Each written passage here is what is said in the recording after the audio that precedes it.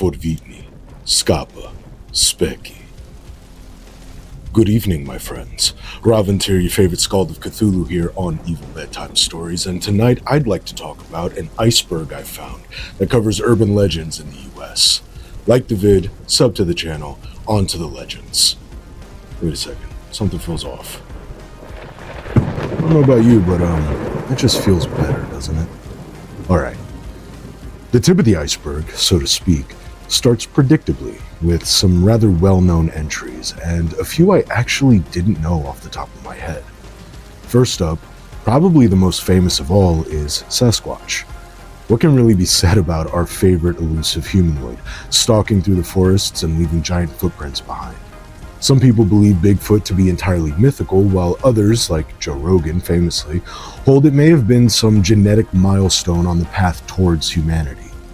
Rumored to be around 10 foot tall and covered in fur, Sasquatches spend their time hiding from humans and eating babies. Next, we have the Chupacabra, the blood-sucking beast from Mexico reported to attack goats and even humans. It's generally described as a mangy, dog-like animal. Sightings and captures have been claimed, though nothing has ever been genetically unique.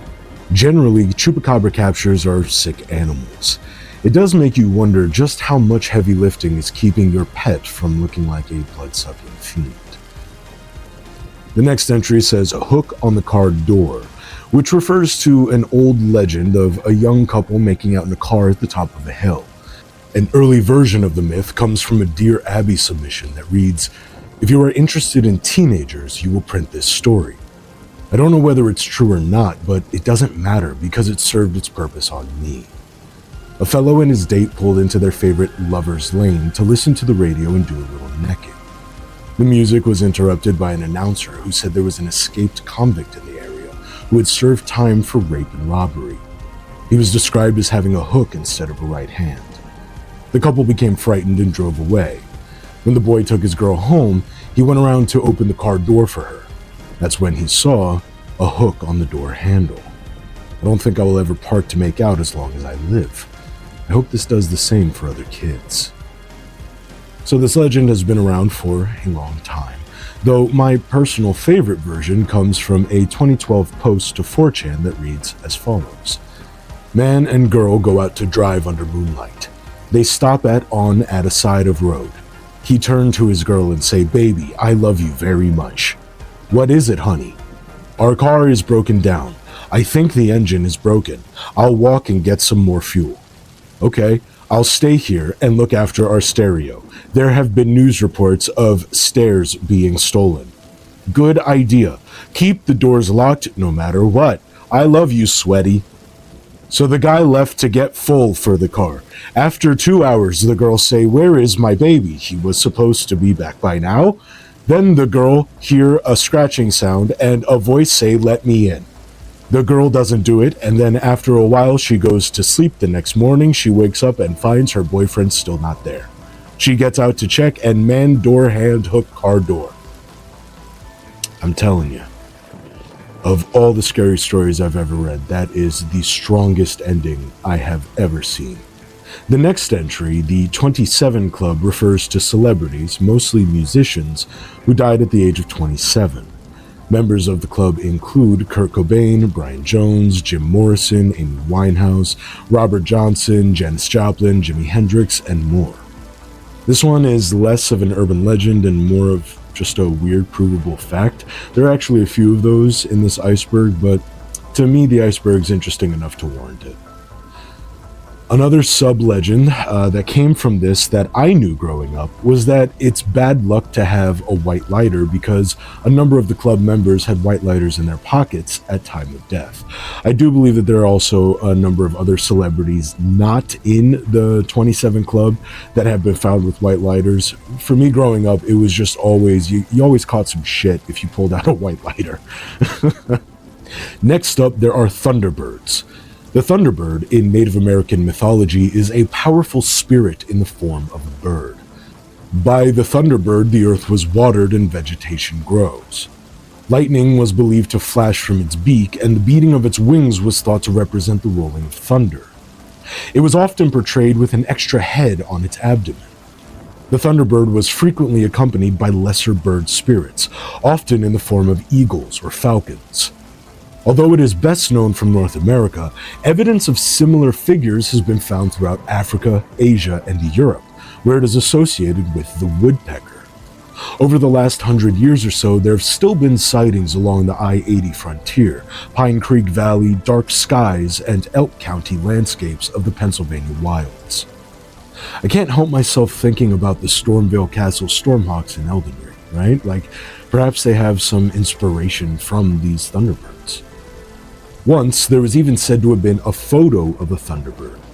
According to the story, some men managed to kill one, nail it to a barn, and take a black and white photo while they posed in front of it. The photo, now missing because, of course, has become known as the Lost Thunderbird photo, and it itself is a story of legend. Area 51 is a well-known Air Force testing base in the middle of the Nevada desert. The site is, naturally, very secretive. Regardless of whether or not it was testing alien technology, it is still purportedly a military technology testing base. So regardless of extraterrestrial involvement, the government is pretty damn secretive with its new technologies, right? There are many reports of strange spacecraft that have come in from the surrounding areas over the decades. The official story is that they are testing cutting-edge military craft, though there is no end to the curiosity towards Area 51's operations. Interestingly, for a time, there was a rather famous hill off in the surrounding desert, conveniently just outside the restricted zone, that could afford basically the only good peek into the goings-on at the base. There are actually pictures of trucks going in and out of the base, like you could see a lot of surface-level activity. Eventually, the borders of the area were expanded to include this hill as well, because, of course, it was. More recently, you might remember the Storm Area 51 movement from back in 2019. The tagline, "They can't stop all of us," casts a far more serious lens over what amounted to a pop-up get-together at the entrances of a military base. Sometimes Facebook jokes become real. Next, we have the Kennedy Curse. The Kennedy Curse is a series of deaths, accidents, assassinations, and other calamities involving members of the American Kennedy family. The alleged curse has primarily struck the descendants of businessman Joseph P. Kennedy Sr., but it has also affected family, friends, associates, and other relatives. Political assassinations and plane crashes have been the most common manifestations of the curse. Following the Chappaquiddick incident in 1969, Ted Kennedy is quoted saying he questioned if some awful curse did actually hang over all the Kennedys. However, skeptics argue that it is not improbable for a large extended family to experience similar events over the course of several generations. Some of the events that have been treated as evidence of a curse include, on August 12, 1944, Joseph P. Kennedy Jr. died when the military aircraft he was piloting exploded over East Suffolk, England. On September 9, 1944, William Cavendish, Marquess of Hartington, newly husband of Kathleen Kennedy, was fatally shot by a German sniper while leading his company near Heppen, Belgium. In May 13, 1948, Kathleen "Kick" Kennedy, formerly known as Kathleen Cavendish, died in a plane crash in France. August 23, 1956, Arabella Kennedy died at birth. August 9, 1963, Patrick Bouvier Kennedy died of infant respiratory distress syndrome 2 days after his premature birth on August 7th in Otis Air Force Base, Massachusetts. November 22, 1963, U.S. President John F. Kennedy was assassinated by Lee Harvey Oswald as he rode in a motorcade through Dealey Plaza in Dallas. June 5, 1968, U.S. Senator and Democratic presidential candidate Robert F. Kennedy was shot by Sirhan Sirhan in the Ambassador Hotel in Los Angeles on the night of his victory in the California primary. Robert died the following morning. April 25, 1984, David A. Kennedy, son of Robert F. Kennedy, died of a drug overdose in a Palm Beach, Florida hotel room. Florida just sucks. December 31st, 1997, Michael Lemoyne Kennedy, son of Robert F. Kennedy, died in a skiing accident after crashing into a tree in Aspen, Colorado. July 16th, 1999, John F. Kennedy Jr. died together with his wife, Carolyn Bessette, when the plane he was piloting crashed into the Atlantic Ocean off the coast of Martha's Vineyard, Massachusetts. September 16th, 2011, Kara Kennedy died of a heart attack while exercising in a Washington, D.C. health club. May 16th, 2012, Mary Richardson Kennedy died by suicide on the grounds of her home in Bedford, New York. On August 1st, 2019, Sarah Kennedy Hill, granddaughter of Robert F. Kennedy, died on an accidental overdose at the Kennedy compound in Hyannisport, Massachusetts. April 2nd, 2020, Maeve Kennedy McKean disappeared with her 8-year-old son, Gideon, during a short canoe trip in Chesapeake Bay. Their bodies were recovered from the bay later that week. Autopsies revealed that both had accidentally drowned in the turbulent and chilly water. And I'll be honest with everyone, I'm cutting the list off at just fatalities, but the list of injuries and other incidents are kind of weird. I will actually clarify where that Ted Kennedy quote came from right here. On July 18th, 1969, Ted Kennedy accidentally drove his car off a bridge on Chappaquiddick Island. This is what they were referring to when they said he had a statement after the Chappaquiddick accident, resulting in the drowning death of 28-year-old passenger Mary Jo Kopechne. In his televised statement a week later, Ted said that on the night of the incident, he wondered whether some awful curse did actually hang over all the Kennedys. Ted did not report the accident to the police until the next morning and pled guilty to a charge of leaving the scene of an accident. Actually, now that I think about it, I think that would have gone very differently if literally any other human on the face of the planet had handled that situation the way that Ted Kennedy did. That's actually interesting. The Flatwoods Monster, also known as the Braxton County Monster, Braxy, or the Phantom of Flatwoods, in West Virginia folklore is a creature reported to have been sighted in the town of Flatwoods in Braxton County, West Virginia. On September 12, 1952, a bright light flashed across the sky over Braxton County. Over 50 years later, investigators suggest the light was a meteor, and the creature was a barn owl perched in a tree with shadows making it appear to be a large human. At 7:15 p.m. on September 12, 1952, two brothers, Edward and Fred May, and their friend Tommy Heyer, said that they saw a bright object cross the sky and land on the property of local farmer G. Bailey Fisher. The boys went to the home of Kathleen May, where they told their story. May, accompanied by the three boys, local children Neil Nunley and Ronnie Shaver, and West Virginia National Guardsman Eugene Lemon, went to the Fisher farm in an effort to locate whatever it was that the boys had said they had seen. The group reached the top of a hill, where Nunley said they saw a pulsing red light. Lemon said he aimed a flashlight in that direction, and momentarily he saw a tall, man-like figure with a round, red face, surrounded by a pointed, hood-like shape. Descriptions varied. In an article for Fate magazine based on his tape-recorded interviews, UFO writer Gary Barker described the figure as approximately 10 foot tall, with a round, blood-red face, a large, pointed, hood-like shape around the face, eyes like shapes which emitted greenish-orange light, and a dark black or green body.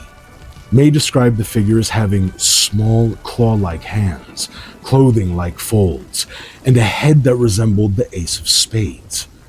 According to the story, when the figure made a hissing sound and glided toward the group, Lemon screamed and dropped his flashlight, causing the group to run away. The group said they had smelled a pungent mist, and some later said that they were nauseated. The local sheriff and a deputy had been investigating reports of a crashed aircraft in the area. They searched the site of the reported monster, but saw, heard, and smelled nothing. According to Barker's account, the next day, a Lee Stewart Jr. of the Braxton Democrat claimed to have discovered skid marks in the field and an odd gummy deposit, which were subsequently attributed by UFO enthusiast groups as evidence of a saucer landing. Elvis sightings is an interesting entry. The earliest known alleged sightings of Elvis post-death was the day after he died. August 17th, 1977, at the Memphis International Airport, a man resembling Elvis gave the name John Burroughs, which was the same name Elvis used when booking hotels. At that time, one could board a flight without ID using only their plane ticket. A series of alleged sightings took place in Kalamazoo, Michigan in the late 1980s. In California, many people believed they had seen Elvis at California's Legoland amusement park shortly after opening in 1999. It was later revealed that Elvis impersonators were hired as an attraction to commemorate Presley. From the time of Elvis's death to 1983, Sun Records owner Shelby Singleton marketed the recordings of Elvis sound-alike James Ellis and strongly applied to be that of Elvis. Ellis donned a domino mask and assumed the identity of Orion, based upon the title character in Gail Brewer Giorgio's 1978 novel about a major pop star who fakes his death. Ellis disowned the Orion persona in 1983, but returned to it, to less success since the ruse had been broken and there was little to distinguish his act from Elvis impersonators, from 1987 until his death. In late 1988, record label LS Records released the song Spelling on the Stone, sung by an unknown vocalist purporting to be Presley. The song's narrative suggested that Presley had not actually died. Airplay received by the song on country music formats caused a number of listeners to call into radio stations and report sightings of the singer after hearing the song, while program directors of said stations debated whether or not the song's vocal track was actually Presley. Essentially, the myth that Elvis was still alive has been circulated and profited off of since the day he died, and there are still people to this day who believe Elvis faked his death. It's interesting just how far people went to propagate it, though, with lookalikes and sing-alikes and just enough doubt to keep the money rolling in. I'm sure glad practices like those are relics of our past nowadays, right? The Vanishing Hitchhiker is one I've heard and seen in many iterations growing up. While the details always vary on region and skill of storyteller, the bones remain the same. Generally, there is a car that passes a hitchhiker on the side of the road at night. The driver stops, letting the hitchhiker into their back seat. Generally, a conversation ensues. Where are you going? What's your name? Stuff like that. Sometimes there is a back and forth, with there also being a chance that the driver just notices something off about their new passenger in their responses. Maybe a slowed speech pattern, perhaps some visible wounds or blood. Usually, though, there is the story beat of the driver looking into their rearview mirror, only to find that the hitchhiker has disappeared entirely from their moving car. I see this motif as rather ubiquitous, almost a baby step in the development of horror, and it's a good entry in the tip of the iceberg. The next entry, Men in Black, is kind of fun to talk about.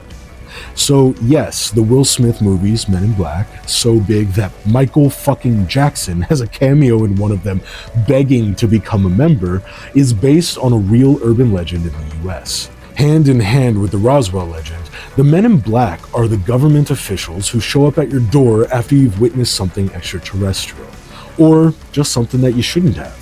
They interview you about what you've seen, after which they memory wipe, threaten, kidnap, or kill, depending on the circumstances. The next one is actually a hybrid legend. Surrogators refers to something I can actually confirm through the stories of my own family to have happened in a way. Essentially, since about the 1930s, people have believed that alligators live in sewers of New York.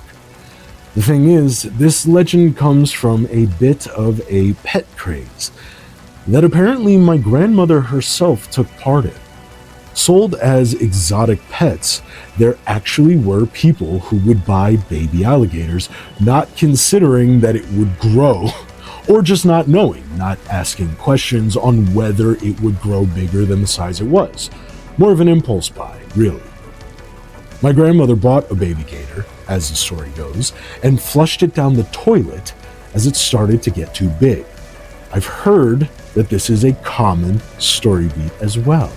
So while I can confirm that at least one gator entered the New York sewers, and through a light understanding of statistics, assert that at least one other person did the same thing at some point, I can't, however, say that there is now a thriving colony of sewer gators under the city, causing trouble for 4 Teenage Mutant Ninja Turtles. There's not really any proof that any of them lived after being flushed down there. Still, though, it is an interesting myth, and I remember some people growing up being afraid to take a shit because they thought for a time that something would come up out of the toilet, and generally when you ask them, it would be something akin to an alligator. If not, they just straight up say, I'm afraid of gators in the sewers. I didn't even live in New York. People are dumb. In South Jersey and Philadelphia folklore in the United States, the Jersey Devil, also known as the Leeds Devil, is a legendary creature said to inhabit the forests of the Pine Barrens in South Jersey.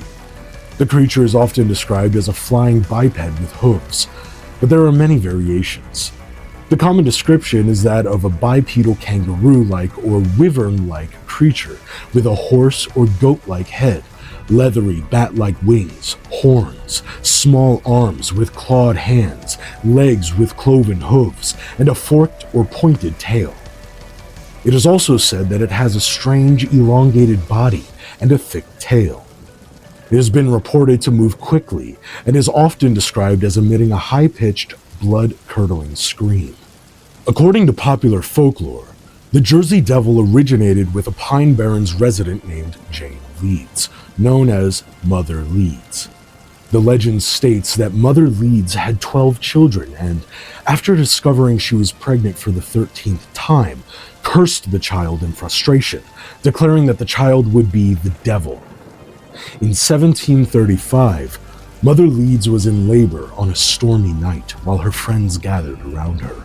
Fortunately for her, the 13th child was born normally. However, it transformed into a creature with hooves, a goat's head, bat wings, and a forked tail. Growling and screaming, the child beat everyone with its tail before flying up the chimney and heading into the pines. In some versions of the tale, Mother Leeds was supposedly a witch, and the child's father was the devil himself. Some versions of this legend also state that local clergymen subsequently attempted to exorcise the creature from the Pine Barrens. The Jersey Devil is one of the most well-known cryptids in America, with many purported sightings. Most famously, during the week of January 16th to the 23rd, 1909. Newspapers published hundreds of claimed encounters with the Jersey Devil from all over South Jersey and the Philadelphia area. Among these alleged encounters were claims the creature attacked a trolley car in Haddon Heights and a social club in Camden. Police in Camden and Bristol, Pennsylvania supposedly fired on the creature to no effect. Other reports initially concerned unidentified footprints in the snow, but soon sightings of creatures resembling the Jersey Devil were being reported through South Jersey and as far away as Delaware and western Maryland. The widespread newspaper coverage created fear throughout the Delaware Valley, prompting a number of schools to close and workers to stay home. Vigilante groups and groups of hunters roamed the pines and countrysides in search of the devil. During this period, it is rumored that the Philadelphia Zoo posted a $10,000 reward for the creature. The offer prompted a variety of hoaxes, including a kangaroo equipped with artificial claws and bat wings. Ghost Trains is an entry that really opened up how little I know about the things I think I know, you know? I've been familiar with the concept of a ghostly train running at night through cartoons and games for as long as I can remember. While researching this entry, however, I learned just how widespread these tales are. From the late 1800s in Japan, a somewhat humorous tale has circulated around. A conductor hears an oncoming train and slows to a stop, hoping to allow it by. After a time without seeing a train, they continue down the track only to see a dead tanuki, or a trickster spirit that looks a bit like a humanoid raccoon/dog thing, laying on the tracks. The story ends by basically pointing out that, of course it was a tanuki because they love to imitate things. In America, a phantom funeral train is said to run regularly from Washington, D.C. to Springfield, Illinois, around the time of the anniversary of Abraham Lincoln's death, stopping watches and clocks in surrounding areas as it passes. Louis C. Jones, folklorist and then associate professor of English at New York State College for Teachers, recounted in 1945 a New York tale of the ghost of Lincoln's funeral train, which he discovered had been recorded at least a generation earlier by Lloyd Fluis, Chicago newspaperman and author of Myths After Lincoln, recounted in an Albany newspaper. According to the 1945 version of the tale, the ghost train could be seen one day every April traveling up the Harlem Division, with all clocks stopping while the train, actually two trains, the first with a ghostly band playing soundless instruments, and the second with a flat car carrying a coffin, passes by. He noted that in the earlier version of the tale, the train traveled on the New York Central Railroad up the Hudson Division, which would have been the correct route. There are several ghost train stories across the United States. A collection of Louisiana folklore notes of a road in Baton Rouge, Louisiana. Quote, "The lights of a ghost train are also said to appear on the old bridge occasionally. Its shrill, lonely whistle has been heard many times around the bridge." End quote. In Iredell County, North Carolina, a ghost train was reported to pass through the area, with local legend holding that a train that had wrecked on the spot in 1891, quote, "plays out that deadly scene again on each anniversary of the wreck," end quote, with signs including grinding metal, screaming passengers, and a watchman's light. In August 2010, 29-year-old Christopher Kaiser was struck and killed by a real locomotive while with a group of people waiting in the vicinity of the tracks to hear the ghost train. The Silver Train of Stockholm is a ghost train which features in several Swedish urban legends, alleging sightings of a silver-colored metro train in the Stockholm metro. The St. Louis ghost train, better known as the St. Louis Light, is visible at night along an old abandoned rail line in between Prince Albert and St. Louis, Saskatchewan. Two local students won an award for investigating and eventually duplicating the phenomenon, which they determined to be caused by the diffraction of distant vehicle lights. A history of the Canadian Railways recounts, from a town in Saskatchewan, that the strange story of a ghost train has been told many times. The site where it occurs is a former railway crossing along a side road around 8 kilometers north of the town. Another Canadian story from May 1908 tells of a ghost train with blinding lights that traveled on non-existent tracks. Jimmy Hoffa is one of the most well-known unsolved cases in all of America. Jimmy Hoffa was a labor union leader, and to summarize his story a bit, he got on the wrong side of companies, the law, and the mob in an effort to better the working conditions of his Teamster brothers. Robert Kennedy had a Get Hoffa committee, eventually arresting and convicting him of jury tampering in Tennessee. While in jail, it is alleged that the Mafia was able to wrest near full control of the Teamsters Union, pension fund, and all. Hoffa got out of jail 8 years after his conviction, with a fire in his stomach to reclaim his leadership of the union. Jimmy Hoffa's attempts to regain control of the Teamsters Union after his release from prison faced strong opposition from Mafia figures, particularly Anthony Provenzano, a former friend turned enemy. Provenzano, a high-ranking member of the Genovese crime family, not only refused Hoffa's requests for support, but also threatened him. As Hoffa persisted in his efforts, other Mafia figures like Anthony Giacolone and his brother Vito became involved, ostensibly trying to mediate a peace offering between Hoffa and Provenzano. However, Hoffa's son, James, suspected that the Giacolone brothers were setting Hoffa up for a potential hit. On July 30th, 1975, Hoffa disappeared after going to a meeting with Provenzano and Giacolone at the Macus Red Fox restaurant in Michigan. Witnesses saw Hoffa at the location, but when the Mafia figures failed to show up, Hoffa called his wife, expressing his frustration. Hoffa was last seen near the restaurant's parking lot, possibly getting into a maroon car with other men. The next day, his family reported him missing. and his car was found abandoned at the restaurant. Despite extensive investigations, including tips, searches, and witness testimonies, no definitive evidence about his fate was ever uncovered, leading to his being declared legally dead in 1982. Over the years, various theories and claims have surfaced regarding Hoffa's disappearance and where his body is, including mafia involvement, an accidental killing, and even detailed confessions from mobsters like Frank Sheeran. However, none have led to a conclusive resolution. Investigators continue with occasional new leads and digs, but Hoffa's fate remains one of the most enduring mysteries in American history, with crime historians widely agreeing that the mafia ordered his murder, though the exact details and location of his remains are still unknown. The Wendigo is a mythical creature from Algonquin folklore, often depicted as a malevolent spirit or monstrous being with human-like characteristics. It's associated with insatiable hunger, cannibalism, and murder.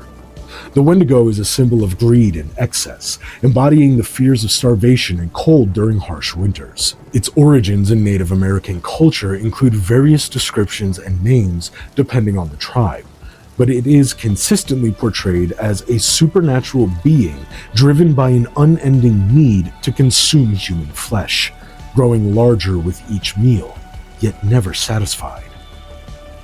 In modern psychiatry, the concept of Wendigo psychosis has emerged as a culture-bound syndrome where individuals experience intense cravings for human flesh and a fear of becoming cannibals.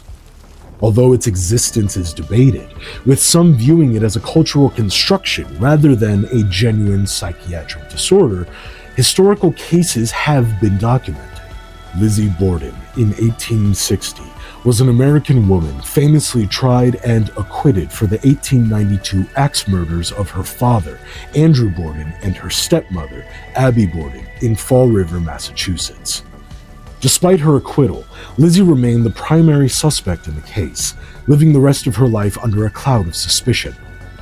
The murders and trial received extensive media attention and became ingrained in American popular culture, inspiring numerous adaptations in literature, theater, and film. Lizzie and her sister Emma lived in Fall River for the rest of their lives, though they were ostracized by the community. The Borden family was wealthy but lived modestly due to Andrew Borden's frugality. Tensions within the family were high, especially regarding Andrew's financial support of Abby's relatives, and possibly over Lizzie's perception that her stepmother was only interested in his wealth. On the morning of August 4th, 1892, Abby was found bludgeoned to death in her bedroom, followed by Andrew's murder an hour later. Lizzie's inconsistent statements and behavior during the police investigation, along with the discovery of a hatchet head in the basement, led to her arrest. However, during her trial, the evidence was deemed insufficient to convict her, and she was acquitted. Following the trial, Lizzie and Emma moved to a more upscale neighborhood in Fall River, where Lizzie began using the name Lizbeth. The sisters lived together until 1905, when Emma moved out after an argument, and they never spoke again. Lizzie lived a reclusive life until her death from pneumonia in 1927, just days before Emma's death. Despite her acquittal, Lizzie's life was marked by public scrutiny, and she left behind a significant estate, with much of it donated to charities. Skinwalker Ranch, a 512-acre property in Utah, has gained notoriety for its alleged paranormal and UFO-related activities. The ranch, named after the Navajo legend of the Skinwalker, which we'll talk about later in the video, became widely known in the 1990s when reports surfaced detailing strange and frightening events experienced by a family who had purchased the property. Over the years, the ranch has been associated with various unexplained phenomena, including cattle mutilations, sightings of unidentified flying objects, and mysterious creatures with red eyes. Despite numerous investigations, including efforts by the National Institute for Discovery Science, conclusive scientific evidence to support these claims has remained elusive. The ranch's reputation for the supernatural attracted attention from prominent figures, leading to further investigations and even government involvement. In 2005, a book titled Hunt for the Skinwalker by Colm Kelleher and George Knapp detailed the bizarre occurrences at the ranch and sparked interest from the Defense Intelligence Agency. This eventually led to a $22 million Department of Defense budget allocation to study unidentified aerial phenomena, following reports of supernatural experiences on the property. The involvement of high-profile individuals and government funding added a layer of credibility to the ranch's mysterious reputation, despite ongoing skepticism. In 2023, ufologist Barry Greenwood criticized the research program associated with the ranch, suggesting that it has always been more about promoting belief than uncovering the truth. Despite the controversy, Skinwalker Ranch continues to be a focal point for paranormal enthusiasts and skeptics alike. In Navajo culture, a skinwalker is a type of harmful witch capable of transforming into, possessing, or disguising themselves as animals. These witches are viewed as the antithesis of Navajo cultural values, contrasting sharply with the community's healers, who perform beneficial ceremonies. The term Yi-Naladushi translates to by means of it, it goes on all fours, and represents just one of several types of skinwalkers within Navajo beliefs. Unlike medicine people who learn about both good and evil to protect the community, those who choose to become witches are seen as corrupt, using their powers for malevolent purposes.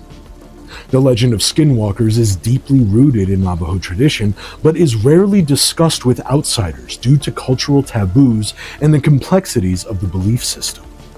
Traditional Navajo people are often reluctant to share skinwalker lore, particularly with non-Navajos, because these stories require a specific cultural context to be fully understood. This reluctance is also a means of protecting the integrity and survival of Navajo culture. Academic Adrienne Keene has criticized non-Navajo interpretations of skinwalker legends, particularly when used by outsiders in popular media, as these interpretations often lack the necessary cultural understanding and respect. Skinwalkers are typically associated with animals that are considered tricksters or symbols of death and bad omens, such as coyotes.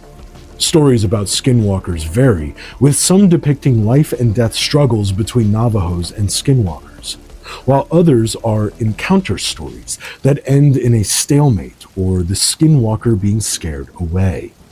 Non-native interpretations often differ, focusing on partial encounters where the protagonist escapes from the skinwalker in a manner not traditionally seen in Navajo stories. The Mothman is a creature from West Virginian folklore, reported to have been seen in the Point Pleasant area between November 15, 1966 and December 15, 1967. First sightings were reported by two young couples who described a large, winged humanoid with glowing red eyes near an old munitions plant. Over the following days, more sightings were reported, and local newspapers began covering the story. The creature's name, Mothman, was likely inspired by the popularity of the Batman TV series at the time. Some believe the sightings were misidentifications of large birds, like the sandhill crane or herons, possibly influenced by the creature's unusual appearance. The legend of Mothman was popularized by Gray Barker in 1970, and further by John Keel in his 1975 book, The Mothman Prophecies, which linked the sightings to the tragic collapse of the Silver Bridge in December 1967. The legend suggested a connection between the creature and paranormal events in the area, which included UFO sightings and other strange occurrences. Keel's book was later adapted into a 2002 film, bringing the Mothman legend to a wider audience. Despite these stories, skeptics attribute the Mothman reports to hoaxes or misidentifications, with some suggesting the glowing eyes were the result of light reflections from birds. The Mothman has become a significant part of Point Pleasant's cultural identity. The town hosts an annual Mothman festival, attracting thousands of visitors each year. The festival includes various activities, such as guest speakers and tours of notable local areas. In 2003, a 12-foot-tall statue of the Mothman was erected in Point Pleasant, and in 2005, the Mothman Museum and Research Center was opened. The poison candy myth, a widely circulated urban legend in the United States, claims that malevolent strangers will tamper with Halloween candy, hiding poisons, drugs, or sharp objects inside to harm children. Despite its prevalence, more direct to the point, if you grew up in America, I guarantee you have heard this being passed around this time, because it's the start of September, and this is about the time where people start talking about Halloween now, right? You definitely have heard of this urban legend. Despite its prevalence, no verified cases of children being killed or permanently injured by such tampering exist. The myth often resurfaces in media reports when a child dies suddenly after Halloween, although investigations typically reveal other causes of death. In rare instances, the myth has been used to cover up filicide or accidental deaths, and sometimes children, influenced by the legend, may stage dangerous objects in their candy as a prank. Historically, fears of poison candy can be traced back to societal changes during the Industrial Revolution, when food production shifted from local, familiar sources to mass production by strangers, leading to suspicions about food safety. Despite numerous tests by authorities like the U.S. Bureau of Chemistry in the late 19th and early 20th centuries that found no evidence of tampering, the myth persisted, particularly during the social upheavals of the 1960s and 70s. The fears led to changes in Halloween traditions, with parents and communities seeking safer alternatives to trick-or-treating, such as events held in controlled environments like churches and malls. The myth was further fueled by specific incidents, such as a California dentist giving out laxative pills disguised as candy in 1959, and a woman handing out inedible objects in 1964. Media coverage, particularly during the 1980s, amplified these fears, leading to widespread panic despite the lack of substantiated cases. Scholars and experts have debunked the myth, highlighting that most reports of tampering are fabrications or misunderstandings.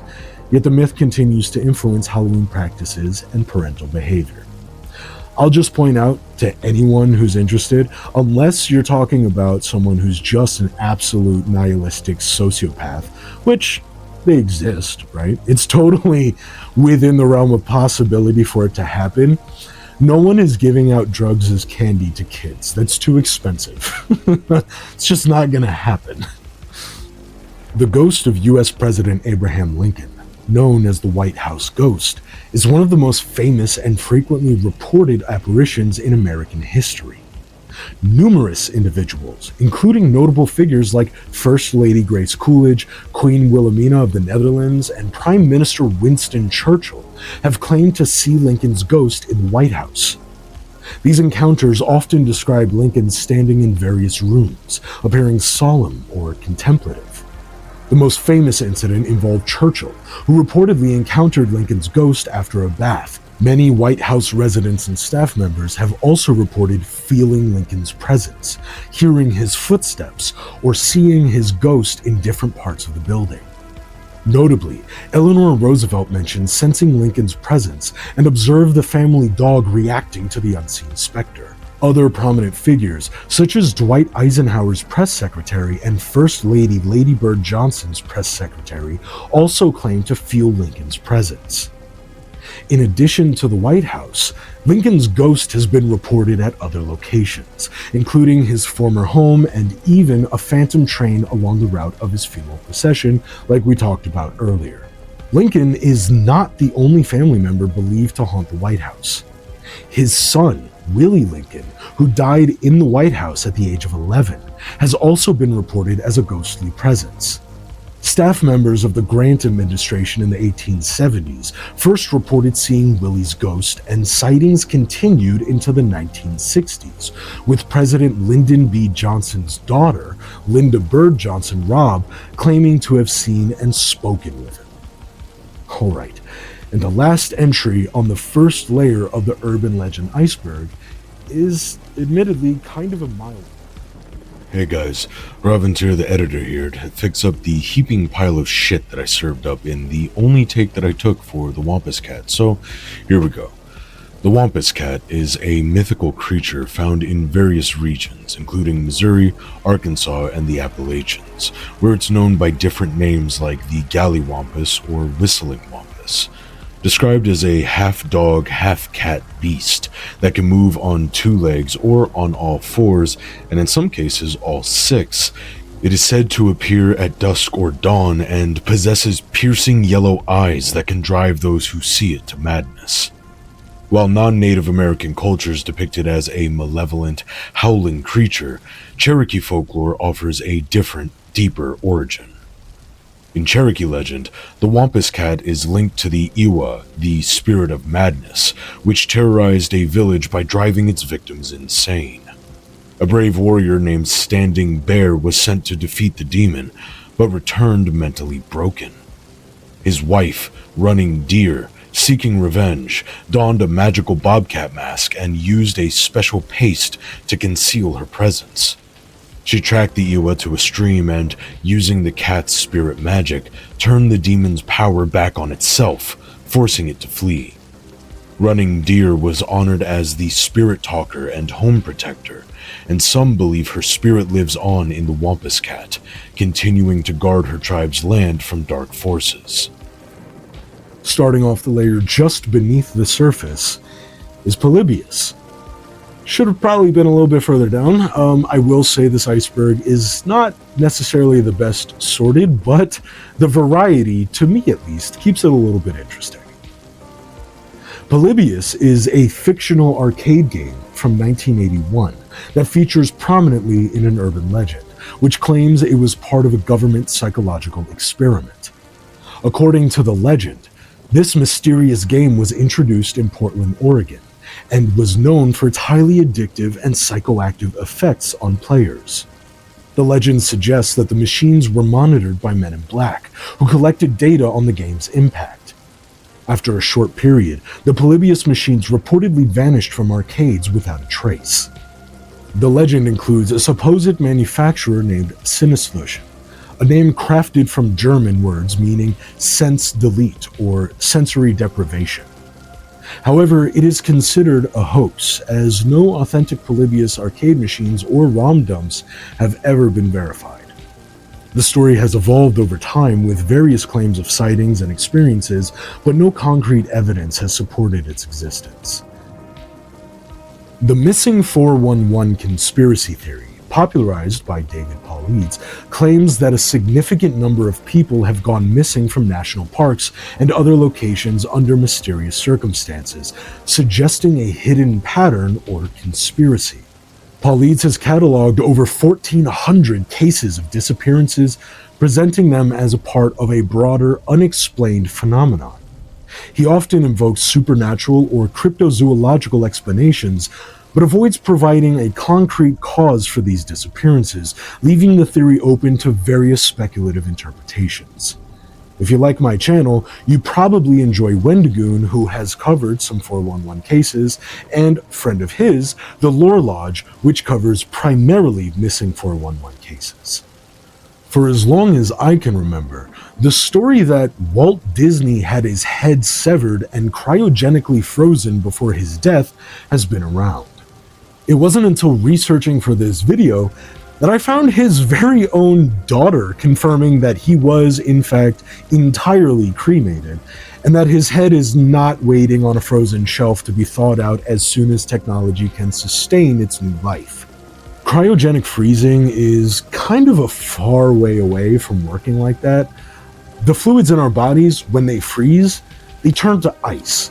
So basically, we become cold bags of needles that shrink on themselves, and it just shreds everything inside. There's not really anything usable. There's not much integrity left to the frozen bits to work with once you thaw them out, you know? Maybe one day, but apparently Walt Disney won't be one of those resurrected heads in Futurama. The Bell Witch, a prominent figure in southern U.S. folklore, is described as a mostly invisible entity that haunted the Bell family in the early 19th century. This spirit, known to have shapeshifted and manipulated the physical environment, was also said to be clairvoyant and capable of rapid travel. The haunting began around 1817 with eerie manifestations, such as a creature with the head of a rabbit, strange animals, and unsettling sounds. The spirit's activities escalated to physical disturbances, including knocking on walls, pulling sheets from beds, and physically assaulting family members, particularly targeting the Bell's youngest daughter, Betsy. The Bell Witch displayed a range of behaviors that included both malevolence and occasional kindness. The entity, identified in some accounts as Kate, expressed displeasure over Betsy Bell's engagement and made threats of violence, ultimately leading to John Bell Sr.'s poisoning. The spirit was known for its vocal interactions, engaging in conversations and mimicking voices, including those of people from distant places. It also exhibited a form of kindness by providing fresh fruit and singing hymns to Lucy, John Bell's wife. Throughout its haunting, the Bell Witch also demonstrated a fondness for religious arguments and gossip, further contributing to its eerie reputation. The spirit's activities continued until 1821, when it claimed it would return in 7 years, to which it did, briefly, before disappearing again. Despite numerous investigations and varying theories about its nature, including comparisons to genie and vampire lore, the true essence of the Bell Witch remains a mystery, as noted in various accounts and personal reflections from those who were involved. The Talipo is a creature from North American folklore, particularly in Appalachia, known for its nocturnal and eerie presence. Typically described as the size of a dog with yellow or red eyes, a long tail, and bobcat-like ears, the Talipo is covered in dark fur and attacks only with its claws. Despite its animalistic traits, it can speak some English, demanding the return of its severed tail. The creature's haunting presence is marked by its eerie, repeated demands and its ability to blend into its surroundings. The legend usually unfolds in a remote, wooded area where a hermit and his 3 dogs reside in a log cabin. During a time of hunger, the hermit shoots a strange creature, severing its tail and later consuming it. This act leads to the Talipo's vengeful return. The creature torments the hermit by demanding its tail back and attacking the man's dogs, each time leaving one missing. Unfortunately, the Talipo attacks the hermit, who is often left flayed beyond recognition or finds his cabin reduced to ruins. Variations of the tale reflect different defenses and outcomes, but all highlight themes of isolation and the consequences of mistreating animals. Black-eyed children, also known as black-eyed kids, are paranormal entities described in contemporary American folklore as resembling children or teenagers with pale skin and completely black eyes. They are commonly reported to be seen hitchhiking, begging, or knocking on doors. The legend of these entities gained prominence from the 1990s, particularly following 1996 accounts by Texas reporter Brian Bethel, who shared his encounters with black-eyed children on a ghost-related mailing list. Bethel's stories have become iconic in urban legend circles and have been widely discussed and expanded upon in media and online forums. The Kelly Hopkinsville encounter, also known as the Hopkinsville Goblins case, is a notable UFO and extraterrestrial incident that reportedly took place in Christian County, Kentucky on August 21st to 22nd, 1955. The case is significant in UFO lore for its detailed reports and numerous eyewitnesses. The encounter involved a group of 15 people who claimed they were attacked by small, alien-like beings with glowing eyes, which they repelled with gunfire for hours. Despite the dramatic accounts, the U.S. Air Force later classified the incident as a hoax in its Project Blue Book files, citing no substantial evidence to support the claims. The event garnered widespread media attention, with early reports describing the entities as having large ears, claw-like hands, and glowing yellow eyes. The number of creatures and their appearance varied in different accounts. The incident sparked numerous theories and interpretations. Skeptics, including researchers and psychologists, suggest that the sightings could have been misidentified owls, such as great horned owls, which are nocturnal and have yellow eyes. Additionally, meteor sightings around the time may have contributed to the misperceptions. The urban legend of the babysitter and the man upstairs, or he's calling from in the house, revolves around a teenage babysitter who receives unsettling phone calls that are later revealed to be coming from within the house she is babysitting in. The story, which dates back to the 1960s, has been adapted into various movies and remains a popular example of suspenseful folklore. The legend's origins are partly linked to the 1950 unsolved murder of teenage babysitter Jeanette Christman in Columbia, Missouri. Christman was sexually assaulted and killed by an unknown assailant while babysitting. The case involved a suspect, Robert Mueller, who was known to Christman and the family she was babysitting for. Despite her desperate call for help, the police were unable to determine her location in time. The case was notable for its eerie elements, including a broken window and an unlocked door, which influenced later retellings of the urban legend. The Lost Dutchman's gold mine is a legendary hidden treasure thought to be located in the Superstition Mountains near Apache Junction, Arizona. The mine is named after Jacob Waltz, a 19th century German immigrant who allegedly discovered it but never revealed its location.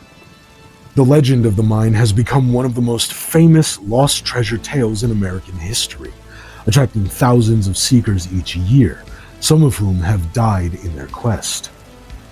There are multiple versions of the Lost Dutchman's mine legend, with some variations placing the mine in different locations, such as Colorado and California.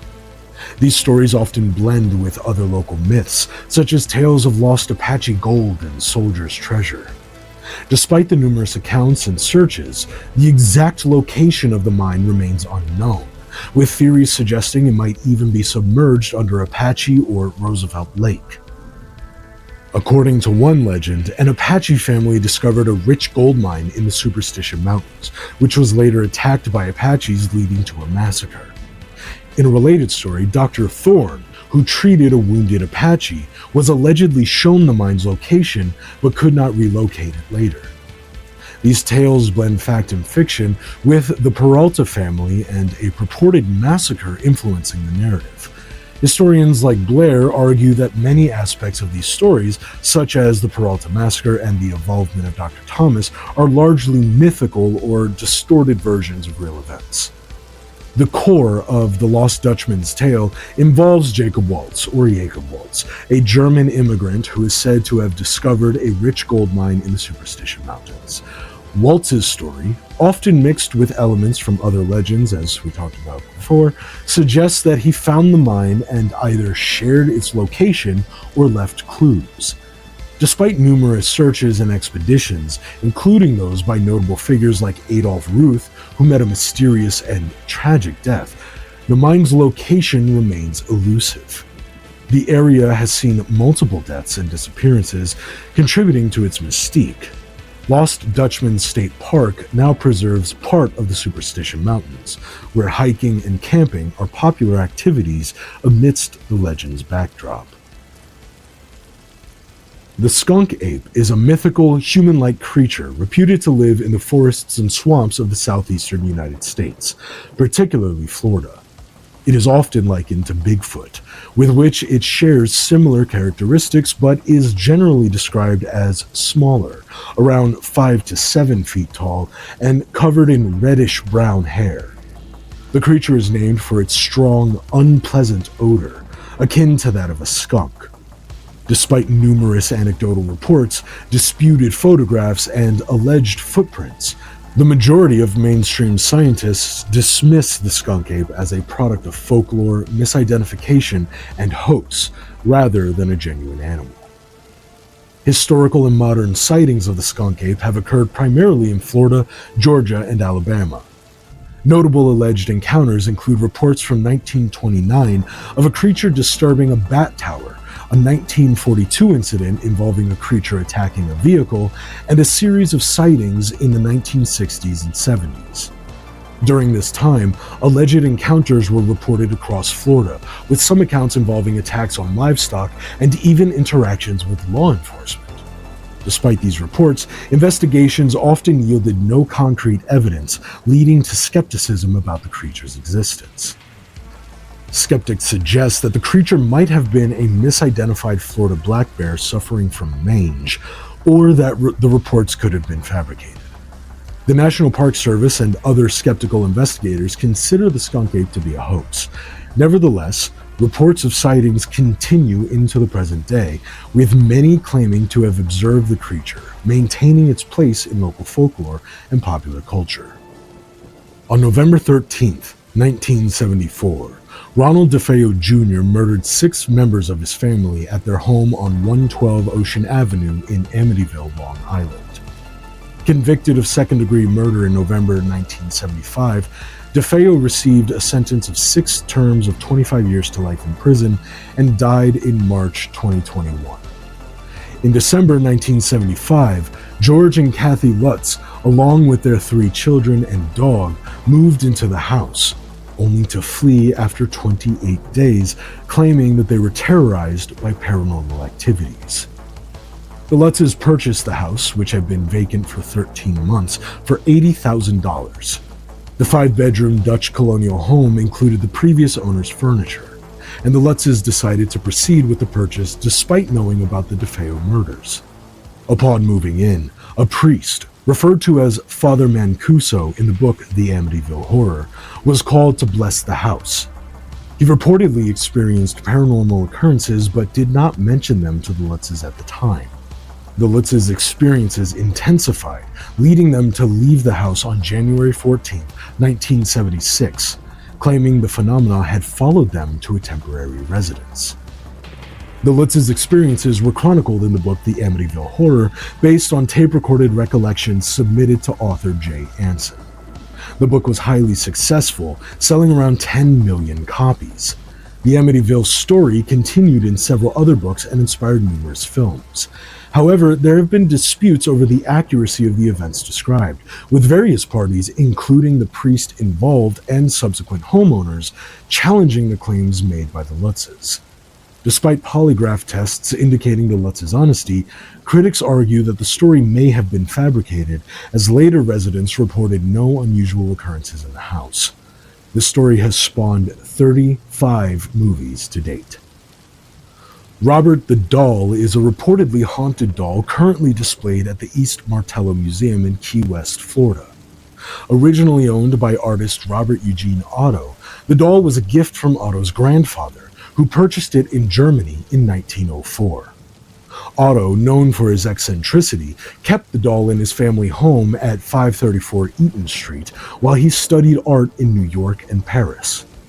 After Otto's death in 1974 and his wife Annette's passing 2 years later, the house was sold and eventually became a guest house. The doll was donated to the East Martello Museum in 1994, where it gained fame as a tourist attraction. Legend holds that the doll possesses supernatural abilities, such as moving on its own, changing its facial expressions, and making giggling sounds. Various stories suggest the doll was either cursed by a young girl or that it developed powers after Otto blamed it for his childhood misfortunes.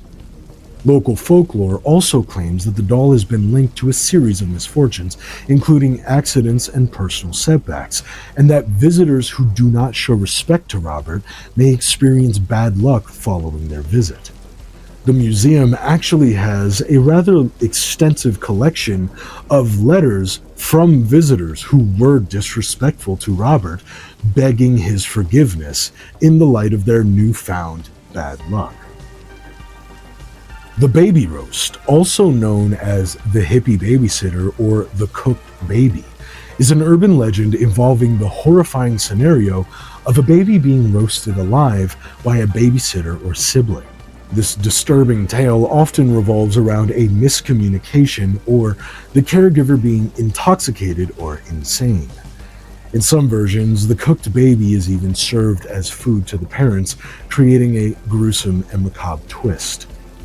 While the baby roast is primarily an urban legend, there have been real-life cases that mirror its grotesque theme. Notable instances include Elizabeth Renee Otey, who roasted her baby in Virginia in 1999, and other similar cases in 2006 and 2015. A particularly tragic case involved a 1-year-old baby who was put in an oven by a 3-year-old sibling in 2015.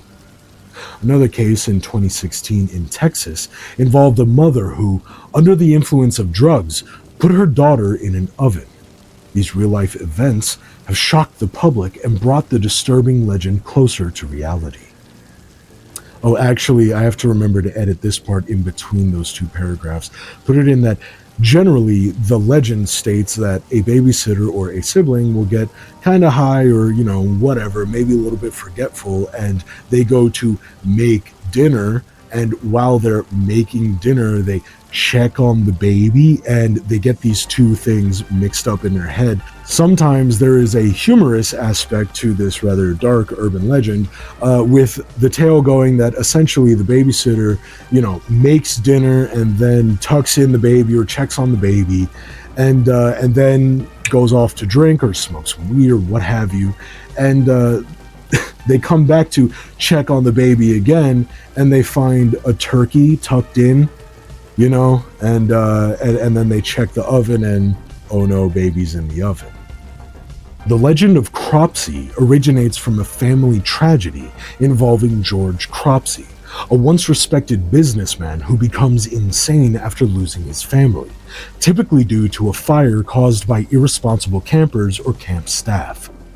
Cropsey supposedly returns each summer to take revenge on campers, causing them harm or threatening them, while evading capture and leaving no trace of his body.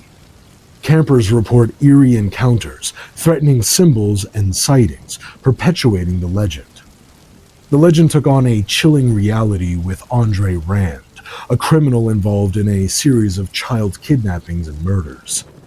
Rand, a known shady figure around children, became a prime suspect in the disappearance of several children in 1987. The murder of Jennifer Schwager led to Rand's arrest and conviction for kidnapping, although he was never convicted for murder. Despite his imprisonment, Rand's association with the Cropsey legend persisted. In another variation of the Cropsey tale, he's depicted as an escaped inmate from the Willowbrook Mental Institution, living in the woods with an axe and preying on children. The dead man's hand is a term used in poker to describe a specific two-pair hand consisting of black aces and black eights. This hand is famously associated with Wild Bill Hickok, who was allegedly holding it when he was murdered in 1876. Despite this association, no contemporary sources confirm the exact cards Hickok had at the time of his death. The modern understanding of the dead man's hand as black aces and eights was popularized by Frank Wistach's 1926 book, Wild Bill Hickok, The Prince of Pistoliers.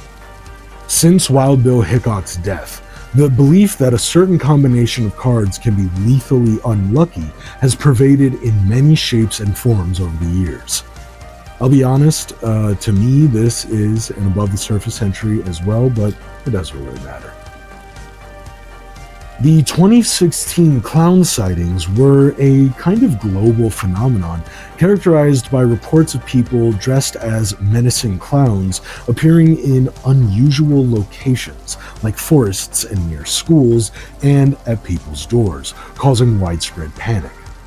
Originating from, as far as I can tell, a marketing stunt for a horror film in Green Bay, Wisconsin, the sightings quickly escalated and spread across the United States, Canada, Australia, the UK, and other countries. This hysteria was amplified by social media, which facilitated the viral spread of images and videos of earlier clown sightings dating back to 2013. By October 25, 2016, news outlets began reporting on a rumored purge or attack involving clowns set for Halloween Eve. Although no widespread attacks ever occurred as threatened, a group of around 20 people in clown masks, inspired by the Purge movie, did attack a family in Florida on October 31st. No arrests were made in connection with the incident.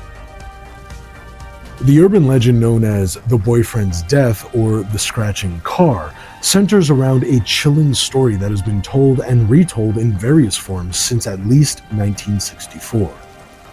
The tale typically involves a couple parked in a secluded area, where the boyfriend leaves to fetch help as the car breaks down. The girlfriend, left alone in the car, hears unsettling noises, such as a tapping or scratching, but remains inside the car as instructed.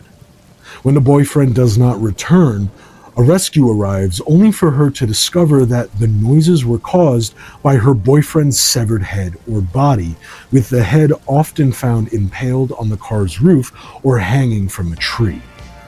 The story naturally has numerous variations across different cultures and time periods, with American versions frequently depicting the boyfriend's corpse hanging from a tree, and the European versions featuring an escaped psychopath tapping on the car roof with the boyfriend's head. The common elements include the parked car, mysterious noises, and a warning not to look back, which is invariably broken by the girl, leading to the horrifying revelation of the boyfriend's fate. The Nain Rouge, or Red Dwarf, is a legendary figure in Detroit folklore, believed to bring misfortune to the city's white settlers.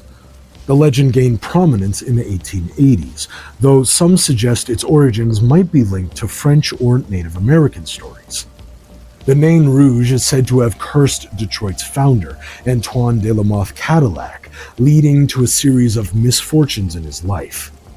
The creature is associated with various historical calamities in Detroit, including the Battle of Bloody Run and the War of 1812, and it is also linked to later events like the 1967 Detroit riots and a 1976 ice storm. The legend of the Nain Rouge has been incorporated into modern Detroit culture through various media and events. Local breweries and wine distributors have created products named after the Nain Rouge, and an annual parade, the Marche du Nain Rouge, takes place each spring. During this event, participants chase a costumed Nain Rouge out of the city and burn an effigy, symbolizing the banishment of evil. The tradition, started in 2010, is seen by some as a way to address the city's problems, but has faced criticism for perpetuating negative stereotypes and unfairly blaming the Nain Rouge for urban issues. Unfairly blaming it? It doesn't Don't you be so mean to the Nain Rouge, okay? The Nain Rouge has done nothing to make this city the shithole that it is. Momo the Monster, or the Missouri Monster, is an ape-like creature reported to have been seen in rural Louisiana, Missouri during 1971 and 1972. Descriptions of Momo, similar to those of Bigfoot, depicted as a large bipedal humanoid with a pumpkin-sized head, about 7 foot tall, covered in dark hair and emitting a foul odor. Despite multiple reported sightings, including one by 2 boys and another by local fire chief Richard Allen Murray, Momo did not gain significant tourist or economic interest compared to other cryptids. The most notable sighting occurred on July 11th, 1927, when Doris, an older sister of 2 boys playing outside, saw the creature holding a dead dog. A subsequent hunt by a 20-person posse failed to find any evidence of the creature.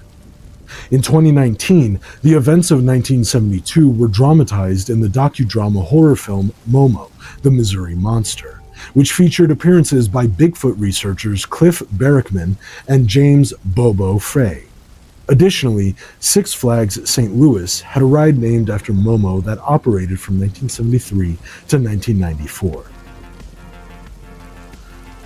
The Oak Island Mystery revolves around the quest for buried treasure and mysterious artifacts on Oak Island in Nova Scotia, Canada. Since the 18th century, various attempts have been made to uncover valuable items, with theories ranging from pirate loot to sacred relics like the Holy Grail or the Ark of the Covenant, supposedly hidden by the Knights Templar. Despite numerous discoveries of items that are hundreds of years old, no substantial treasure has been found. Early explorers dug what is now known as the Money Pit, but the exact location of the original shaft remains unknown. Over the years, many excavation attempts by different individuals and groups have led to the discovery of intriguing artifacts, but none have conclusively proven the existence of a major treasure. The legend of a curse adds an eerie element to the Oak Island story, suggesting that 7 men must die in the pursuit of the treasure before it is found. Historical accounts of early treasure hunts are sparse and mostly anecdotal, with the first recorded story appearing in print in 1857. The legend includes a tale involving a sailor from Captain Kidd's crew, who purportedly revealed a $2 million treasure buried on the island. Early excavations, starting around 1802, encountered various layers and objects such as oak platforms, but were repeatedly thwarted by flooding and other obstacles. Subsequent efforts by companies like Onslow and Truro encountered similar issues, including mysterious flood tunnels and collapses. Modern exploration of Oak Island began in earnest with the formation of the Triton Alliance in 1967, which undertook significant excavations and found some potentially interesting but inconclusive results. The most recent developments include the involvement of the Lagina brothers, who purchased a share of Oak Island tours and have documented their efforts on the television show The Curse of Oak Island. Despite various scientific studies and technological advancements, the flooding of the Money Pit remains a significant challenge. Recent theories suggest natural geological factors, such as the island's glacial and anhydrate formations, may be responsible for the persistent flooding rather than the man-made systems. In the early 1800s, a stone inscribed with mysterious markings was discovered 90 feet below the surface during excavation. The stone was first reported in a July 2, 1862 Halifax Sun and Advisor article, describing it as a square stone with several characters cut into it. Subsequent reports varied on the stone's whereabouts, including claims that it was built into the chimney of an old house, later removed and stored in Halifax. The Historical Society of Nova Scotia Secretary John Hunter Duvar and treasure hunter George Cook both noted that the stone was difficult to decipher, with Cook describing the inscriptions as crudely cut. The stone eventually went missing, with accounts varying on its fate, including it being used as a base in a book bindery. James DeMille's 1872 novel and later writings, including Reginald Vanderbilt Harris's 1958 book, revealed that the stone was removed from the chimney and taken to Halifax, but was never successfully deciphered.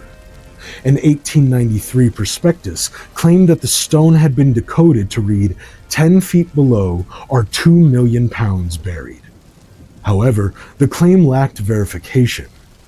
By the early 20th century, accounts noted that the stone still held by Creighton's bookbindery had no visible inscriptions, leading to skepticism about the legitimacy of the original markings. Over time, various theories emerged about the purpose of the Oak Island pit and the stone. Some proposed it was a natural sinkhole or an industrial tar kiln, while others suggested it was linked to pirate treasures, secret Masonic rituals, or even hidden manuscripts by Francis Bacon. Claims also included the possibility of the pit being related to Marie Antoinette's jewels or ancient Coptic runes.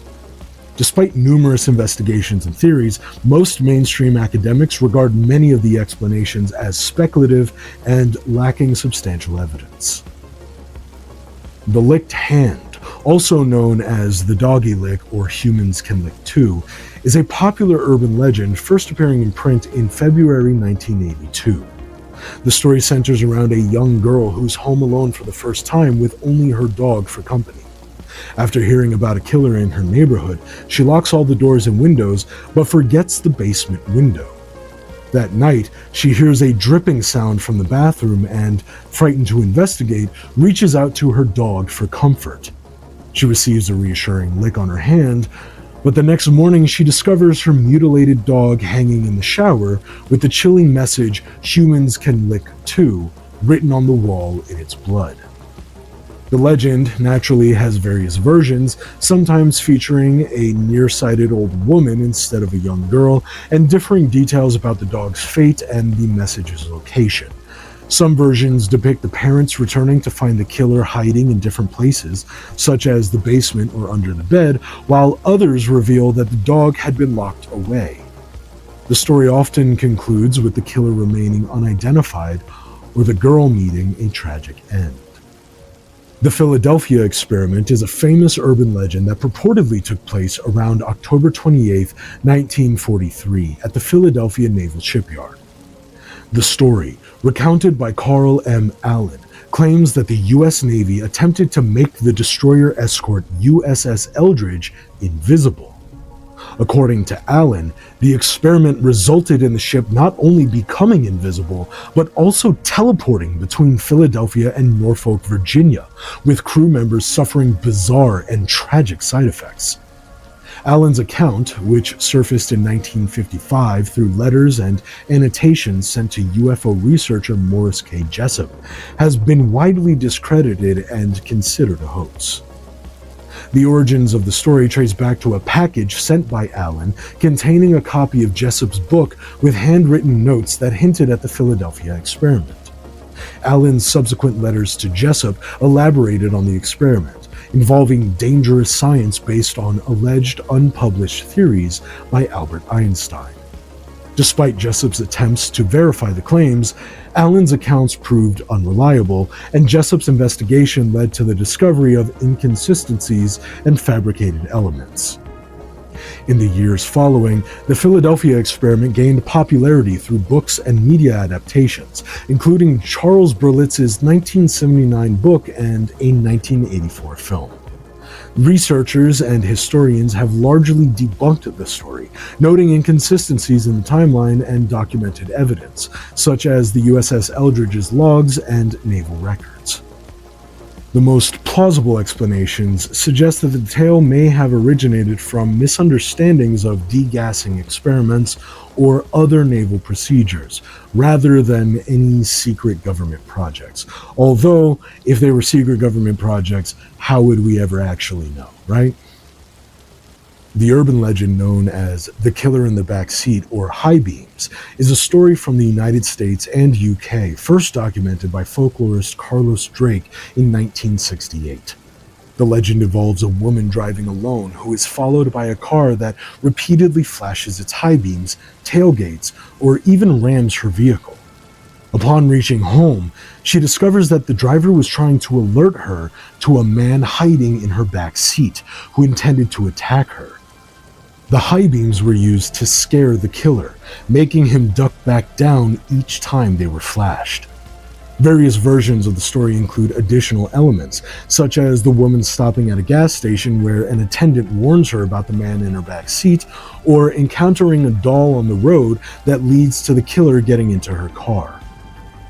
The legend began circulating in the late 1960s and gained wider recognition after being mentioned in a letter to advice columnist Ann Landers in 1982. Some speculate the legend may have been inspired by a 1964 case where an escaped murderer was shot by a police detective after hiding in the back seat of a car. The Dark Side of the Rainbow, also known as Dark Side of Oz or The Wizard of Floyd, is a phenomenon where the 1973 Pink Floyd album The Dark Side of the Moon is played alongside the 1939 film The Wizard of Oz. This pairing creates moments of apparent synchronicity, where the album's music and lyrics seem to align with the film's scenes and plot. The idea gained attention in August 1995 through an article by Charles Savage in the Fort Wayne Journal-Gazette, suggesting that starting the album at the MGM Lions Roar revealed striking coincidences. Although the initial recommendation was to start with the first roar, by 2023, the third roar had become the commonly accepted start point. Notable instances of synchronicity include the album's track The Great Gig in the Sky, aligning with the tornado scene in the film, and the album's final heartbeat syncing with a scene where Dorothy listens to the Tin Woodman. The phenomena led to fan-created websites, radio discussions, and live performances where The Wizard of Oz is shown with either a recording of the album or a live rendition.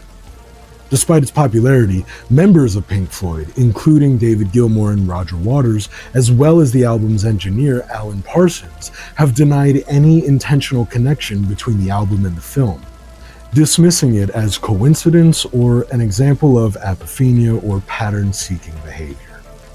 The allure of Dark Side of the Rainbow has inspired similar explorations of synchronicity between music and films. For example, Pink Floyd's 1971 track Echoes has been paired with the Jupiter and Beyond the Infinite sequence from 2001: A Space Odyssey.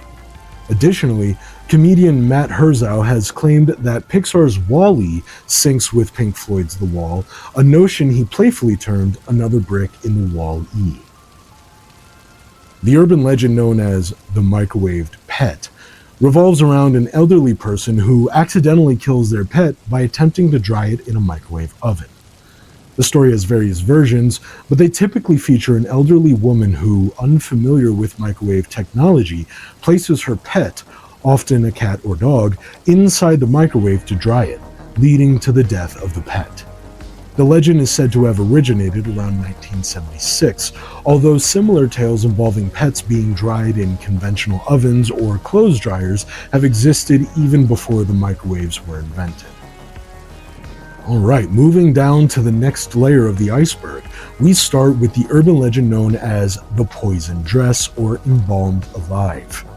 It involves a dress that has been poisoned, leading to the death of the wearer. This theme appears across various cultures, including ancient Greek mythology, Mughal India, and American folklore. The underlying motifs are similar across these traditions, involving garments that are laced with poison, leading to tragic deaths. Medea's revenge on Glauce, King Creon's daughter, involves sending her a poison-drenched dress and coronet, which ultimately leads to the princess's death. Another mythological instance is the shirt of Nessus, which was poisoned with the blood of the centaur Nessus and given to Hercules by his wife, resulting in his agonizing death. Indian folklore also features stories of poison kilats, or ceremonial robes, which were used to eliminate enemies through concealed poison. Historical accounts describe cases where such garments were impregnated with toxins, leading to deaths upon wearing. In American urban legends from the 1940s and 1950s, a similar theme emerged with stories about formal dresses causing death due to their exposure to embalming fluids. The general gist of the American urban legend for the poison dress follows a young bride-to-be attempting to save some money on her new bridal dress by buying one second-hand, only for the young bride to die soon after, leaving the husband and the surviving family to put together that the dress had actually been robbed from a grave, and that the embalming fluid used on the corpse the dress was stolen from leached into the young bride's skin while she was sweating during the ceremony, causing her to die.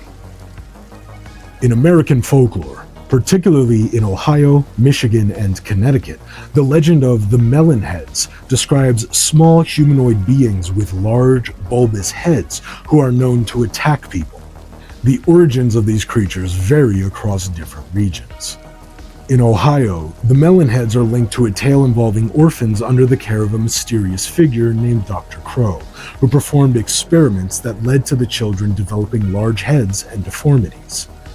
The story goes that the children eventually killed Crow, burned the orphanage, and went into hiding in the forests.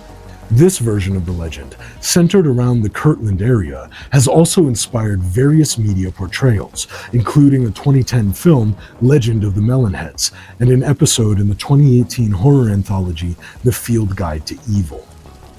Connecticut's versions of the Melonheads legend feature different origins, such as escaped inmates from a burning asylum or descendants of a banished colonial family accused of witchcraft. These beings are described as having hydrocephalus due to inbreeding or cannibalism. The legends often place Melonheads in remote, wooded areas, frequently associating their territory with mysterious roads like Dracula Drive, which do not exist but are linked to local myths. The folklore may be influenced by real locations and institutions, such as mental hospitals and correctional facilities in the region, contributing to the legend's evolution over time. Katie Morgan, a young woman who checked into the Hotel del Coronado in 1892, is remembered as the hotel's resident ghost. Arriving alone and in distress, she claimed to be waiting for a gentleman who never arrived. After 5 days, she took her own life in her room. Despite efforts to identify her, she was initially known as the Beautiful Stranger, until her identity was confirmed. It was later revealed that Kate was married, but estranged from her husband, and had come to the hotel in hopes of reuniting with a lover. During her stay, she exhibited signs of distress and purchased a handgun before her tragic death.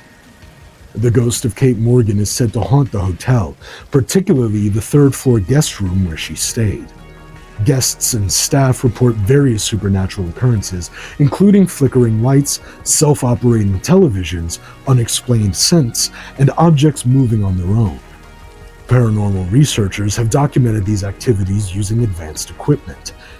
Kate's ghostly presence is also noted in hotel hallways and the gift shop, where items sometimes mysteriously fly off shelves. The story of Kate Morgan remains a significant part of the hotel's lore, with her former room being a popular request among visitors. The Bunnyman urban legend, originating from 2 incidents in Fairfax County, Virginia in 1970, centers around a man dressed in a rabbit costume who attacks people with an axe or hatchet. The legend primarily revolves around Colchester Overpass, also known as Bunnyman Bridge, near Clifton, Virginia. The stories vary in details such as the Bunnyman's name, appearance, motives, and even his death, with some versions depicting him as a ghost or specter emerging annually on Halloween. The 2 initial incidents that sparked the legend occurred on October 19th and October 29th, 1970. In the first, U.S. Air Force Academy cadet Robert Bennett and his fiancée reported a man in a white suit with bunny ears attacking their car with a hatchet. The second sighting involved construction security guard Paul Phillips encountering a man in a bunny costume wielding an axe and threatening him. Despite police investigations, both cases were closed due to a lack of evidence. But media coverage and subsequent reports of similar sightings contributed to the legend's growth. The Bunnyman legend has evolved over time, with numerous variations and embellishments. In 1973, Patricia Johnson documented 54 versions of the story, which often included exaggerated details like murders, despite no evidence supporting these claims. The most circulated version, popularized on the Castle of Spirits website in 1999, falsely attributes the Bunnyman to a convict named Douglas J. Griffin and includes fictitious details. The Colchester Overpass remains a site of interest for paranormal enthusiasts, especially around Halloween, and a similar story has appeared in England, also involving an assailant in a bunny costume. The rumor that Marilyn Manson removed some of his ribs in order to perform autofellatio emerged in the late 1990s, fueled by his provocative public persona, controversial lyrics, and the sensationalism surrounding his shock rocker image. This myth gained traction through media coverage of Manson's performances, word of mouth among fans and detractors, and pop culture references in television and movies. Additionally, Manson's dedicated fanbase helped spread the rumor through fan sites and discussions. Despite being debunked multiple times, the rumor remains a persistent part of Manson's lore, highlighting how urban legends can endure in popular culture. I don't personally consider this a worthy entry, especially not at the 3rd level, but maybe I'm missing something on this one. I don't really know. The Richmond Vampire, also known as the Hollywood Vampire, is a recent urban legend originating from Richmond, Virginia. The legend claims that the mausoleum of W.W. Poole, built in 1913 at Hollywood Cemetery, houses the remains of a vampire who was expelled from England in the 19th century. The myth Influenced by the mausoleum's Masonic and Egyptian architectural elements and its double W's resembling fangs, began circulating locally by the 1960s and gained popularity among Virginia Commonwealth University students from the 1980s onward. The story was first mentioned in print in 1976. In 2001, the legend was combined with the collapse of Churchill Tunnel, which buried workers in 1925. According to this updated tale, the tunnel collapse awakened an ancient evil, which was described as a blood-covered creature with jagged teeth that escaped and took refuge in Poole's mausoleum. Urban legend researcher Gregory Maitland suggests that the creature was actually Benjamin F. Mosby, a railroad fireman severely injured in the collapse, whose appearance was misinterpreted due to his severe injuries. Contemporary records describe Mosby's death as a result of being scalded by the tunnel collapse, without any supernatural details.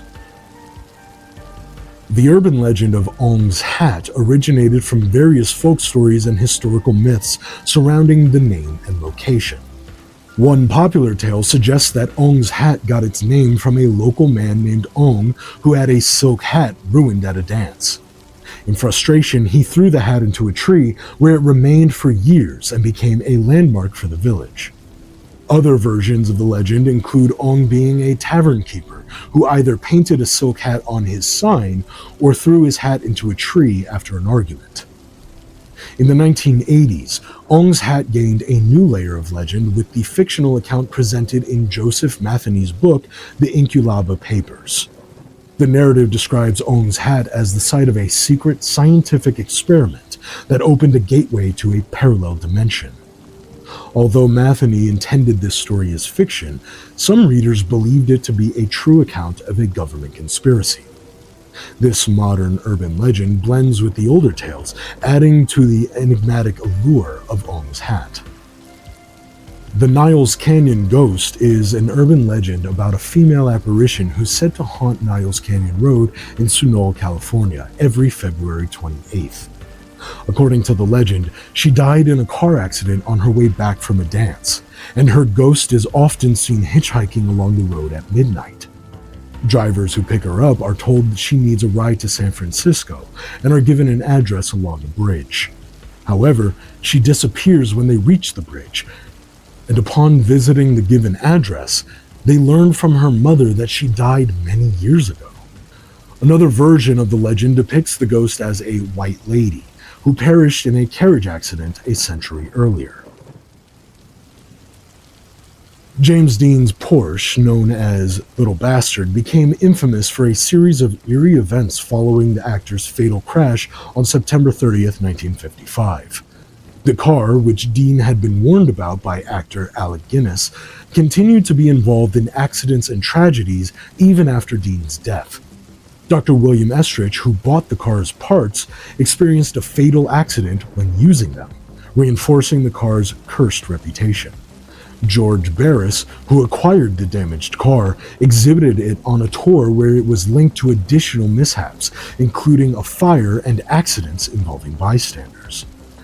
The car's disappearance from a sealed boxcar in 1960 and its elusive nature only added to its legendary status.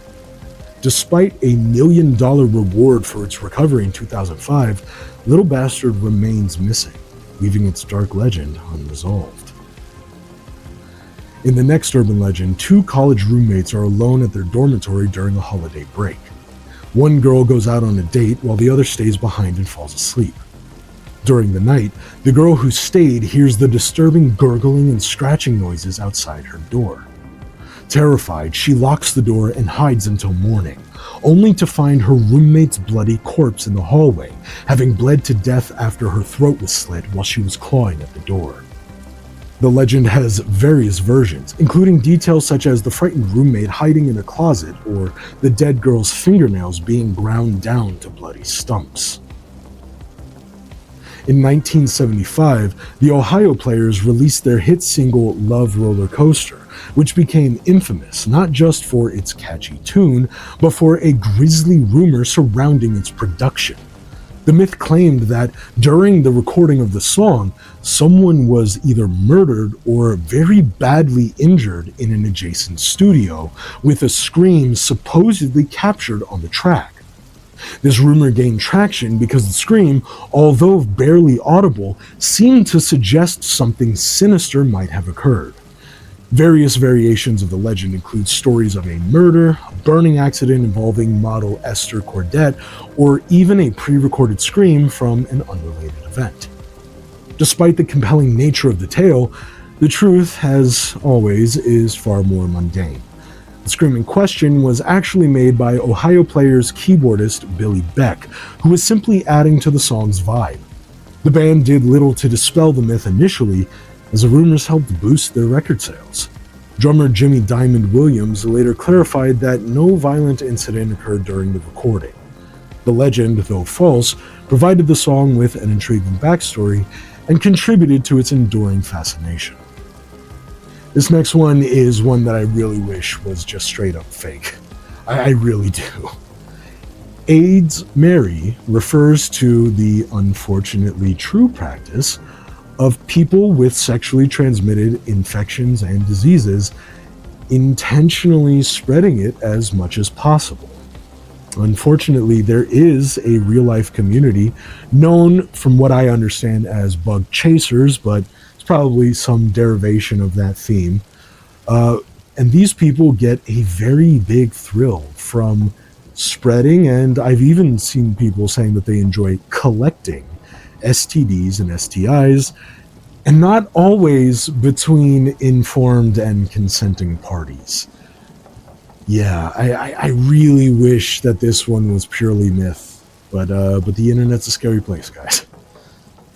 The Super Bowl curse refers to the phenomena where the team hosting the Super Bowl often struggles in the postseason or fails to make the playoffs that same season. Historically, no team had played in a Super Bowl hosted in their own stadium until the 2020 Tampa Bay Buccaneers and the 2021 Los Angeles Rams both achieved this feat, with both teams winning their respective games. Additionally, defending Super Bowl champions have struggled to repeat, with few teams making consecutive Super Bowl appearances or even advancing far in the following season. The curse is attributed to various factors, such as a shorter offseason, increased pressure, and contract issues. Despite this trend, some teams have managed to break the curse and achieve notable success. A rather benign entry here, but I do suppose that it fits. It is a pretty damn ubiquitous, I would say, urban legend or theory, right? Idea. Perhaps more of a first layer entry, but hey. The Michigan Dogman is a legendary creature described as a 7-foot-tall bipedal canine with a man's torso, first reportedly sighted in 1887 in Wexford County, Michigan.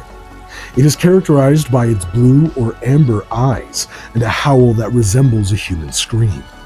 According to folklore, the Dogman appears in a 10-year cycle on years ending in 7. With sightings concentrated in the northwestern part of Michigan's Lower Peninsula. Believers claim that clapping can scare the creature away. The Michigan Dogman remained largely unknown until the late 20th century, despite claims that it had been stalking the Manistee River area since the time of the Odawa tribes. The first documented encounter involved 2 lumberjacks in 1887, and reports continued into the 1930s and 1950s. Notably, a sighting in 1937 involved a man who reported being attacked by wild dogs, one of which walked on 2 legs, according to the lore of the Dogman. The modern popularity of the Dogman legend was significantly influenced by Steve Cook, who recorded a song about the creature as an April Fool's prank in 1987. Despite initially creating the song as a joke, Cook's recording led to numerous reports of sightings and contributed to the creature's folklore. Jeffrey's ghost refers to a ghost claimed to be living with folklorist and author Catherine Tucker Windham. Windham wrote a series of 7 books collecting ghost stories. The foreword of 13 Alabama Ghosts and Jeffrey details how she became interested in ghost stories through experiences in her Selma home, which she attributed to a spirit named Jeffrey. The family's encounters included unexplained footsteps and a photograph capturing a shadowy figure, which emerged after a Ouija board session. Wyndham's interest led her to collaborate with ghost story collector Margaret Gillis Figg, resulting in the book. In the preface, Wyndham explains her goal was to select ghost stories that were deeply rooted in Southern folklore, and to provide rich descriptions of both the ghosts and the communities associated with them. The character of Jeffrey the Ghost captured the hearts of Alabama readers, being attributed to her success and seen as a host or curator of her stories for her. In American folklore, the hodag is a mythical creature described as a large, fearsome beast with bull-like horns, a row of spines along its back, and a blend of various animal features, including those of a frog, elephant, and dinosaur. According to the legend, the hodag was born from the ashes of cremated oxen, representing the suffering endured by the animals under their masters. The hodag is closely associated with Rhinelander, Wisconsin, where it was purportedly discovered and featured in early Paul Bunyan tales. The origin of the hodag story dates back to 1893, when local newspapers reported the creature's discovery in Rhineland.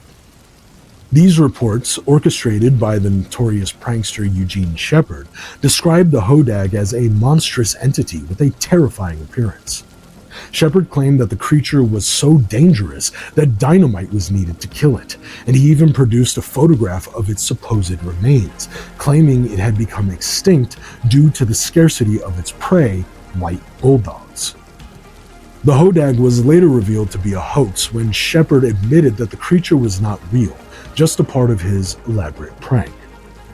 Despite this, the hodag became a beloved symbol of Rhinelander, Wisconsin, and has been embraced as a mascot by the local high school and various businesses. A large fiberglass sculpture of the hodag, created by local artist Tracy Goberville, stands at the Rhinelander Area Chamber of Commerce, drawing thousands of visitors annually, and additional hodag figures are displayed at the Rhinelander Ice Arena. The Hands Resist Him is a painting by Bill Stoneham from 1972 that features a young boy and a female doll standing in front of a glass-paneled door covered with numerous hands. Stoneham described the painting as a depiction of the boundary between reality and fantasy, with the hands symbolizing alternative lives or possibilities. The painting gained notoriety in February 2000 when it was listed for sale on eBay with a description alleging it was haunted. The eBay listing included claims that the figures in the painting moved at night, and that the female doll character threatened the boy with what was described as a gun, causing him to attempt to escape from the painting. The eBay auction and the supernatural claims surrounding the painting garnered significant attention, with many viewers reporting unsettling experiences upon viewing the photos. Despite these eerie allegations, the painting eventually sold for $1,025. Bill Stoneham, the artist, was surprised by the myths surrounding the painting and clarified that what was presumed to be a gun in the painting was actually a dry cell battery and wires. The painting's story led Stoneham to create several sequels, exploring the characters and themes from the original work, furthering its legacy in the realm of supernatural and paranormal lore. Raymond Theodore Robinson, also known as the Green Man or Charlie No-Face, was an American man whose severe disfigurement from a childhood electrical accident led to him becoming a figure of urban legend in western Pennsylvania. Local legends grew around him, with tourists happening to catch a glimpse of him along State Road 351, although many left disappointed. Despite this, tales of his mysterious presence continued to circulate among locals. Robinson's injuries occurred when he was 8 years old, climbing an electrical pole to reach a bird's nest. The high-voltage shock resulted in the loss of his eyes, nose, and right arm, and he was left severely disfigured. After surviving the accident, he lived quietly in Coppell, Pennsylvania, making crafts to sell while avoiding daylight due to his appearance. At night, he took long walks along a quiet road, where he occasionally interacted with locals, some of whom were kind and some not so much. The myth of the Green Man became more well known than Robinson's true story. According to urban legends, he became a ghostly figure with green skin due to the electric shock and hid in abandoned houses. These stories overshadowed his real-life experience, turning Robinson into a local legend. Filmmaker Tisha York planned to create a documentary titled Route 351 based on the Green Man legend, but production was delayed and remains on hold as of 2024. The Goat Man is a creature from urban legend described as a goat-human hybrid, often associated with canine deaths and rumored to inhabit the woods of Prince George's County, Maryland. The legend gained traction in the early 1970s, notably through a folklore project by George Lizama and subsequent media coverage by Karen Holzler, which popularized the Goatman's alleged presence in various locations within the county. Historical accounts of the Goatman's origins trace back to the late 1930s, linking the creature to a series of dog deaths, which were possibly due to train accidents rather than any supernatural cause. Despite this, local lore persisted, with students and residents continuing to report sightings and graffiti bearing the Goatman's name. The creature is typically described as having a human face with a hairy body, though variations include a fawn-like appearance or a full goat-human hybrid. Variations of the legend suggest different origins for the Goatman.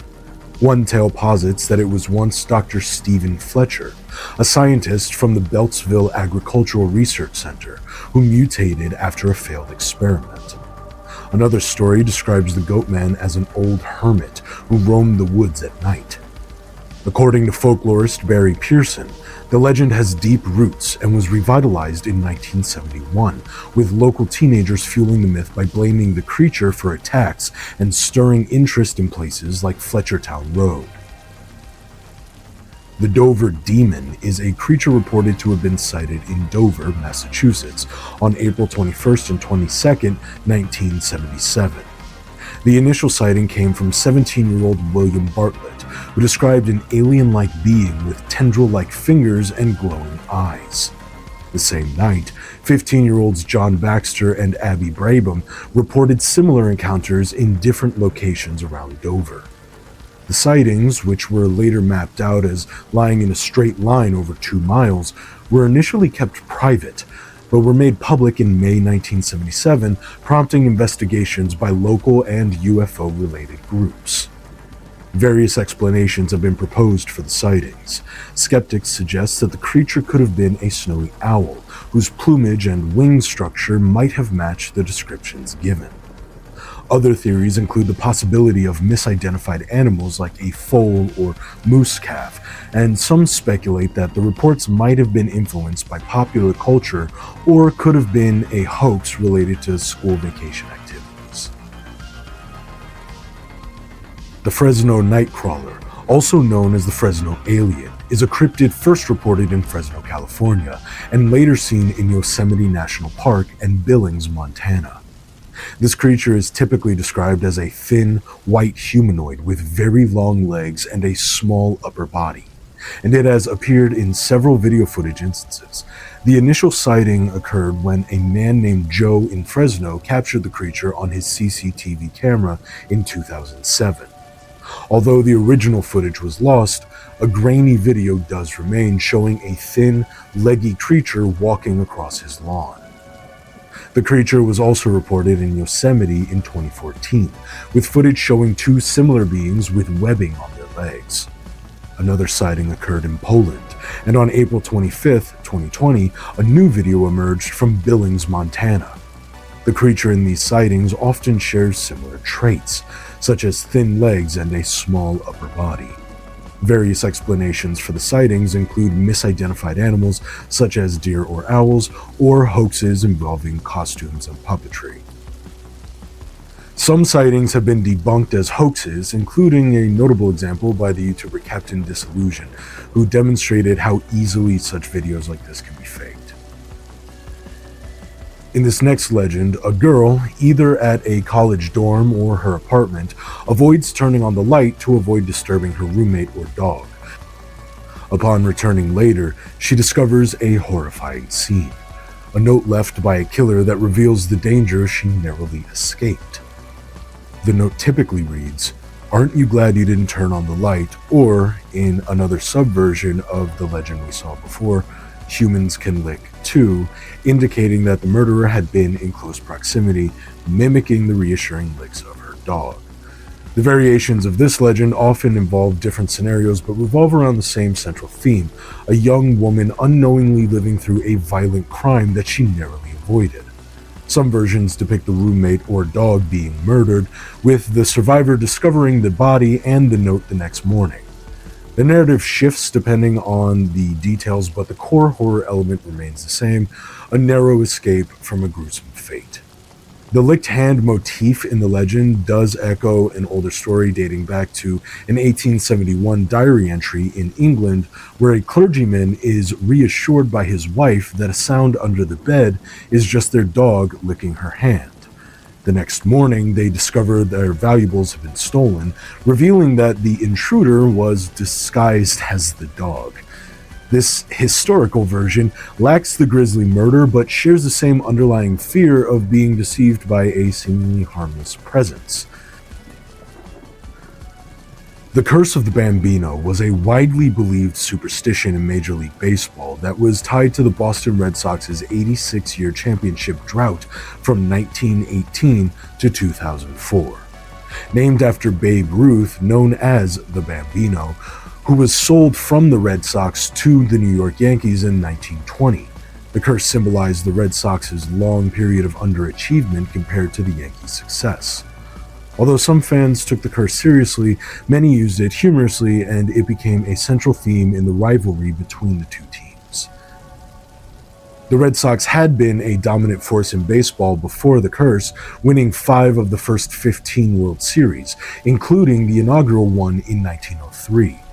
Ruth contributed to 3 of these championships, but after his sale, the Yankees emerged as a powerhouse, winning more World Series titles than any other team. The curse became a focal point of discussions around the Red Sox's misfortunes in subsequent decades, with the team experiencing numerous high-profile losses and near misses, which were attributed to the curse.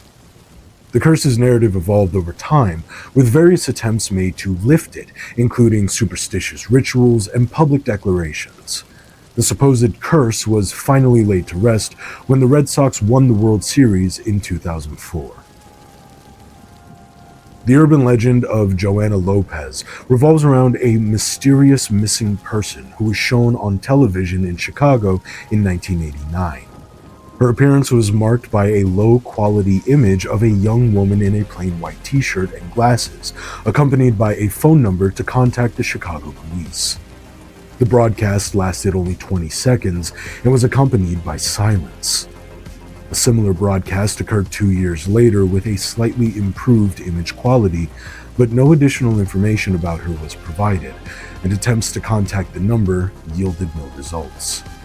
Various theories and conspiracies have emerged regarding Joanna Lopez's identity and the nature of the broadcasts. Some believe she may have been a runaway whose image was aired to aid in her search, while others speculate she might never have existed in the first place, with the broadcasts possibly being the result of a hack or a hoax. Another theory links her to the Chicago Jane Doe of 1994, due to similarities in appearance and location. Additionally, some suggest that Joanna could be a misidentified individual, such as a high school student named Rachel Lopez, who shared physical similarities with the broadcasted image. Despite these theories, there remains no concrete information or resolution to the case. Gettysburg Ghosts is about the Battle of Gettysburg, the largest battle ever fought in North America, which is also known for its numerous ghost stories. Notable locations include the Soldiers' Orphanage cellar, which is reputedly so frightening that psychics avoid entering, and the Hare Tavern, built in 1815. The tavern was used as a Confederate hospital during the battle, where amputations led to limbs being discarded out of windows. Consequently, the tavern's guest rooms, particularly those numbered to avoid the number 13, are believed to be haunted. Interest in Gettysburg's ghostly legends persists, with reports of ghost soldiers and spectral battles frequently emerging from the area, and 8 companies offering separate ghost tours in Gettysburg, operating seasonally or year-round. Moving on to the 4th layer of the iceberg, we start with Dark Watchers. The Dark Watchers, or Los Vigilantes Obscuros as named by early Spanish settlers, are entities from California folklore reported to observe travelers along the Santa Lucia Mountains. Described as tall, featureless dark silhouettes, often with brimmed hats or walking sticks, they are typically seen during twilight and dawn. Legends suggest that these figures remain motionless on the horizon, disappearing if approached, and no one has reportedly seen them up close. Historically, although the Dark Watchers are sometimes linked to the Chumash people, there is no equivalent figure in their mythology. The term and concept were popularized by Spanish settlers who observed these mysterious figures. The Dark Watchers gained literary attention through John Steinbeck's short story Flight, and were also referenced by poet Robinson Jeffers in his 1937 collection. Steinbeck's son, Thomas, further explored the legend in the book In Search of the Dark Watchers, which includes interviews with locals who claim to have encountered these figures. Various explanations have been proposed for the sightings of the Dark Watchers. Psychologists suggest that exhaustion, isolation, or misinterpretation of natural stimuli might cause such experiences. Additionally, infrasound produced by wind could induce feelings of unease, while atmospheric phenomena like the broken specter, an optical illusion that creates shadowy humanoid figures in certain conditions, might also account for the sightings. The urban legend of discovering a body under a motel bed involves a couple finding a corpse hidden beneath their bed in a foul-smelling room. The tale, which first appeared in folklore around 1991, often cites Las Vegas as the location, though real-life incidents have occurred in various places. The legend seems to be a dramatized version of genuine cases where bodies were found in motel rooms after guests complained about unpleasant odors. Examples include discoveries in Kansas City, Atlantic City, Pasadena, and Florida, often prompted by guests' complaints about bad smells. Actual cases of bodies being found under beds often involve the decomposition odor leading to the discovery. For instance, in July 2003, a man's body was found in Kansas City after guests reported a foul smell. Similar discoveries occurred in Atlantic City in 1999 and Pasadena in 1996, where guest complaints about odors led to finding deceased individuals hidden under beds. Other cases include incidents from the 1980s and 1990s where bodies were discovered only after persistent bad smells prompted investigations. So I guess pay attention, because if you smell something off, there's probably a 50% shot that it's a dead body near you. Kushtaka or Kushtaka are mythical shape-shifting creatures from the Tlingit folklore in the... Tlingit. Oh. Kushtaka or Kushtaka are Kushtaka or Kushtaka are mythical shape-shifting creatures from Tlingit folklore in the Pacific Northwest coast of North America. These beings are known for their ability to transform into various shapes, including that of an otter and potentially other creatures. The behavior and nature of the Kushtaka vary across stories.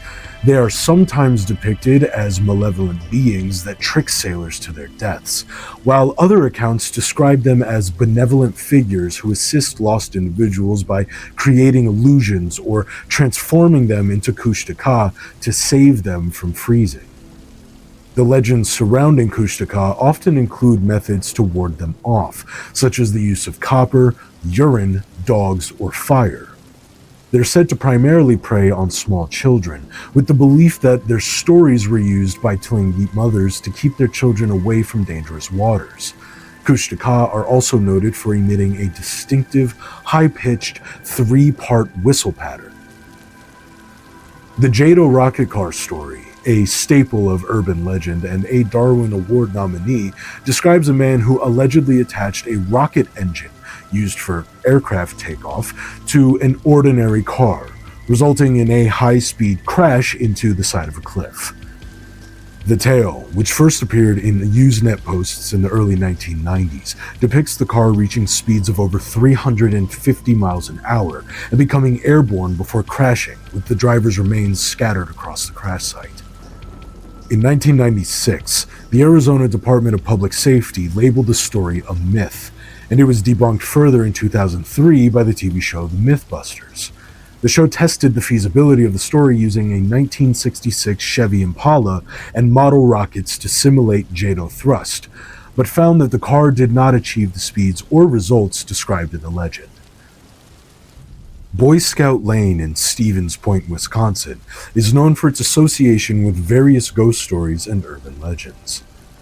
Located in the town of Linwood, the unpaved road is surrounded by woodland and was named after land once owned by the Boy Scouts of America, who had plans to build a camp that never materialized.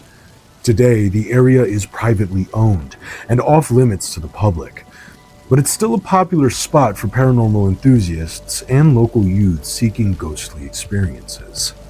The main urban legend surrounding Boy Scout Lane involves the tragic death of a troop of Boy Scouts, with varying accounts attributing the cause to a fire, a bushcrash, holy shit. The main urban legend surrounding Boy Scout Lane involves a tragic death of a troop of Boy Scouts, with varying accounts attributing the cause to a fire, a bus crash, or even murder by a scoutmaster or bus driver. These tales often describe the Scouts' ghosts haunting the area, with reports of eerie sounds, ghostly lights, and unexplained phenomena like childlike handprints on vehicles. Despite the varying details, the legends generally depict the Scouts as restless spirits searching for help or their fellow campers. In 2007, the drug scare known as strawberry quick meth emerged, with reports suggesting that methamphetamine was being disguised as strawberry quick to appeal to children. This scare was fueled by emails claiming that drug dealers were using flavored meth and pop rocks to make the drug more attractive to young people. Despite widespread media coverage, no verified cases of children using the flavored meth were reported, and experts noted that while colored and flavored methamphetamine does exist, there's no evidence of it being intentionally marketed to children. The phenomena of colored and flavored methamphetamine can be attributed to meth labs branding their product with distinctive colors to increase its appeal, or to errors in the synthesis process. In January 2007, flavored meth was indeed seized in Canyon City, Nevada, and some poorly synthesized batches can appear pink or reddish due to dyes from cold medications used in production. The urban legend of the Candy Lady is a notorious tale from Texas, rooted in the early 20th century and involving a figure named Clara Crane. Born in 1891, Crane was forced into marriage as a teenager and suffered the tragic loss of her child, Marcella, who died at 5. Believing her husband was responsible for the accident, Crane poisoned him with candy, resulting in his death. She confessed to the crime but claimed she was unconscious during the act, leading to her institutionalization in a North Texas asylum. While at the asylum, Crane behaved calmly, but exhibited unsettling behavior, including creating a doll from her bedsheet and naming it Marcella after her deceased daughter. Despite her cooperation with treatment, the asylum staff noted her unusual attachment to the doll, but did not consider it a significant threat. After 3 years, Crane was released due to the asylum's need to make space for new patients, and her whereabouts post-release remained unknown. Years later, children in Texas began disappearing, with some claiming to receive pieces of candy with notes signed from the Candy Lady. The unsettling events, including the discovery of children's teeth and the mysterious death of a sheriff investigating the case, led locals to suggest Crane's involvement. Her story became a chilling urban legend, with her alleged crimes and eerie candy offerings continuing to haunt the region and frighten children to this very day. The urban legend of the choking Doberman involves a pet Doberman that saves its owner from a burglar. In the story, a woman returns home to find her Doberman choking. She rushes the dog to the vet, who later informs her that the dog was choking on 3 human fingers. The police then discover the intruder, who's been hiding in a closet with severe bleeding from where his fingers were bitten off by the dog. This legend, first verified in a 1981 Phoenix New Times article, has numerous variations. It originally appeared as a tale of a Doberman, but later featured other large dog breeds like pit bulls. The story often changes details such as the number of fingers found, the breed of dog, and the specifics of the intruder's injuries and/or escape. Some versions include racist elements or modifications to fit different breeds and settings. The legend may have roots in other fables like the story of Llewellyn the Great and his dog Gellert, or the 5th century narrative of the Omen of the Wolf. Indrid Cold, also known as the Grinning Man, is a mysterious figure linked to the Mothman legend, first introduced through Woodrow Derenberger's encounter as described in John Keel's book, The Mothman Prophecies. This being is depicted as a humanoid entity with an unnaturally large smile and is believed to be extraterrestrial in origin. One of Iowa's Oakland Cemetery's most famous features is the Black Angel, a bronze statue by sculptor Mario Corbel, erected in 1913 as a memorial to Nicholas Feldevert. The statue, originally commissioned by Teresa Feldevert, has become a local legend due to its eerie appearance and associated myths. Over time, the statue's bronze has oxidized, giving it a dark patina. It is rumored that touching or kissing the statue can bring bad luck or death, particularly if one is not a virgin, and that pregnant women who walk beneath its wings may miscarry. The urban legend about thieves lying in wait under victims' cars and slashing their ankles to incapacitate them is widely circulated but unfounded. According to the legend, attackers hide underneath vehicles and parking lots, slashing the ankles of unsuspecting women to steal their belongings or commit more violent crimes. Despite numerous reports and variations of the tale across different locations and decades, no verifiable incidents have been substantiated. The story appears to have origins in the 1950s, with recurring reports of similar incidents in various cities over the years, but these have not been verified by the authorities. Crybaby Bridge is a term used for various bridges across the United States associated with ghost stories and urban legends involving the sounds of a baby crying. These legends typically revolve around tragic events such as infanticide or accidents that supposedly occurred at or near these bridges. Common narratives include mothers throwing their babies off the bridge and later being haunted by the cries of their lost children. The phenomenon represents a widespread folklore motif, with each location adapting the legend to fit its own historical and cultural context. In Kentucky, Crybaby Bridge is located on Sleepy Hollow Road, with legends claiming that mothers would abandon unwanted babies there, leading to the sounds of crying that are said to linger. The original bridge was replaced by a newer structure, but the legend persists. Ohio's Crybaby Bridge off Egypt Road near Salem is associated with a baby who allegedly drowned there, and there are additional rumors of cult activity in the area. Maryland actually has several Crybaby Bridges, including those on Governor's Bridge Road and Lotsford Vista Road, with stories involving ghostly apparitions and nearby satanic churches. In Texas, multiple Crybaby Bridges exist as well, such as the one near DeKalb, where a baby is said to have drowned after a car accident. Lufkin's Crybaby Creek is associated with similar tales of a car accident and the sounds of a crying baby. Port Neches has a bridge where the legend involves a baby named Sarah Jane being thrown into alligator-infested waters, with claims of hearing her cries and seeing ghostly figures associated with the tale.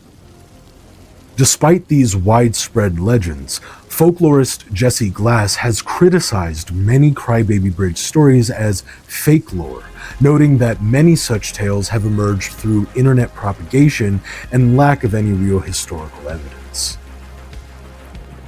The Pope Lick Monster, also known as the Goatman, is a legendary creature reputed to be a part man, part goat, and part sheep. It is said to inhabit the area beneath a railroad trestle bridge over Pope Lick Creek in Fisherville, Louisville, Kentucky. According to various urban legends, the creature employs methods such as hypnosis or voice mimicry to lure people onto the trestle, where they meet a grisly fate from an approaching train or are attacked by the creature itself. Some stories depict the monster as a bloodthirsty being with an axe, while others suggest it is a vengeful hybrid or a supernatural entity with dark origins.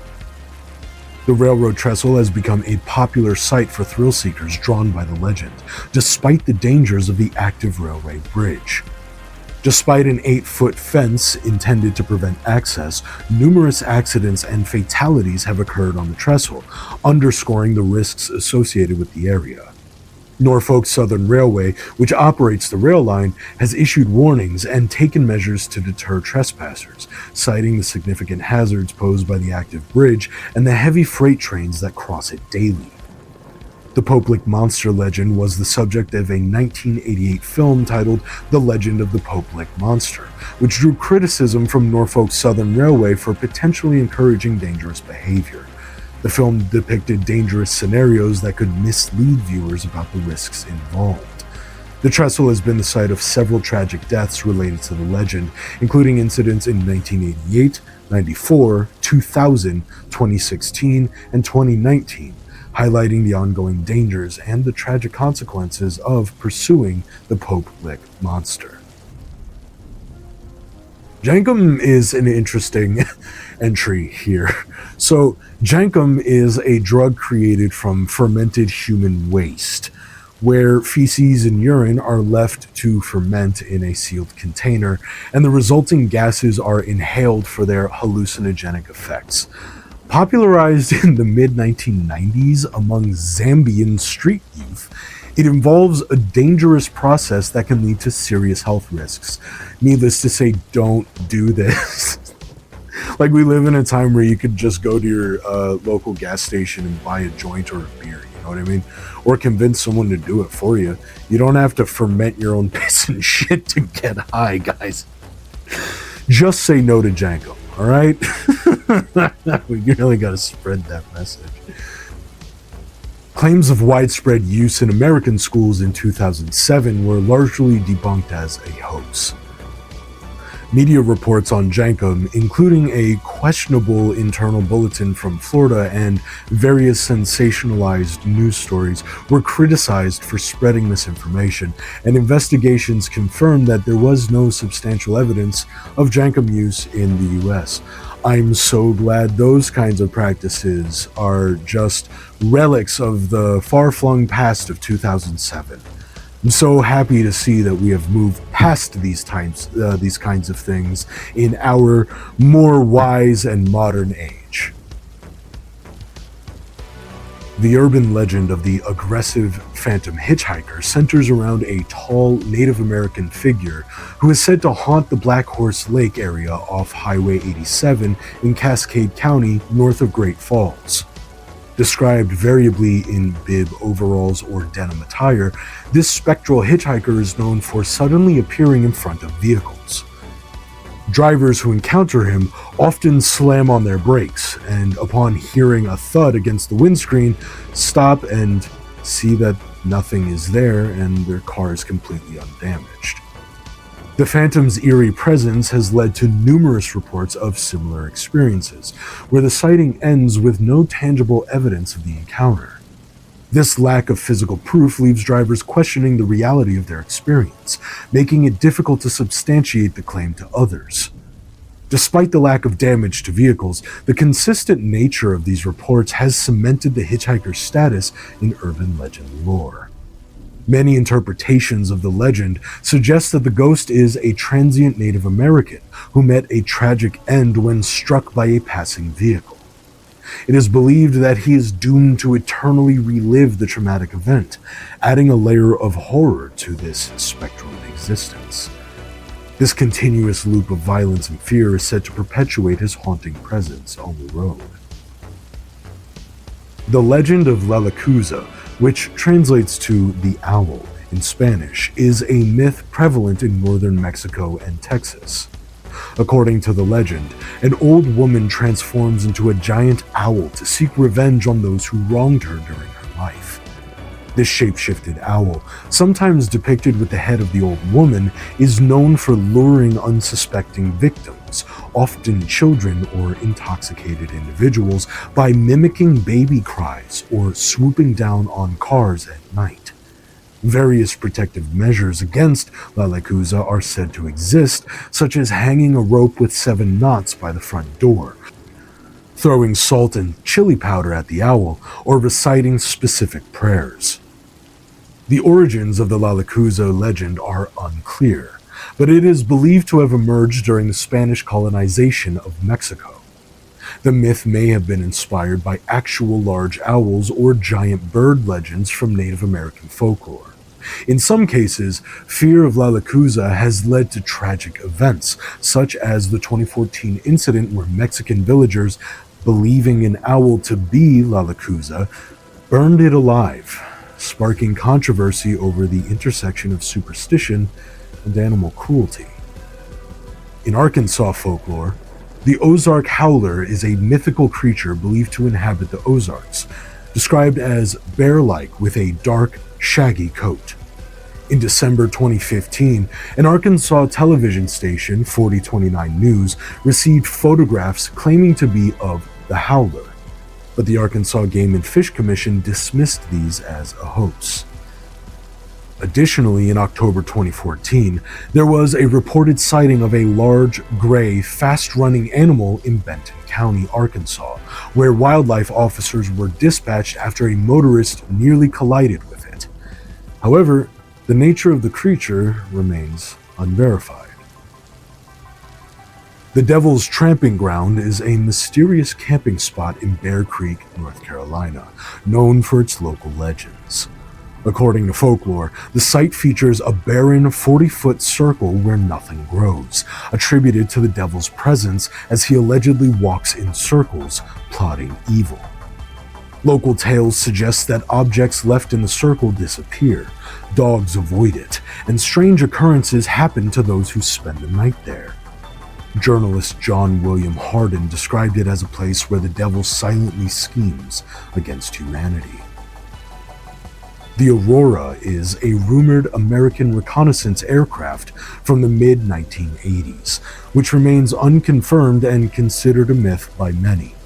Despite frequent speculation and sightings attributed to it, the U.S. government and experts have consistently denied its existence.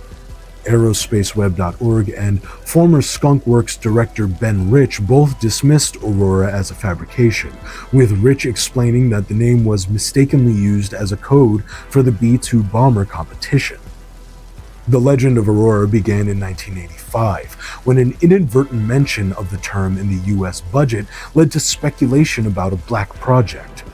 Reports of large sums of money allocated for black aircraft production fueled further rumors. Observers believe the U.S. might have developed a hypersonic aircraft capable of speeds up to Mach 5, with sightings of unusual aircraft and sonic booms in California and the UK further stoking the myth. Claims of sightings and unusual events, such as the 1994 RAF Boscombe Down crash and various high-speed contrail observations, contributed to the Aurora legend. Despite occasional claims of evidence and sightings, such as those reported by Chris Gibson and Chuck Clark, no concrete proof has emerged. By the mid-1990s, reports diminished, and while some aviation writers, like Bill Sweetman, continued to investigate, the consensus remains that the Aurora may be more myth than reality. The Chase Vault, located in the Cemetery of Christ Church Parish in Barbados, is famous for its urban legend of mysterious moving coffins.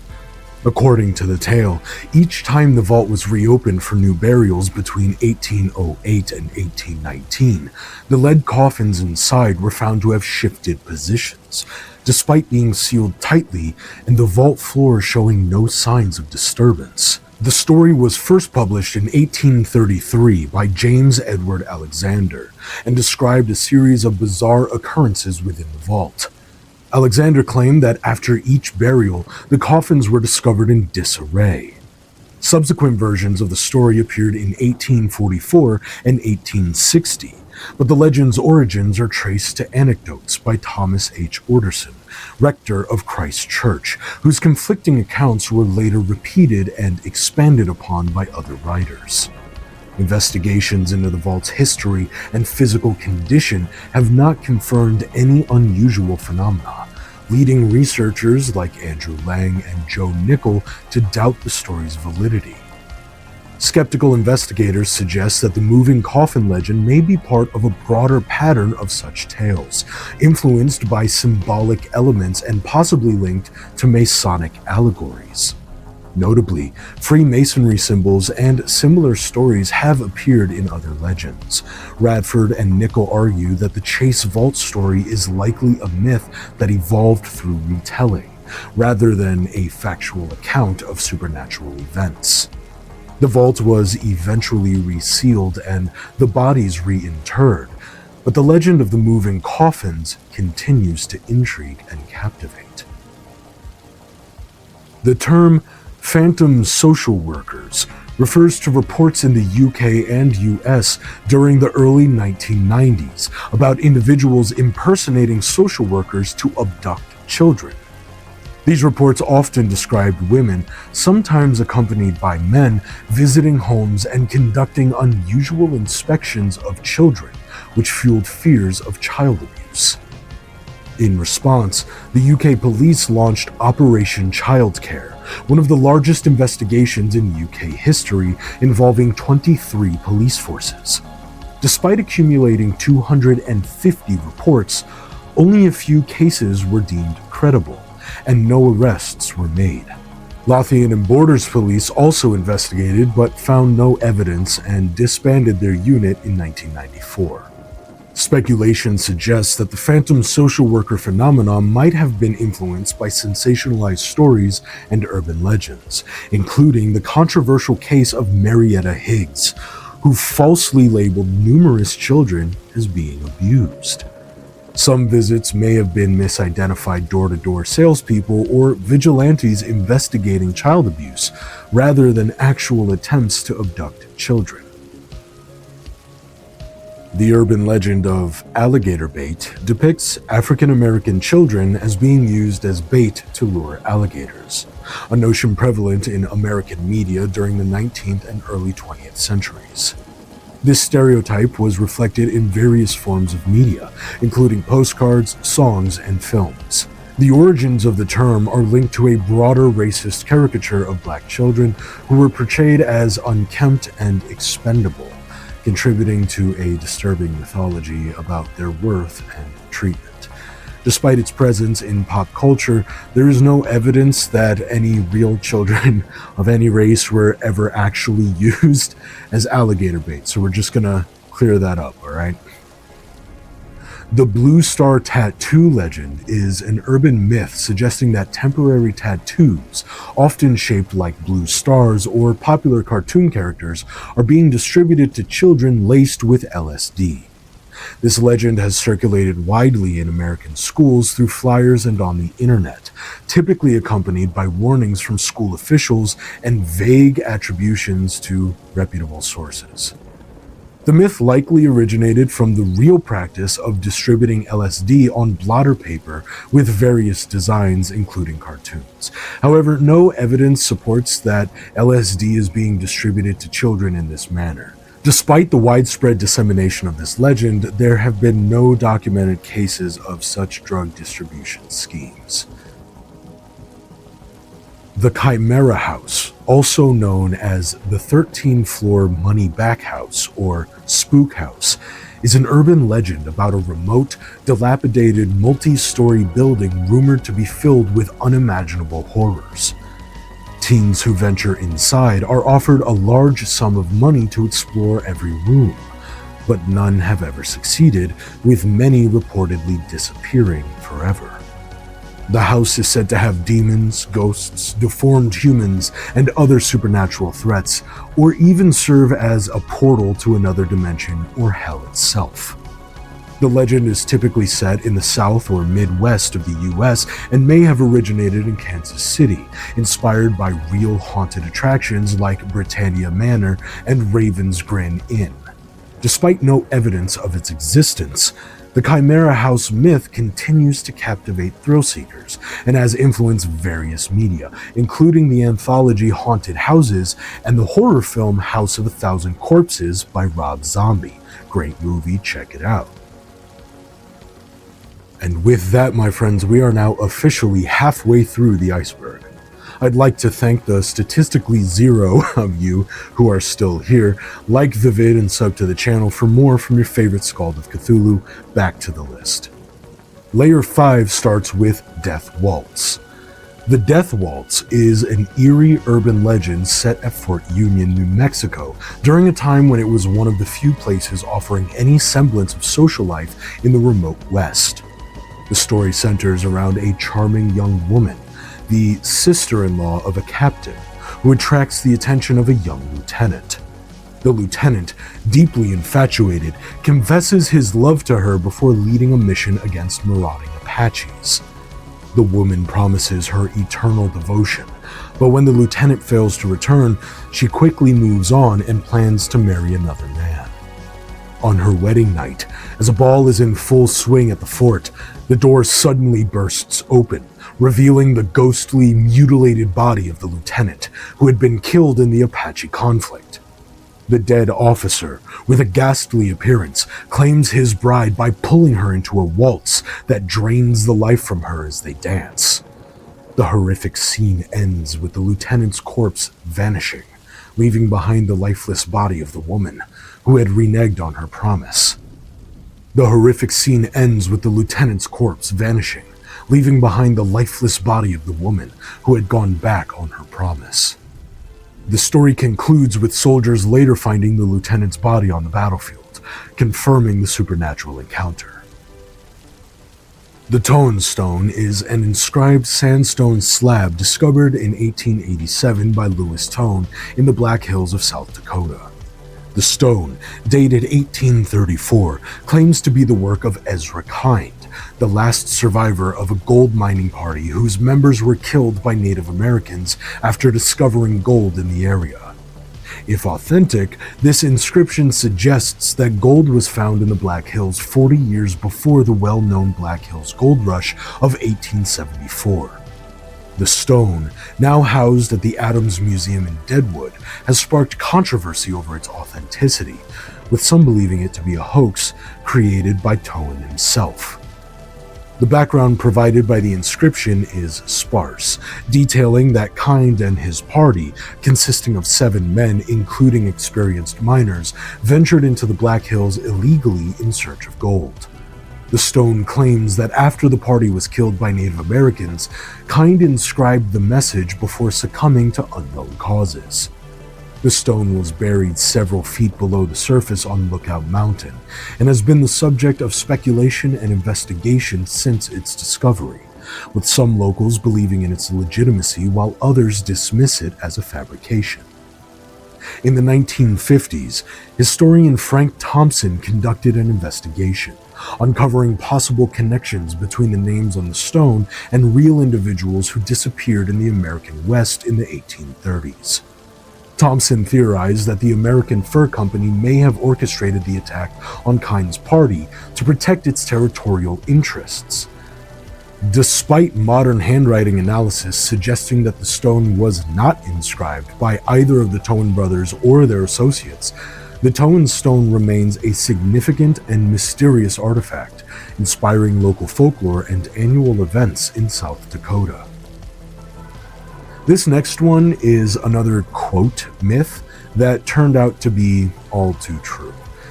The Hanged Man of Halloween refers to the tragic deaths of individuals during Halloween stunts and pranks. These accidents typically occur when someone attempts to create a realistic hanging scene, either as part of a haunted house or a Halloween decoration, without using proper safety mechanisms. For example, in October 1990, 17-year-old Brian Jewell died during a Halloween hayride when a noose meant to be a prop failed, leading to his accidental hanging. Similarly, in North Carolina, 15-year-old William Anthony Autumn accidentally hanged himself during a Halloween party when the noose he was using for a staged scene tightened unexpectedly. Other incidents, like the 2001 death of a 14-year-old Caleb Rebb and the 2013 death of 16-year-old Jordan Moreland, underscore how easily these pranks can turn fatal. Caleb Rebb died after trying to scare passersby by hanging from a noose in a tree, but the branch whipped back, choking him. Jordan Moreland's prank on his sister also ended in tragedy when he accidentally hung himself on a noose decoration in his front yard, leading to his death in the hospital. These cases serve as a stark reminder of the fatal risks involved in such stunts, especially when safety precautions are neglected. If you're gonna be a magician, be a fucking magician, alright? The Beast of Bladenboro was a mysterious creature that terrorized the small town of Bladenboro, North Carolina, during the winter of 1953 to 1954. The creature was believed to be responsible for the gruesome deaths of several animals, primarily dogs, which were found with crushed or decapitated bodies. Descriptions of the beast varied, with witnesses reporting it as a large, feline-like animal, possibly resembling a bear, panther, or even a large dog. Despite extensive hunts involving hundreds of people, the true identity of the beast was never definitively confirmed, although a bobcat was eventually captured and claimed to be the culprit. The creature's attacks sparked widespread fear and led to massive hunts, with local authorities and armed residents combing the swamps and woods in search of the beast. Several people reported encounters with the creature, describing it as a stealthy, powerful animal capable of killing and carrying off its prey. Various theories emerged about the beast's identity, including speculations that it could be a panther, a wolf, or even a large dog. Despite these efforts, no conclusive evidence was found, and the mystery of the Beast of Bladenboro remains unsolved. In the years following the events, the story of the Beast of Bladenboro has become part of local folklore, contributing to the town's identity. The incident attracted significant media attention, and some locals even suggested that the publicity was beneficial for the town. Today, Bladenboro celebrates its connection to the beast with an annual festival called Beast Fest, where the creature serves as a mascot, reflecting the lasting impact of the legend on the community. The Boo Hag is a mythical creature from Gula folklore, closely related to the hag legends found worldwide, but with unique characteristics rooted in the Gula culture of the southeastern United States. According to the legend, Boo Hags are malevolent beings that prey on people by riding them while they sleep, drawing sustenance from their breath rather than blood, akin to vampires. The origins of the Boo Hag myth can be traced back to the experiences of enslaved Africans in the South, who believed that certain individuals could transform into witches or hags at night, tormenting their victims. Protective measures against Boo Hags included sprinkling cayenne pepper and salt around sleeping areas, as these were believed to keep the hags at bay. The expression, "don't let the hag ride ya," still used in South Carolina in certain areas, originates from this folklore. The Snallygaster is a creature in American folklore, particularly associated with the German immigrant communities of Frederick County, Maryland. It is described as a bird-reptile chimera with origins in the early 18th century, when German settlers were reportedly terrorized by a monster called a Schnellergeist, meaning quick ghost.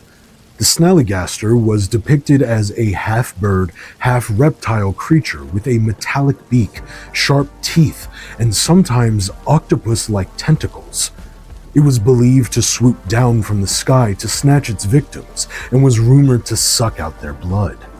The legend persisted through the 19th century and even became associated with efforts to frighten freed slaves. In the early 20th century, the Snallygaster gained widespread attention due to sensationalized newspaper reports, particularly in 1909, when the creature was described as having enormous wings, a long pointed bill, and claws like steel hooks.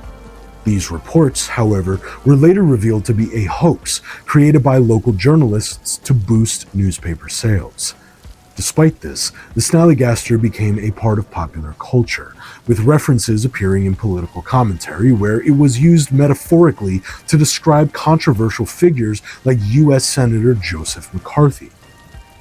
In the 21st century, the Snallygaster continues to be a part of regional culture, with its name being used for an annual beer fest in Washington, D.C., and as the inspiration for various products and attractions, naturally. These include an ice cream flavor, a blended whiskey, and a museum dedicated to the creature in Maryland. The Snallygaster has also appeared in modern entertainment, such as in the video game Fallout 76 and J.K. Rowling's Fantastic Beasts and Where to Find Them. The legend of a thief inadvertently stealing a package containing a dead cat has circulated in various forms for many years. The story typically involves a well-meaning individual who, after finding a dead cat, decides to give it a proper burial. They place the cat in a shopping bag and, while attending to other errands, inadvertently leave the bag unattended. A thief, mistaking the bag for something valuable, steals it. When the thief eventually opens the bag, the gruesome discovery often leads to shock or fainting, sometimes resulting in dramatic consequences like the thief being taken away by an ambulance. Despite its many versions, this story is generally fictional and has become a popular urban legend. The origins of the tale date back to at least the early 20th century, with similar stories appearing in various settings, such as department stores, subways, and buses. The core narrative always remains the same: a stolen package containing a dead cat causes the thief to suffer a shock. Over time, the story has been adapted and retold in different locations, with minor changes to fit the local context. Despite numerous investigations and attempts to verify its authenticity, no evidence has ever been found to support the story. The story of Jonathan Buck and the supposed curse on his monument is a well-known tale in Maine folklore. Buck, who was born in Massachusetts in 1719, moved to Maine and established a settlement there, which later became known as Bucksport. During the Revolutionary War, Buck served as a colonel, but faced a humiliating defeat. After the war, he returned to his town, where he eventually died in 1795. A monument was erected in his honor in 1852, but it soon became the center of a ghostly legend. According to the story, Buck sentenced a woman accused of witchcraft to death, and as she was burned, she cursed him, claiming that her foot would leave a permanent mark on his grave. Indeed, a mysterious foot-shaped stain appeared on the monument over 50 years later and has persisted despite attempts to remove it. The legend has various versions, with some even involving Buck having an illicit relationship with the accused woman, leading to the curse. The tale has captivated the imagination of locals and tourists alike, with the witch's foot becoming a symbol of the supposed curse on Buck's monument.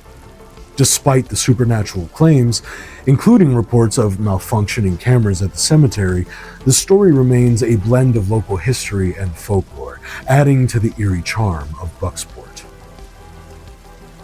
The legend of the death ship of Platte River in Wyoming is a haunting tale of a phantom ship that appears on the river between Torrington and Alcova.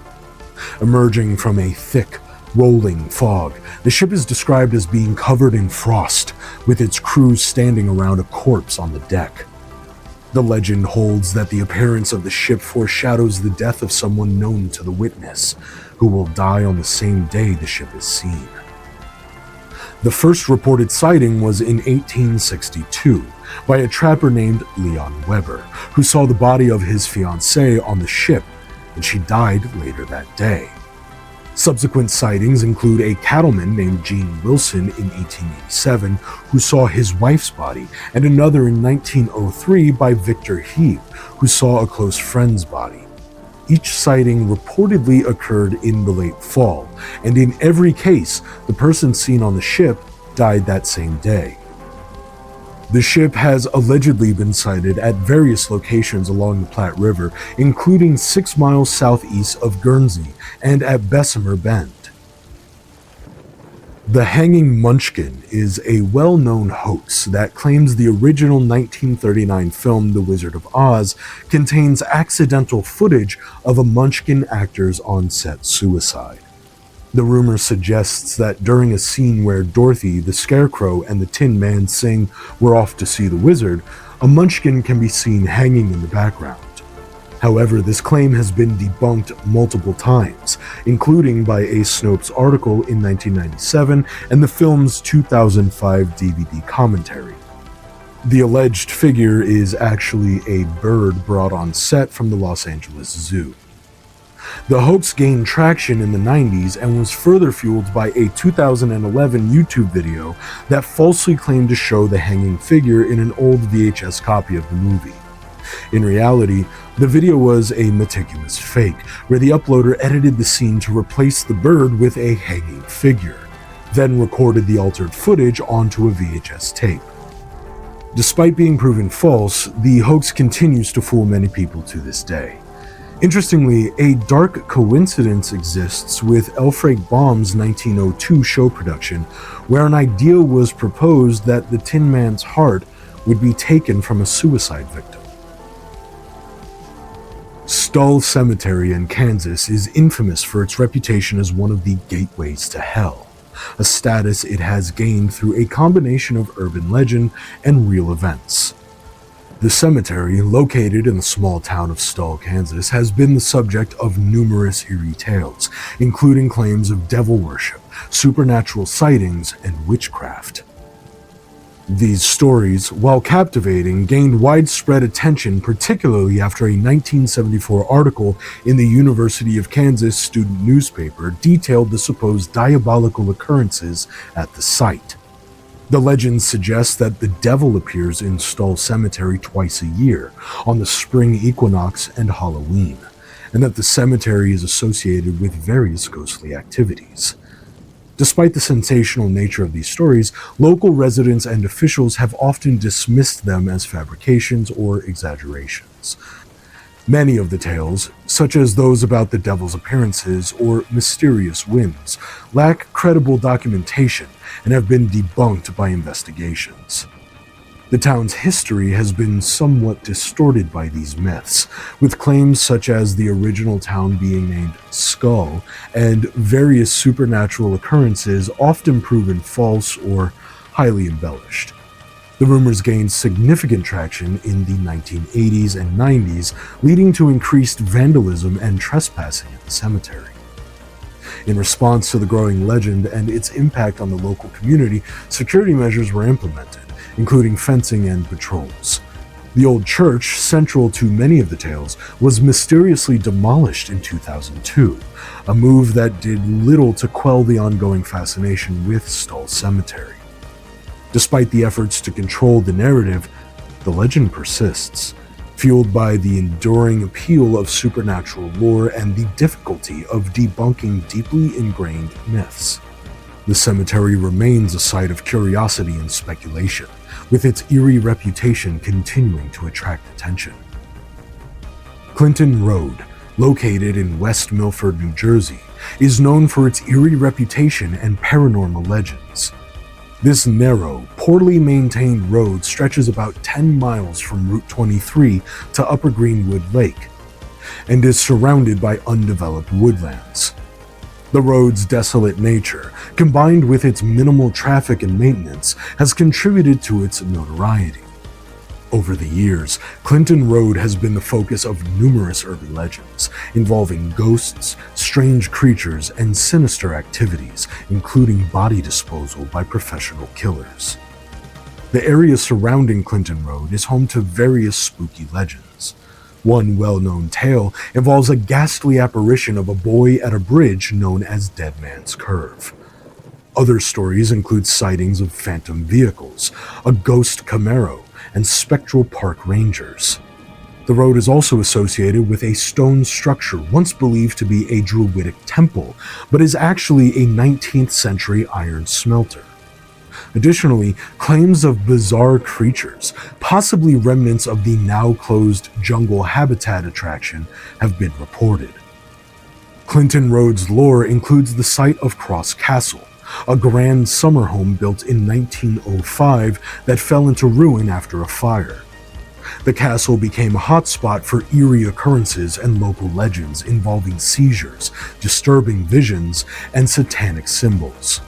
Although the castle was demolished in 1988, the foundations remain, attracting hikers and paranormal enthusiasts. Despite the sensational stories, the area's legends continue to capture public imagination, blending real history with supernatural intrigue. James Dallas Egbert III was a student at Michigan State University who disappeared on August 15, 1979, leading to a highly publicized search. Egbert, a prodigious student who entered college at age 16, struggled with personal issues including depression, loneliness, and drug addiction. His disappearance, which involved a fatal suicide attempt and a subsequent hiding period, was linked to his involvement with the fantasy role-playing game Dungeons & Dragons. Media and investigators speculated that Egbert's vanishing might be connected to the game, which drew national attention and controversial coverage. During the search, which began after Egbert left a suicide note and vanished into the university's steam tunnels, the media began to sensationalize the connection between his disappearance and Dungeons & Dragons. Private investigator William Deere, hired by Egbert's parents, publicized the theory that Egbert's disappearance was related to live-action role-playing sessions in the tunnels. This theory contributed to the portrayal of Dungeons & Dragons as a dangerous and occult activity, despite the lack of evidence supporting such claims. After being found by Deere and returned to his family, Egbert continued his life with struggles, including a failed suicide attempt. He died on August 16, 1980, from a self-inflicted gunshot wound. The media frenzy surrounding his case, including the link to Dungeons & Dragons, left a lasting legacy, influencing both public perceptions of RPGs and increasing their popularity. The story was further immortalized in William Deere's book, The Dungeon Master, and inspired cultural works like the novel and film Mazes and Monsters. The legend that Bubble Yum chewing gum contained spider eggs, or legs, began in the late 1970s. Shortly after the gum's release, Bubble Yum, introduced in 1976, was notable for its soft texture, which led some children to speculate that it was due to the presence of spider legs or eggs. This myth spread rapidly, fueled by stories of bizarre events such as a girl waking up with spiderwebs on her face or deaths linked to the gum. Despite these unfounded claims, the gum's popularity soared and it became a target for schoolyard rumors. The manufacturer, Lifesavers Incorporated, responded to the spider egg rumor by launching a significant public relations campaign.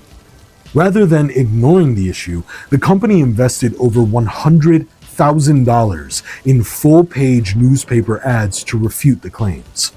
The ads were designed to reassure consumers by explicitly addressing and debunking the rumor. This proactive approach helped restore confidence in Bubble Yum, although the myth persisted in popular culture. The origin of the rumor can apparently be traced to the revolutionary nature of Bubble Yum's soft texture.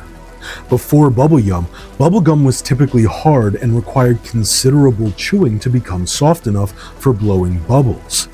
Bubble Yum's ready-to-chew consistency led to speculation among children about its ingredients. In the absence of a clear explanation, the idea of spider eggs as a source of the gum's unique texture became a plausible, if entirely false, explanation. The Honey Island swamp monster, also known as the Cajun Sasquatch or La Bête Noire, is a cryptid reported to inhabit the Honey Island swamp in Louisiana.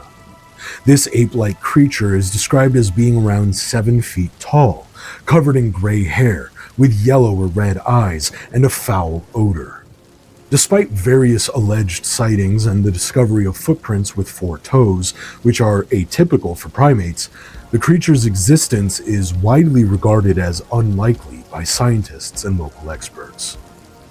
The legend of the Honey Island swamp monster gained prominence following a reported sighting by Harlan Ford in 1963, and a reel of film showing the creature was found after his death. Despite the continued interest and local folklore, investigations have often attributed sightings to misidentifications or natural phenomena such as methane from decomposing plants. The Beale ciphers are a set of 3 encrypted messages, with one cipher claimed to reveal the location of a buried treasure valued at over $43 million as of January 2018. According to the story, the ciphers were left by Thomas J. Beale, who supposedly buried gold, silver, and jewels in Bedford County, Virginia in the early 1800s. Beale entrusted the ciphers to a local innkeeper, Robert Morris, before disappearing. Morris opened the box containing the ciphers 23 years later and gave them to a friend, who managed to solve only the second cipher, revealing details about the treasure's contents, but not its exact location. The story was first published in 1885 in a pamphlet called the Beale Papers. Despite various efforts to decode the remaining ciphers and locate the treasure, no success has been achieved. The tale's authenticity has been challenged by cryptographers and researchers, who suggest it might be a hoax. Notable skeptics, such as Jim Gilligley and Joel Nickell, have argued that the ciphers and the associated story were likely created as a piece of fiction, possibly as an allegory tied to Freemasonry rather than a genuine historical account. The origin of the Beale ciphers is tied to a pamphlet that describes how Beale and his group discovered a rich mine in the early 1800s and later buried their finds in Virginia. Beale encrypted 3 messages detailing the treasure's location, its contents, and the names of its owners. Beale's disappearance and the subsequent handling of the ciphers by Morris and his unnamed friend have led to much speculation. However, historical and linguistic analysis suggests that story might have been fabricated, and the real author of the pamphlet, James B. Ward, was likely behind the myth. Bananidine is a fictional psychoactive substance purportedly extracted from banana peels. The concept originated as a hoax with a satirical recipe published in the Berkeley Barb in March 1967. This recipe was also an excerpt from the San Francisco Oracle, aiming to lend credibility to the joke. The hoax played on the contemporary cultural belief fueled by Donovan's hit song Mellow Yellow, which was rumored to be about smoking banana peels. The hoax gained further traction when it was featured in a New York Times Magazine article titled Cool Talk About Hot Drugs in August 1967. The original intent was to provoke debate about the ethics of drug prohibition by suggesting how the government might react if something as mundane as banana peels were psychoactive. The story was widely accepted as true, leading to events such as smokeouts and public demonstrations, and even an investigation by the FDA into the supposed effects of banana peels. Bananidine's influence persisted as William Powell included the hoax recipe in his 1970 book, The Anarchist Cookbook, misinterpreting it as a genuine substance. The myth of Bananidine was further popularized in a 1971 comic strip, cementing its place in counterculture lore. I think I have an idea for a shirt. I've got many ideas for shirts, but I think I've just added one to the list. The Enfield Monster is a purported cryptid reported around Enfield, Illinois in April 1973. The creature was described as having 3 legs, a short body, and large pink eyes with a grayish color. Henry McDaniel, who first reported the creature, claimed to have seen it near his home, fired shots at it, and found unusual footprints. Local authorities investigated but could not confirm the creature's identity. The story gained traction with various sightings and claims, including an alleged encounter by a neighbor and reports of a creature seen near railroad tracks. Media coverage of the incident led to widespread public interest, with some suggesting the creature might be a wild ape or an escaped kangaroo, given its peculiar description. Despite these theories, there were no definitive answers, and some subsequent reports of monster hunters visiting the area led to concerns about public safety. An Ohio man even suggested that his lost kangaroo might have been mistaken for the creature, though McDaniel, who had prior experience with kangaroos, dismissed this theory. In 1978, Western Illinois University researchers used the Enfield monster case as a study in social contagion. They found that the original reports, which were limited to a few first-hand accounts, were greatly amplified by media coverage and local gossip, creating a collective panic. The study suggested that the creature might have been an exotic pet or a misidentified animal, and concluded that the Enfield monster phenomenon was largely a product of exaggerated reporting and public hysteria. The rougarou is a legendary creature in French diaspora communities, particularly in Louisiana, associated with traditional werewolf myths. Derived from the French term loup-garou or wolfman, the rougarou is described as having a human body with the head of a wolf or dog. It is believed to inhabit swamps, sugarcane fields, and woodlands in Louisiana. The legend is used in folklore to instill fear and obedience, with stories suggesting the creature preys on those who break religious rules or engage in malevolent acts. The rougarou legend is deeply rooted in Cajun folklore, reflecting both direct French influences and adaptations from French-Canadian immigrants.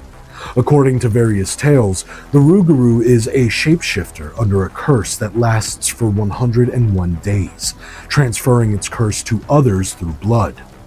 Other variations of the myth include the rougarou being a product of witchcraft, or even a rabbit-like creature.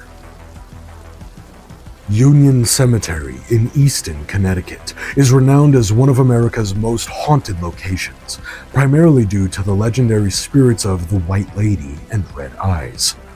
The White Lady, often seen along Route 59 by the cemetery's edge, is shrouded in mystery regarding her origin.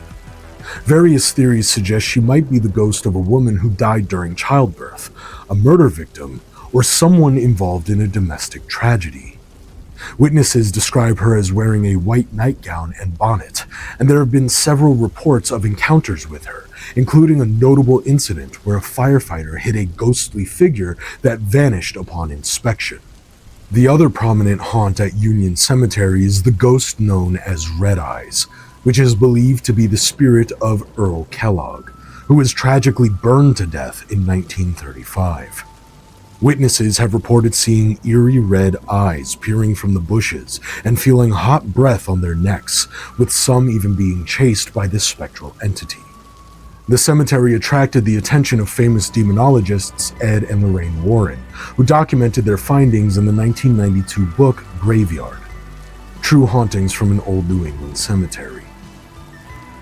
Organ theft involves the illegal acquisition of human organs for transportation or sale without the individual's consent, typically through coercion or theft in institutional settings. While this practice is dramatized in fiction, real-life instances are rare, and most recorded cases involve complex operations rather than the sensationalized scenarios often depicted. Urban legends about organ theft, particularly involving kidneys, gained traction from 1994 onwards, partly due to a case involving a Turkish man who falsely claimed his kidney was stolen. Despite these rumors, actual proven cases are scarce.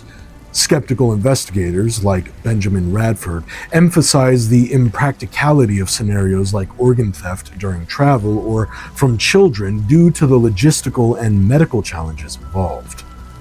Several high-profile allegations of organ theft have emerged, including the illegal kidney transplant racket in India and accusations of organ harvesting from the Kosovo War. In China, allegations involve forced organ harvesting from political prisoners, while in Israel, a controversy arose from claims of organ harvesting by military forces. These cases, along with speculative fiction portrayals, contribute to the complex and often sensationalized narrative surrounding organ theft. La Mala Hora, meaning the evil hour, is an urban legend in New Mexico that refers to a specific time during the night when supernatural entities are said to be most active. This period, akin to the witching hour, is believed to be when the veils between the world of the living and the spirit realm are thinnest, allowing the emergence of an unnamed, malevolent spirit. A story set in 1979 revolves around a girl named Cassie and her friend Brian, who go stargazing in a rural area. After falling asleep and waking up past curfew, Brian searches for his lost keys, leaving Cassie alone by the truck. During this time, Cassie witnesses a mysterious black mass that seems to absorb light and charges at Brian, enveloping him. His screams are so horrifying that Cassie hides in the truck, only to find Brian missing and later dead, his body showing signs of asphyxiation with no apparent physical trauma. After the incident, Cassie is questioned by the sheriff and briefly held in jail as a suspect. Although she's eventually released, the trauma of the experience and the eerie encounter with an old woman who mutters La Mala Hora leaves a lasting impact on her. According to the legend, encountering the Black Mass during La Mala Hora can drive a person mad or result in death if one stares at it for too long. The urban legend surrounding Phil Collins' song In the Air Tonight suggests that the lyrics are inspired by a real-life drowning incident. According to this myth, Collins witnessed someone drowning and saw another person who was close enough to intervene but chose not to help. The legend claims that Collins later confronted the bystander during a concert while performing the song. Over time, variations of this story have become increasingly elaborate, often portraying Collins as revealing the identity of the guilty party during his live performances. In reality, Phil Collins has consistently denied these rumors, explaining that the song's lyrics were written during a period of personal turmoil, specifically his divorce. He has stated that he doesn't know the precise meaning of the song's lyrics, and that the stories about witnessing a drowning are entirely fabricated. Despite his clarification, the urban legend persists and has been referenced in pop culture, including Eminem's song Stan and an episode of Family Guy. The Delaware Sea Witch legend revolves around a woman accused of witchcraft in colonial Delaware who was allegedly blamed for a storm that sank the HMS Brack on May 23, 1798. According to the legend, the woman was thrown overboard and drowned in Delaware Bay, and some accounts suggest she was also blamed for the ship's sinking. However, historical records show that the only documented witch trial in colonial Delaware involved Margaret Matson, known as the Witch of Ridley Creek. The HMS Brack sank with a significant loss of life, including 35 crew members and 12 Spanish prisoners. Rumors of a treasure on board led to numerous expeditions to recover it, including a 1937 attempt involving a witch effigy to change the weather. In the 1980s, salvage efforts recovered some artifacts, but caused considerable damage to the wreck. These efforts, along with the mishandling of shipwrecks, contributed to the passage of the Abandoned Shipwrecks Act of 1987. The curse of Dudleytown is purported to stem from the Dudleys, who supposedly carried a family curse from England due to their ancestor Edmund Dudley's beheading in 1510. This curse was said to bring horror and death to their descendants. Dudleytown's history is marked by a series of bizarre events, including unexplained deaths, disappearances, and cases of insanity. Early settlers, including members of the Dudley family and their neighbors, faced strange tragedies. Notable incidents include Abiel Dudley's mental decline and loss of fortune, Gershon Hollister's death, and reports of strange creatures from a neighbor, William Tanner, the Carter family's tragic end and abduction of children by Native Americans. By the 1940s, visitors to Dudleytown reported ghostly phenomena, such as apparitions, mysterious lights, and feelings of terror. These accounts contributed to the belief in a supernatural taint on the land. In the early 1900s, further tragedies included the mysterious disappearance of John Patrick Brophy's children and the suicide of Dr. William Clark's wife, who reportedly experienced strange attacks by forest creatures. The area, now largely abandoned and protected by the Dark Entry Forest Association, continues to attract paranormal enthusiasts. Visitors claim to experience hauntings and supernatural encounters, further perpetuating the legend of Dudleytown. Moving on to the 6th layer of the iceberg. Wait, I wrote moving on to the 6th layer of the Iceberg. Alright, well, on to the 6th layer of the Iceberg with the Bandage Man. The Bandage Man legend originated in the 1950s, describing a spectral figure wrapped in bloody bandages, rumored to be the remains of a logger who died in a sawmill accident. Haunting a stretch of Highway 101 near Cannon Beach, the Bandage Man's story has various versions, including him being an injured fireman or electrician. Despite these variations, the consistent element is his bandaged appearance and the rotting flesh odor. According to the legend, the Bandage Man primarily targets teens in parked cars and occasionally jumps into moving vehicles, such as open-top cars or pickup trucks, vanishing before reaching town.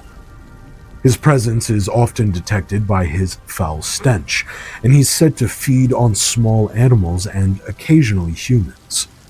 While the tale was once popular in the 1960s as a prank or to scare tourists, it's since faded from local knowledge, but it does persist online. Originally published in the Montpelier Argus and Patriot on December 21, 1887, the Frozen Hill People describes a chilling practice among a poor family of hill farmers near Montpelier who faced severe winter shortages. To survive, they reportedly developed a macabre solution, freezing their elderly and infirm relatives alive for the winter. The tale, detailed in a diary entry supposedly discovered by a reporter, recounts how these family members were drugged, stripped, and left outside to freeze, then stored in a box with straw until spring. When the thawing season arrived, the frozen individuals were revived with a hemlock potion and warmth. Despite the gruesome nature of the story, which includes the family digging out and defrosting their relatives to help with spring planting, some locals still believe in its truth. The Light of Saratoga is a mysterious phenomenon located in the Big Thicket of southeast Texas, known locally as the Ghost Road of Saratoga, Saratoga Light, and Bragg Light. This eerie light appears randomly during the night on a dirt road between Beaumont and Livingston, near Saratoga. The most popular local explanation for the light is that it is the ghostly lantern of a decapitated railroad worker searching for his head, a tale that resembles similar legends in other regions, such as the Paulding Light in Michigan and the Mako Light in North Carolina. Despite various theories, including swamp gas and car headlights, the true cause of the light remains unknown. The area, which once hosted a railroad connecting Bragg to Saratoga, was a bustling site until the railroad ceased operations in 1934. Although some suggest the light could be car headlights from a nearby highway, it typically appears in a direction opposite to where the highway is visible, aiding to the mystery of this local legend. The next entry, Floating Coffin, could be referring to a few things that I found. One is a story that got big on social media for a bit. Photos of a burial casket floating on the South River sparked concern on social media, with speculation that it might be from an old cemetery or historic London town. However, the Maryland Department of Natural Resources investigated and discovered that the object was actually part of a floating dock and not a casket. The DNR removed the dock from the water, and local groups, including the Arundel Rivers Federation, were relieved to clarify the mystery, noting the importance of removing potential hazards before they could cause accidents. Another possible meaning could come from a Ripley's story. The story of Charles Francis Coghlan, as recounted by Ripley's Believe It or Not, begins with a chilling prediction from a gypsy fortune teller who foretold that Coghlan would die at the height of his fame in a southern city and remain restless until he returned home. Coghlan, a renowned actor, fell seriously ill and died in Galveston in 1899 without ever performing there. Due to complications with arrangements in the subsequent 1900 Galveston storm, his body was lost when the vault containing it was washed away. In 1929, Ripley's featured a rumor claiming Coghlan's casket was found floating off Prince Edward Island, where it was supposedly returned and buried. However, investigations have shown that the local records do not support this story, and there is no evidence of Coghlan's remains being recovered or reinterred. The tale remains a blend of legend and fact, with the whereabouts of Coghlan's body still uncertain, and the legend persisting despite the lack of concrete evidence. The Brown Mountain Lights are mysterious glowing phenomena reported near Brown Mountain in North Carolina, with the earliest references dating back to around 1910, coinciding with the introduction of electric lighting in the area. Initial investigations by scientist George R. Mansfield in 1972 clarified that the lights were actually due to trains, car headlights, and brush fires, not supernatural or unexplained sources. Mansfield's findings suggested that the lights were simply distant electric lights observed from various viewpoints, leading to the discrediting of earlier theories. Despite these explanations, the legend of the Brown Mountain Lights persists and evolved over time. Early stories connected the lights to local ghost tales and mythical narratives, with fictional accounts linking the lights to Native American legends and ghost stories involving murder or historical battles. These newer tales often adapted to popular cultural themes, such as UFO sightings and extraterrestrial encounters, influencing the legend as it became a focal point for ghost hunters and enthusiasts. Fate Wiseman's early account of a mysterious light observed around 1854 and claims made about John William Gerard de Brom's writings have contributed to the lore surrounding the lights. However, these accounts often lack reliable evidence and historical context. Modern research, including the installation of low-light cameras by Appalachian State University, has failed to document any unexplainable phenomena, further supporting the explanation that the lights are merely reflections of distant electrical sources. I'll be honest with you, if you want a much better breakdown for the Brown Mountain Lights specifically, head over to Wendigoon's channel. He did a really good video about them. So this next entry is written in the Iceberg as Snowman's Rest, though I couldn't find anything relevant for that, and instead I found Showman's Rest, so hopefully this story is what was intended. The urban legend surrounding Showman's Rest in Forest Park, Illinois, involves eerie and supernatural phenomena linked to the cemetery's history. This section of Woodland Cemetery, dedicated to circus performers, includes a mass grave for 56 to 61 employees of the Hagenbeck Wallace Circus who died in the 1918 Hammond Circus train wreck. Over the years, local lore has grown, with claims that ghostly sounds of elephants and an active circus can be heard at night. These legends are fueled by the cemetery statues of elephants, which symbolize both joy and mourning. While some attribute these sounds to nearby Brookfield Zoo, which housed elephants until 2010, the ghostly elephant noises continued to capture the imagination of locals and visitors.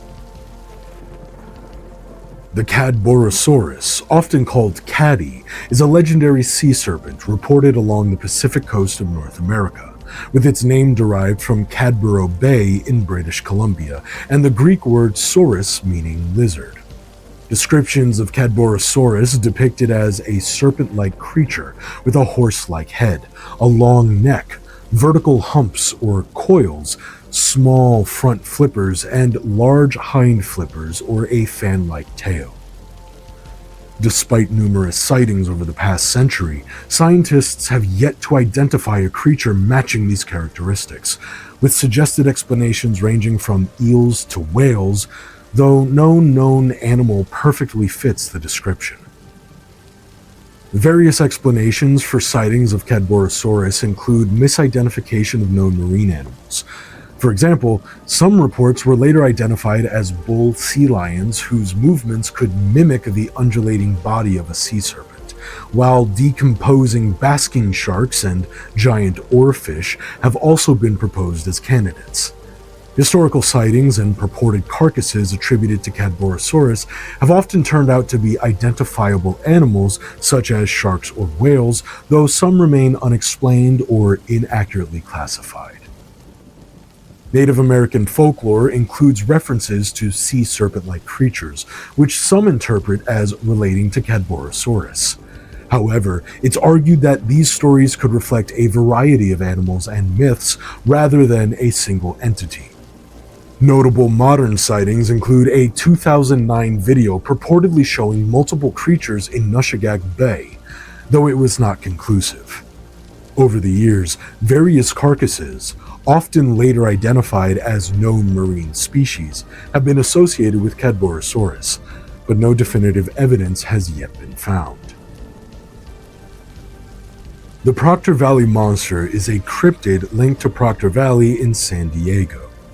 Descriptions of the creature vary, with some accounts depicting it as a tall, hairy being similar to Bigfoot, while others describe it as a disarranged cow or bovine-like entity.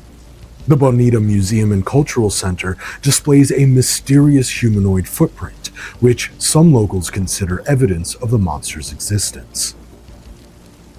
The Curse of Tippecanoe, also known as Tecumseh's Curse or the 20-Year Curse, is an urban legend suggesting that U.S. presidents elected in years divisible by 20 are doomed to die in office. According to the legend, the curse originated from Tenskwatawa, a Native American leader defeated by William Henry Harrison at the Battle of Tippecanoe in 1811. Since 1840, 7 presidents elected in such years have died in office, including William Henry Harrison, Abraham Lincoln, James A. Garfield, William McKinley, Warren G. Harding, Franklin D. Roosevelt, and John F. Kennedy. Ronald Reagan and George W. Bush, elected in 1980 and 2000 respectively, did not die in office. The curse's credibility has been questioned, with critics noting the lack of historical evidence for the supposed curse, and the fact that no president elected after 1960 has died in office. Notable figures such as Thomas Jefferson and James Monroe, elected before the curse's alleged starting point, survived their presidencies, adding to skepticism. Additionally, several presidents outside the curse's pattern, like Zachary Taylor, faced similar fates. The Witch Child of Pilot's Knob is an urban legend from Marion, Kentucky, involving a girl named Mary Evelyn Ford and her mother, Mary Louise Ford. According to the legend, in the early 1900s, both were accused of witchcraft and, rather than facing legal charges, were burned at the stake by townsfolk. Mary Louise's body was buried far from Marion, while Mary Evelyn's body was interred in Pilot Knob Cemetery, where her grave was fortified with concrete, gravel, and a fence of crosses to prevent her from rising for revenge. The legend holds that Mary Evelyn's spirit is trapped within the fence around her grave, but can pull people down into it if they come too close. Additionally, a dark spirit known as the Watcher is said to haunt the cemetery, attempting to claim Mary Evelyn's soul, but being unable to cross the fence. The spirit is also believed to scare off visitors to the cemetery. The Jetpack Man is an urban legend referring to an unidentified individual or object observed flying at high altitudes around Los Angeles between 2020 and 2022. Multiple airplane pilots have reported seeing this figure at altitudes around 5,000 feet, though it remains unclear if these sightings involve the same person, a drone, or something else entirely. The first reported sighting occurred on August 30th, 2020, when pilots near Los Angeles International Airport saw a guy in a jetpack at 3,000 feet. Subsequent reports included a video from November 2020 showing what appeared to be a balloon, and further sightings in October and December 2020 and July 2021. Each of these sightings, including a video captured by a flight instructor, suggested the possibility of a jetpack or drone, but no takeoff or landing was observed. The FBI and the Federal Aviation Administration have investigated the sightings, but have not verified them. The prevailing theory among authorities is that the sightings might actually be balloons or other non-jetpack objects, as no substantial evidence has confirmed the existence of a jetpack or large drone flying at such altitudes. The Mercy Brown vampire incident, which occurred in Rhode Island in 1892, is a notable case from the New England vampire panic.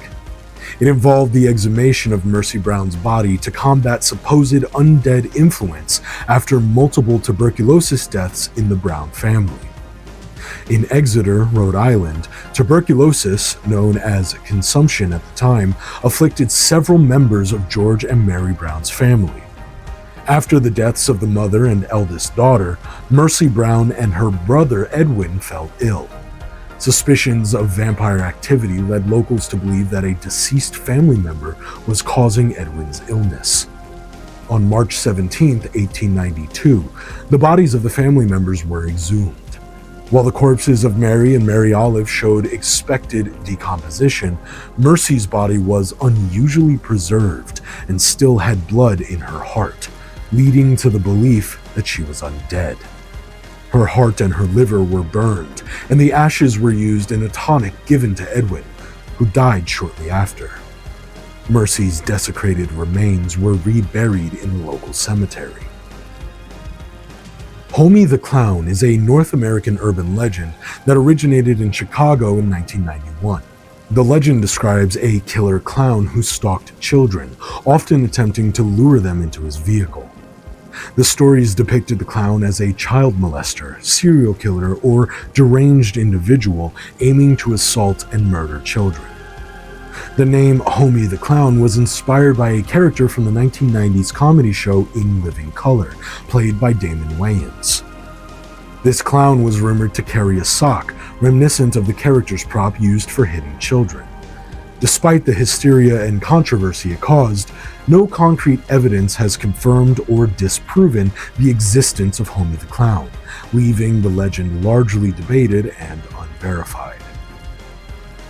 Riverdale Road, an 11-mile stretch between Thornton and Brighton, is infamous for numerous alleged hauntings and paranormal activities. According to local lore, the area is cursed due to a nearby Native American burial ground. Various entities are said to haunt the road, with gray foxes representing evil spirits and coyotes symbolizing protective forces. Notable legends include a house where the owner, possessed by a demon, allegedly burned his family alive, with the site now known as the Gates of Hell. There are also tales of a community of Satanists conducting rituals in the area, and an old dairy with a tree used for hanging women accused of witchcraft. Additionally, street signs on Riverdale Road are said to sometimes be found covered in dried blood and small handprints, attributed to the ghost of a young boy who died on his way to school. Other reported apparitions include a ghostly jogger and a lady in white seen along the road. I'll be honest, I kind of want to check out Riverdale Road now. The legend of the ghosts of Slaughterhouse Canyon, set in 1882 near Kingman, Arizona, tells a tragic and haunting tale. The story centers on a miner who left his family, including his wife Luna and their children, to search for gold. When he failed to return, Luna and the children faced starvation. Driven to madness by hunger and grief, Luna eventually killed her children and dismembered their bodies, throwing the remains into a river. Luna, in her wedding dress, died from starvation the next day. The canyon, now known as Slaughterhouse Canyon, is said to be haunted by Luna's tormented spirit. Ghost hunters visiting the area report hearing her agonizing screams and sobs on quiet nights. The urban legend of Walking Sam is tied to the Pine Ridge Indian Reservation in South Dakota, known for its history of trauma and poverty. In late 2014 and early 2015, a surge in teen suicides, with 103 attempts and 9 fatalities, led to speculation about a supernatural influence. Walking Sam, also called the Tall Man or Stovepipe Hat Bigfoot, that's my favorite name so far, is described as a 7-foot-tall figure with eyes but no mouth. He is said to lure teenagers with deep-seated feelings of worthlessness and encourages self-harm. Some view him as a malevolent spirit, while others consider him a manifestation of the deep-seated trauma and despair experienced by the Lakota people. Beaver Dunes Park in Oklahoma, known as Oklahoma's Bermuda Triangle, is shrouded in mystery and legends. Located in the Panhandle region on what is referred to as No Man's Land, the park has a dark history of disappearances and paranormal activity. The legend of Shaman's Portal dates back to the 1500s, when Spanish explorer Coronado's men vanished amid strange green light, which Coronado described as the work of the devil. Despite warnings from Native American guides about the area's evil nature, Coronado pressed on, leading to the mysterious disappearance of his men. The term Shaman's Portal was coined by the Native Americans, who believed the area was a portal to another dimension. Over time, the park has been linked to unexplained phenomena, secret military excavations, and sightings of men in black. Some theories suggest ancient alien spacecraft, electromagnetic disturbances, or native magic protecting hidden treasures as explanations for the strange occurrences. Despite no concrete evidence linking these phenomena to a supernatural portal, the area's eerie reputation deters many from venturing too far into the dunes. Rawhead and Bloody Bones is an interesting one. In the deep woods of the Ozarks, an old conjurer named Old Betty lived with her scrawny, magical razorback hog named Rawhead. Betty was known for her conjuring skills and often used potions to help her community. Rawhead was her only companion and frequently accompanied her on trips to town. One day, Rawhead went missing, and Betty, using her magical potions, discovered that a local hunter had stolen and slaughtered her hog.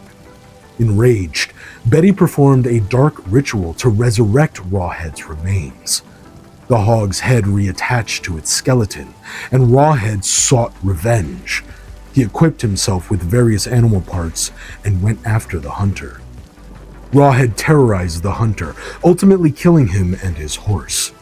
Since that night, Rawhead has been seen roaming the woods with Old Betty, and occasionally riding the hunter's horse through town, wearing the hunter's overalls and displaying his own gruesome head against the full moon.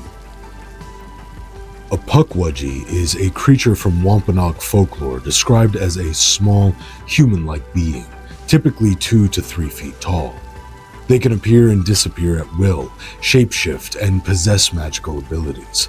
Their common form resembles a porcupine from the back and a half-troll, half-human from the front, and they walk upright. Originally believed to be friendly, Pukwudgies turned against humans and are known for their malevolent actions. They can lure people to their deaths, use poison arrows, create fire, and play cruel tricks. They're notorious for kidnapping, attacking with knives and spears, and blinding victims with sand. In folklore, Pukwudgies are enemies of the great Mashop and his wife, Granny Squannet. They caused trouble out of jealousy for Mashop and were eventually exiled, leading them to seek revenge by killing Mashop's sons and, in some versions, Mashop himself. Vivia Thomas is a folk figure from American military history. Born into a wealthy Boston family, she was well educated and engaged to an army officer. When he disappeared before their wedding, she followed him to Fort Gibson, Indian Territory, where she disguised herself as a man and enlisted in the army to find him. Upon discovering that he was involved with an Indian woman, she killed him in December 1869. Overcome with guilt, Thomas visited his grave nightly to seek forgiveness and confessed her crime to a chaplain. She was found frozen to death by his grave on January 6, 1870. Her story, noted for its tragic end, includes a ghostly legend of her spirit haunting the cemetery. She was buried with honor at Fort Gibson National Cemetery, and her grave is marked with a simple stone, Vivia Thomas, January 7, 1870. Waverly Hills Sanatorium in Louisville, Kentucky, is known for its chilling reputation as a haunted site. Originally built in 1908 to treat tuberculosis, the sanatorium was a self-contained facility with its own post office and farmland. It could house over 400 patients and operated as a tuberculosis treatment center until the development of antibiotics in the 1960s, after which it was converted into a nursing home until its closure in 1981. The building fell into disrepair until it was purchased in 2001 by Charlie and Tina Mattingly, who, through the Waverly Hills Historical Society, began renovating it. Waverly Hills became famous for its haunted reputation, partly due to the high death toll from tuberculosis, with over 6,000 people having died there. Notable haunted spots include the 600-foot body chute used to discreetly transport corpses and Room 502, associated with a nurse's alleged suicide. Black Aggie is the name given to a statue once located at the grave of General Felix Agnes in Druid Ridge Cemetery, Maryland. The statue is an unauthorized replica of Augustus St. Gaudens's allegorical figure Griot from the Adams Memorial in Washington, D.C. Installed in 1926, it became infamous for urban legends suggesting supernatural occurrences, such as hauntings, spectral gatherings, and eerie phenomena like moving or glowing eyes. These legends led to increased vandalism and trespassing, prompting the Agnes family to donate the statue to the Smithsonian in 1967. It was stored at the Smithsonian American Art Museum and is now displayed in a courtyard behind the Dolly Madison House in Washington, D.C. The original pedestal at Druid Ridge Cemetery remains empty. The Clown Doll, also known as the Clown Statue, is the antagonist in an urban legend inspired by The Babysitter and the Man Upstairs. In the story, a teenage babysitter is watching over children in a large, wealthy home in Newport Beach, California. She becomes unnerved by a large clown doll in the room where she's supposed to be staying. When the doll starts to unsettle her, she calls the parents, who deny having a clown doll, and then contacts the police. The police discover that the clown is actually a man with dwarfism, who escaped from a mental hospital or is a homeless person who had been living secretly in the house. This intruder had been hiding in the house and watching the children while they slept. In some versions, the intruder is more a malevolent figure, such as an escaped mental patient or a ghost of a clown. In darker variations, the intruder might even follow the babysitter when she tries to call for help, and the babysitter may end up dead. William Skeeto Sr. was a Methodist minister from Newton, Alabama, whose lynching on December 3, 1864, inspired a well-known ghost story. Skeeto was allegedly executed by a local home guard unit led by Captain Joseph Brer, either on charges of desertion or for suspected aid to pro-Union renegades. During the hanging, a shallow hole was dug beneath Skeeto's feet to accommodate his large frame, leading to the legend of the hole that won't stay filled. Despite numerous attempts to fill it, the hole reportedly remained visible and retained its original dimensions for 125 years. Skeeto's tale was popularized by Catherine Tucker Wyndham in her book 13 Alabama Ghosts and Jeffrey. Although the hole eventually disappeared due to flooding and construction, the site remains a point of interest, and a monument to Skeeto was erected nearby. The story of Skeeto in the Hole has become a significant part of Southern folklore. The urban legend of Eunice Cole, known as Goody Cole, is rooted in her accusations of witchcraft in 17th century New Hampshire. Born around 1590 in England, Cole immigrated to the New World with her husband, settling in Hampton, New Hampshire. She was the only woman in New Hampshire to be formally accused of witchcraft. Over her life, she faced multiple accusations, was imprisoned several times, and was eventually acquitted. Following her death in 1680, local legends emerged that she was buried in an unmarked grave with a stake driven through her body to prevent her from returning as a witch. A horseshoe was reportedly hung on the stake as an extra precaution. The story of Goody Cole became a symbol of injustice and malice, despite the lack of evidence supporting her guilt. In modern times, efforts to clear her name have included the formation of the Goody Cole Society in 1937 and various cultural references such as a barbecue restaurant named Goody Cole's Smokehouse and a progressive rock album titled The Legend of Goody Cole. And with that, we wrap up the 6th layer of the iceberg, delving into the 7th with Pigman Road. Holland Road, also known as Pigman Road, is steeped in eerie legend. The road earned its nickname from a local butcher in the 1950s and 60s who allegedly placed pig heads on stakes along the street and was rumored to have killed a man, hanging his body on a meat hook. However, the area's ghostly reputation predates the butcher's tale. On December 18, 1967, a tragic train accident occurred near Pigman Road, where a 6-car passenger train derailed, killing 50 people and severely burning 40 others. Locals believe that the spirits of these victims still haunt the area. The urban legend of Skinned Tom is a gruesome tale often told around campfires. The story revolves around Tom, a handsome man who enjoyed dating women, eventually becoming involved with a married woman unknowingly. When the woman's husband discovers the affair, he seeks bloody revenge. The husband catches the couple at a lover's lane, violently kills his wife, and then skins Tom alive with a hunting knife. The legend claims that Tom's bloody skeleton, still dressed in 20s clothing and wielding the knife, haunts Lover's Lane, targeting couples to teach them the same deadly lesson. In some variations, the wife survives to hear Tom's screams, or she tries to intervene or flee, leaving Tom to his gruesome fate. The White Thing, also known as the White Creature, is a monstrous figure from the folklore of the Lower Kanawha Valley in West Virginia. Described as being bear-sized but dog-shaped, it has saber-like fangs, filthy white woolly fur, and is sometimes seen standing on its hind legs like a bear. First documented in Ruth Ann Music's 1965 book, The Telltale Lilac Bush and Other West Virginia Ghost Tales, the creature is believed to be both a phantom and a physical entity. It's related to Sheep Squatch, another cryptid reported in various West Virginia counties, with sightings peaking in the 1990s.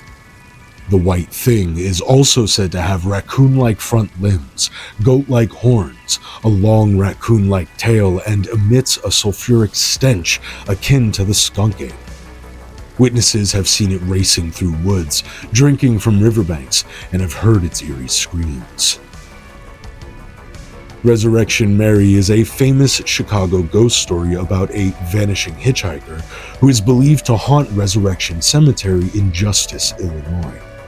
The legend dates back to the 1930s and describes encounters with a young woman in a white party dress, often seen hitchhiking along Archer Avenue.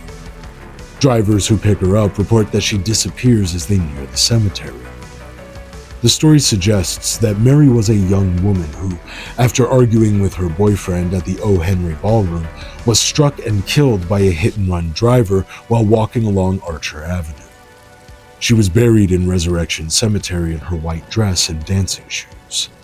Sightings of Resurrection Mary have been reported over the decades, with drivers claiming to have nearly hit her or seen her vanish near the cemetery. Some believe the ghost to be that of Mary Bregovy, who died in a car accident in 1934, or Anna Maria Norkus, who died in a similar manner in 1927, though nothing has been confirmed. The green-clawed beast is an alleged cryptid said to inhabit the Ohio River near Evansville, Indiana. The story originates from August 14, 1955, when Naomi Johnson was reportedly attacked by an unseen creature with a claw-like hand while swimming. The creature repeatedly pulled her underwater until her friend, Louise, intervened by positioning her inner tube over the spot where the creature was attacking. Although the creature was never seen, Johnson described its hand as clawed and furry. After the incident, a man claiming to be an Air Force colonel visited Johnson and advised her to keep quiet about the event. There have been no further reported sightings of the creature since then. The Cursed Pillar, part of a former market in Augusta, Georgia, is the focus of a local urban legend. According to the story, an evangelist cursed the market after being forbidden to preach near the pillar, predicting the market's destruction while the pillar would remain standing. A freak tornado then destroyed the market, leaving the pillar intact. Over the years, the legend expanded to claim that anyone attempting to move or touch the pillar would die. Despite these beliefs, the pillar was destroyed and rebuilt multiple times, most recently by an out-of-control car in 2016. Though plans to rebuild it were announced, the pillar has not yet been restored. The lava bear, once believed to be a unique species of small bear found in the lava beds of south-central Oregon, became the subject of an urban legend in the early 20th century. Described as a diminutive bear with woolly, light brown fur, it was initially thought to be a separate species, possibly a dwarf grizzly or a North American sun bear. Reports of these small bears captured public imagination, especially after a mounted specimen was exhibited and widely publicized. Hunters and trappers sought out these mysterious creatures, and a few specimens were captured or killed between 1917 and 1934. However, scientists eventually determined that the so-called lava bears were simply malnourished American black bears, stunted by the harsh environment in which they lived. Despite this scientific explanation, the idea of the lava bear persisted in popular culture, leading to its adoption as a sports mascot by Bend Senior High School. Cass Elliot, also known as Mama Cass, was a prominent singer in the 1960s, best known as a member of the Mamas and Papas. Despite her significant contributions to music, her death became shrouded in a widely believed and yet false urban legend. It was rumored that Elliot died by choking on a ham sandwich, a story that overshadowed her legacy for decades. In reality, Cass Elliot died of a heart attack in 1974 at the age of 32. The ham sandwich myth originated from an erroneous report which was perpetuated by her manager Alan Carr and published by journalist Sue Cameron in The Hollywood Reporter. Carr allegedly believed that the fabricated story was preferable to any rumors suggesting that Elliot's death was related to drug abuse. The Witch of Yazoo City is a chilling urban legend from Yazoo City, Mississippi. According to the tale, an evil witch lived near the Yazoo River, where she lured fishermen to her hut, tortured, and killed them. When the local sheriff discovered the bodies and pursued the witch, she fled into the swamp and was trapped in quicksand. As she sank, she cursed the town, vowing to return in 20 years to burn it down. The townspeople buried her in Glenwood Cemetery, chaining her gravestone to prevent her spirit from escaping. On May 25, 1904, 20 years to the day after the witch's death, Yazoo City experienced a devastating fire that destroyed 200 homes and businesses. Witnesses claimed the flames behaved strangely, as if under the witch's control. After the fire, the chain around the witch's grave was found broken, fueling beliefs that the witch's curse had indeed come true. The Hillbilly Beast of Kentucky is an urban legend from eastern Kentucky, similar to Bigfoot. Described as a massive creature, it stands 8 to 10 feet tall and weighs over 800 pounds. It is said to have black eyes that glow orange at night and communicates through loud shouts and tree banging. The legend dates back to accounts from Daniel Boone, who reported encountering a 10-foot hairy giant he called a Yahoo, referencing similar creatures in Jonathan Swift's Gulliver's Travels. The Gurdon Light is a mysterious floating light seen above railroad tracks near Gurdon, Arkansas, first reported in the 1930s. Various theories attempt to explain it, including reflections from car headlights, swamp gas, or even an electrical phenomena involving local quartz crystals. A popular local legend links the light to a 1931 murder involving railroad worker William McLean, who was killed by his employee, Lewis McBride. The light is believed to be McLean's ghostly lantern searching for his head. The Charman is a local legend from the Ojai Valley in California, dating back to the 1940s. The story revolves around a man who survived a devastating brush fire in 1948 but was severely burned. After his father died in the fire, the man reportedly went insane, hung his father's body from a tree, and fled into the hills, where he has lived ever since in a disfigured state. Over time, the legend has evolved, with the Charman being described as a terrifying, burnt figure who sometimes appears near Old Creek Road. The legend gained traction in the 1960s, with reports emerging of an elderly, deformed man with skin cancer in the area, leading to a local myth that he was the Charman. The story further spread after a 1967 newspaper article about a hoax involving a man pretending to be the Charman, which intensified the legend's presence. The Charman legend became localized to the bridge on Old Creek Road, where it was believed the figure might appear if someone yelled out for help. The urban legend surrounding the Ridge home, an abandoned institution in Arvada, Colorado, describes it as a haunted asylum. Originally known as the Colorado State Home and Training School, the facility for mentally handicapped individuals has a dark history that goes beyond typical ghost stories. There were reports of forced sterilizations of the residents in the 1940s, many patients being inadequately tested and wrongfully placed there because of family abandonment in the 1950s, structural issues such as cracks in the foundation and inadequate fire safety measures in the 1970s, neglect and abuse of residents due to understaffing and poor funding, including criminal actions by staff members, fill in the blanks, in the 1980s, and in 1988, it was reported to have frequent break-ins by thrill seekers and the homeless. The urban legend of Gore Orphanage combines chilling tales of a horrific fire, ghostly apparitions, and a haunted location in Vermilion, Ohio. The legend describes a fire that engulfed an orphanage, killing dozens of children trapped inside. The tragedy is said to have resulted in the souls of the children haunting the area, with reports of eerie cries and glowing lights persisting over a century later. Visitors to Gore Orphanage Road report paranormal activity, including ghostly apparitions, hearing the cries of children, and seeing mysterious lights. The actual history of the orphanage, known as Light of Hope, and the nearby Swift's Hollow Mansion are less sensational but have been woven into the legend. The orphanage was established by Reverend Johann Sprunger, who faced accusations of abuse and neglect. The Swift Mansion, a site of rumored occult activities, was never used as part of the orphanage but became a focus of paranormal interest.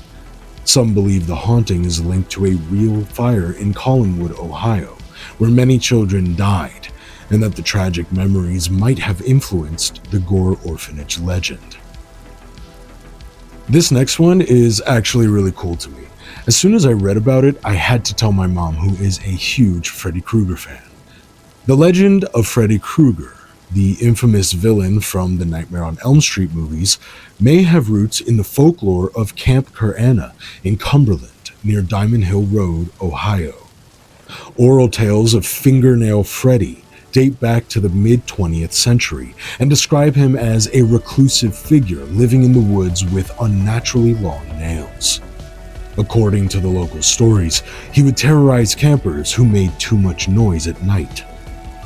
In more detailed versions of the legend, Fingernail Freddy is identified as Hotshot Charlie, a homesteader named Charles Torrey. Many years ago, Torrey lived with his family in a small log cabin on a farm. He faced constant vandalism from city kids who would disrupt his farm, leading him to fire rock salt at them as a deterrent. In retaliation, the kids set his cabin on fire, killing his family and severely burning him. Disfigured and traumatized, Charlie retreated into the woods, becoming a hermit who sought revenge by killing any kids who ventured near his former home. His story is said to be linked to a foundation still visible in the area, and some believe a nearby cemetery contains the grave of the real Freddy Krueger. Researching this next entry actually opened up a few more cool stories that I've included here for everyone. The legend of Jim Grabowski haunts the former Jones & Laughlin Steel's 2 shop in Pittsburgh. According to the tale, Jim Grabowski met a tragic end in 1922 when he fell into a foundry ladle, resulting in his liquefaction. His ghost, along with the anguished cries and eerie laughter, reportedly haunted the shop until it was demolished in 1960. Workers honored deceased colleagues by keeping a small portion of tainted steel, but the spirits were disturbed when the steel was later used as scrap. Another ghostly figure associated with the steel mills is Slagpile Annie, the true Iceberg entry, who was said to appear in the tunnels of the J&L steel mill. In the 1950s, a student worker encountered her while she was dressed in old-fashioned clothes and a red bandana. She revealed that she was already dead, having died in an accident in the same tunnel years earlier. At the Edgar Thompson Steelworks in North Braddock, the Hamburg Ghost is a faceless apparition seen near Old Hamburg Road. The ghost is linked to a tragic tale of a man who, after his wife was murdered and he subsequently took his own life, now searches hopelessly for her. Other theories about hauntings at the mill include a ghost of a man who committed suicide by jumping into a ladle, or even Joe Magarak, a mythical figure. Employees have reported encounters with a spectral figure cut in half by a train, leaving behind an unsettling chill. The 13 Steps to Hell is a chilling urban legend centered on Maltby Cemetery in Washington. According to the tale, a staircase once existed at the cemetery, leading down into the earth as an entryway to a wealthy family's tomb. The legend claims that if you visit the cemetery at night and descend these 13 steps, you would encounter a vision of hell that could drive you insane. If you stand on the 7th step at midnight and look back up, you might see the ghostly figure of a woman. Depending on the version of the legend, she is either a grieving mother searching for her child or a witch who was buried alive. Witnesses are said to have seen individuals collapse in terror upon reaching the bottom and turning around. Some never spoke again. The legend of the Escalante Petrified Forest State Park in Utah revolves around a curse associated with stealing petrified wood. According to the story, visitors who take pieces of petrified wood from the park are doomed to experience a lifetime of bad luck, which can range from minor embarrassments to serious accidents and illnesses. The curse is said to be so powerful that the only way to break it is by returning the stolen wood to its original location. This legend has led to numerous visitors sending back stolen wood, sometimes in large quantities, along with letters detailing their misfortunes. The origins of the curse are unclear, but date back to the 1930s, and similar tales are also reported in other locations like Petrified Forest National Park in Arizona. This next one is another legend that's basically just provably true. Shotgun Man was a notorious assassin and serial killer active in Chicago's Little Italy during the 1910s. He's attributed with killing 15 Italian immigrants between January 1st, 1910 and March 26th, 1911 in a violent area known as Death Corner at Oak Street and Milton Avenue. The violence in this neighborhood was linked to the Italian gangs, the mafia, and Black Hand extortionists. Despite numerous witnesses, the Chicago police could not identify the man, and the local community, influenced by the Black Hand, was reluctant to cooperate with the authorities. The legend of Miniwashitu is a Native American myth from the Dakota Nation about a terrifying creature that readers in the Missouri River described as a monstrous being with a red, hairy body like a buffalo, a single eye in its forehead, a horn, and a jagged, saw-like backbone. Miniwashitu is said to be seen rarely but is associated with dreadful consequences. The creature is reported to cause blindness, insanity, and death to anyone who witnesses it. It is believed to move upstream in the spring, breaking the river's ice with its presence. The fearsome legend has made Miniwashitu a symbol of terror and caution for those near the Missouri River.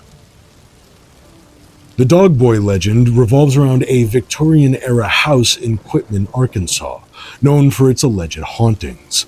The house, originally owned by the Jackson family and later by the Garretts, became infamous due to Gerald Floyd Bettis, a resident notorious for his cruel behavior towards animals and his abusive treatment of his elderly parents.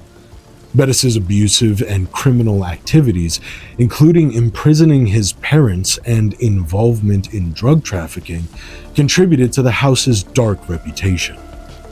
After Bettis's death, the house experienced numerous paranormal events, including sightings of a World War I soldier's ghost, unexplained lights, and eerie noises. Subsequent residents and investigators reported various supernatural occurrences, such as floating objects and cold spots.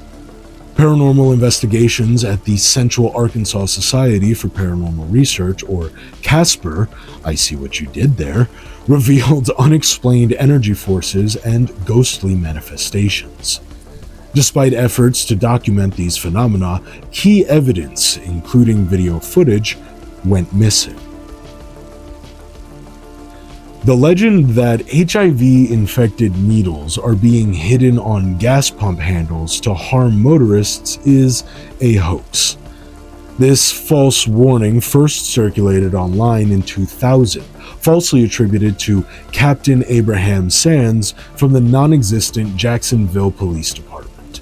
The claim was that needles infected with HIV were being affixed to gas pump handles, with numerous reported cases of infection. Authorities, including the Jacksonville Sheriff's Office and the CDC, have confirmed there is no evidence supporting these claims. The Jacksonville Sheriff's Office reported no such incidents and no Captain Abraham Sands.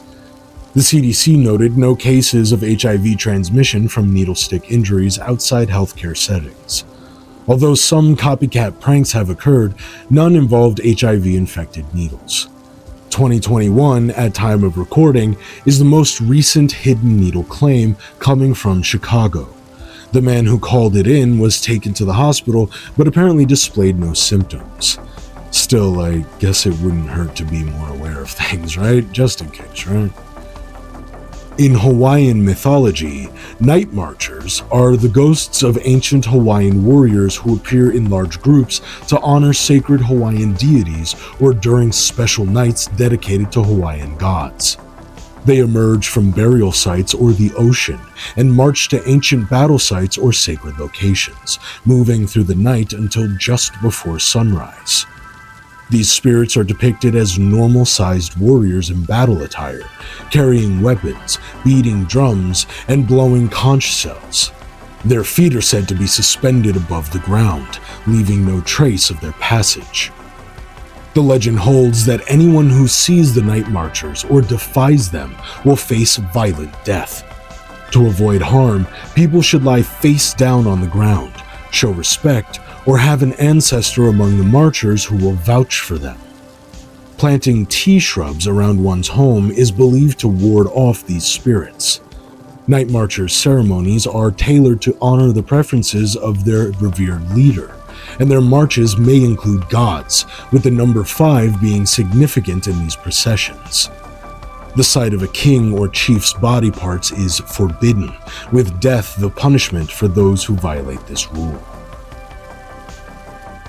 The beheaded child on a school bus legend is a cautionary tale intended to deter children from dangerous behaviors, specifically hanging out of school bus windows. The story claims that a young student who frequently hung their head out of the window was decapitated by a road sign. This gruesome detail is used to shock and scare children into keeping their heads inside vehicles. Despite its vivid nature, there are no documented cases of such a decapitation occurring. While there have been real-life incidents where children were injured or killed by sticking their heads out of a bus window, such as hitting poles or branches, none involved decapitation. I myself was told not to put my arm out of the window, and when I asked why not, was told a similar story of a little boy who got his head cut off sticking it out of the window. This entry is labeled as school bus decapitation, and at first I thought of that story from Canada of the massive Asian man who decapitated the guy sitting next to him on the Greyhound bus. Then I remembered that story has not a single shred of myth to it, so I guess it doesn't really matter if you hang your head out of the window or not. Don't do it, but also don't sit next to anyone. The Mercedes outbreak is a Mississippi urban legend from the 1950s about a disease that supposedly transformed women into homicidal maniacs. According to the legend, Mercedes was contracted by men who ingested large amounts of lead, causing them to secrete a chemical that incited nearby women to enter into a violent rage. The tale is said to have originated in Europe, where a man was chased by enraged women who followed him into freezing waters, leading to their deaths. The legend claims that this disease then spread to a small town in Mississippi, where the men had eaten a bunch of lead, sending the women into a killing spree, trying to hunt down every last man in town. This is one of those entries I really wish we had more information on, but weird disease caused by women smelling lead sweat from men turns them into killers is about as good as we get here. The Snarly-Yow, also known as the Black Dog, is a legendary creature that has haunted South Mountain near Hagerstown, Maryland, since the early 20th century. This large, grotesque black dog is noted for its unsettling traits and actions. It has a menacing appearance, characterized by big paws and a red mouth. The creature is known for its eerie behavior, particularly its habit of blocking the road on the National Pike and confronting travelers. Despite its intimidating presence, the Snarly-Yow does not cause physical harm. Attempts to interact with or harm the creature are met with bizarre results. Objects thrown at it pass through as if it were a ghost, and bullets fired at it have no effect. Several encounters with the Snarly-Yow highlight its strange traits. In one instance, a man named William saw the dog on the road in 1975, but was unable to impact it with physical objects. Other witnesses, including a skilled marksman and a mountain man, also experienced the creature's elusive and hard-to-hit nature. One particularly eerie account involves a car that ran over the Snarly-Yow, only for the dog to reappear unharmed behind the vehicle. In Harmony Township, New Jersey, there exists a bizarre urban legend about the spook rabbits. These creatures are described as malevolent and bloodthirsty bunnies that hunt their prey with a ferocity unlike any ordinary rabbit. What makes them even more extraordinary is their reported immunity to bullets, akin to Superman's invulnerability. The legend began in 1891 when a group of hunting dogs returned from the woods with mysterious and severe scratches. While a New York hunting columnist suggested that the injuries were caused by the local thorny underbrush, locals were convinced that the spook rabbits were to blame. To this day, residents are advised to exercise extreme caution when venturing into the rural and wooded areas of Harmony Township, as the spook bunnies are believed to still inhabit the area. It seems that Monty Python was onto something. The next entry isn't so much as scary as just kind of sad. Onion Town, a secluded enclave in the Hudson Valley near Dover Plains, New York, is infamous for its isolation and the stigma attached to its residents. Despite its seemingly innocuous name, Onion Town is not an actual town but a cluster of run-down trailers on a remote road. Over the years, it has garnered a reputation as a place of extreme poverty, backwardsness, and social stigma, which locals and outsiders alike perpetuating myths about its inhabitants being inbred or criminals. The origins of the name Onion Town are unclear, with theories ranging from references to wild onions in the area to derogatory slang. Historically, the settlement was inhabited by poor white tenant farmers, and its residents have long been the subject of negative stereotypes and local prejudice.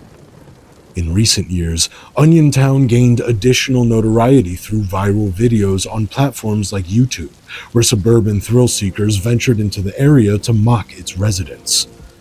These videos often portrayed Onion Town as a sinister, backward place, leading to harassment and violence against those who visited.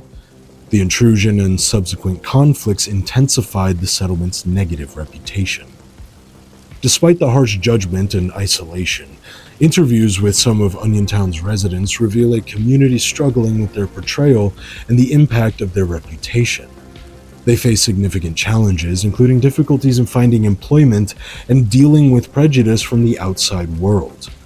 The settlement remains largely closed off to outsiders, reinforcing its mystique and perpetuating its controversial reputation. To be honest, I can't find any real claims of urban legends here other than those people are weird. So, if anyone out there knows why this is on the iceberg or what I'm missing, let me know in the comments below. The Loveland Frog is a legendary humanoid frog reportedly seen in Loveland, Ohio. Described as standing about 4 foot tall, it gained attention in 1972 when a Loveland police officer, Ray Shockey, reported seeing a creature matching the frogman's description. Later, another officer, Mark Matthews, identified and killed a large iguana, missing its tail, as the creature Shockey had seen. Matthews claimed the iguana was a pet that had escaped or been released. Despite this explanation, the frogman legend persists, with comparisons made to folklore figures like Paul Bunyan and sightings reported in cycles over the decades. The message under the stamp legend is a grim tale where a letter from a prisoner of war contains a hidden message beneath the stamp, revealing the true horrors that the prisoner is enduring. Originating from the American Civil War, the story has evolved through various conflicts, including World Wars I and II, and even more recent years. The core of the legend involves a prisoner writing a seemingly normal letter home, but including a distressing message about their suffering hidden beneath the stamp. The legend serves as a form of atrocity propaganda, used to vilify the enemy and galvanize support for war efforts by portraying the enemy as particularly cruel.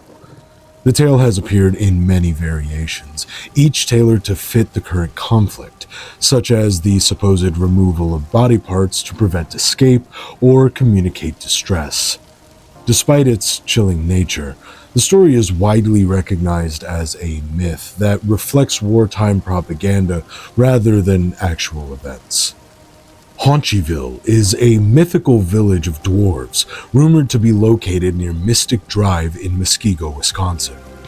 According to local legend, this village is hidden in the woods and inhabited by dwarves who live in scaled-down homes.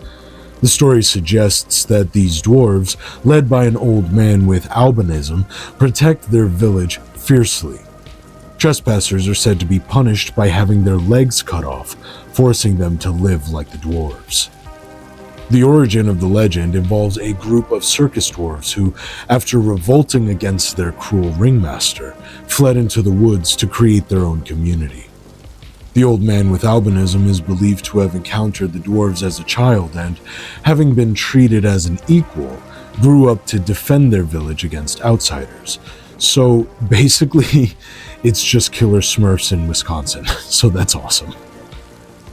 The Montauk Project is a conspiracy theory alleging that the US government conducted secret experiments at Camp Hero or Montauk Air Force Station in Montauk, New York, involving psychological warfare, time travel, and other exotic research. The legend gained traction in the 1980s through the Montauk Project books by Preston Nichols and Peter Moon, who claimed to have repressed memories of participating in these experiments. Nichols, who claims expertise in parapsychology and electrical engineering, and co-author Peter Moon suggested that these experiments included mind control, teleportation, contact with extraterrestrial life, and faked moon landings. The narrative often references the 1943 Philadelphia experiment as a precursor. Critics argue that the Montauk Project stories are fictional, created by Nichols and others for fame and financial gain. Despite this, the legend has influenced pop culture, inspiring the Netflix series Stranger Things. The legend of the Devil Baby at Hull House centers on a supposed monstrous birth linked to supernatural and moral retribution. Hull House, founded in 1889 by social reformer Jane Addams and Ellen Gates Starr in Chicago, was a community center that provided vital services to poor immigrants. The house itself, originally built in 1856, was rumored to be haunted by the ghost of Millicent Hull, the original owner's deceased wife. In 1913, local lore claimed that a devil baby was born to a poor immigrant girl, described with deformities like horns and a forked tail. The tale varied by ethnicity, often involving a cursed or evil husband and themes of cosmic punishment. Despite many visiting Hull House to see the alleged devil baby, Addams confirmed that no such baby existed, and the hysteria eventually subsided. Hull House has since been associated with paranormal activity, including ghostly sightings and unexplained occurrences. The Legend of Big Liz is a ghost story from Maryland about a large slave woman who was executed by her master during the Civil War. The master, a staunch supporter of the Confederate cause, suspected Big Liz of being a Yankee spy. To eliminate her, he tricked her into carrying a heavy chest to a remote swamp, where he forced her to dig a hole and then killed her, burying her body and the chest together. After her death, Big Liz's ghost is said to haunt the swamp, appearing as a towering, dirt-encrusted figure with a glowing blue aura. She is often seen carrying her own severed head, and is said to protect the spot where the chest was buried. On the anniversary of her death, she's rumored to defend her grave fiercely against intruders. Two-Toed Tom is a legendary alligator from the southern United States, known for terrorizing residents in Florida and Alabama. The name Two-Toed Tom comes from the alligator's loss of all but two toes on one or more feet due to a steel trap. The legend began in the 1920s, with an early reference from Esto, Florida, Councilman Ralph Dupree, who recalled hearing about Two-Toed Tom as a child. The story gained prominence in the 1934 book Stars Fell on Alabama by Carl Carmer, which described the alligator as a fearsome 14-foot beast with red eyes. According to the tale, Two-Toed Tom not only attacked livestock, but also preyed on people, committing violent acts before consuming his victims.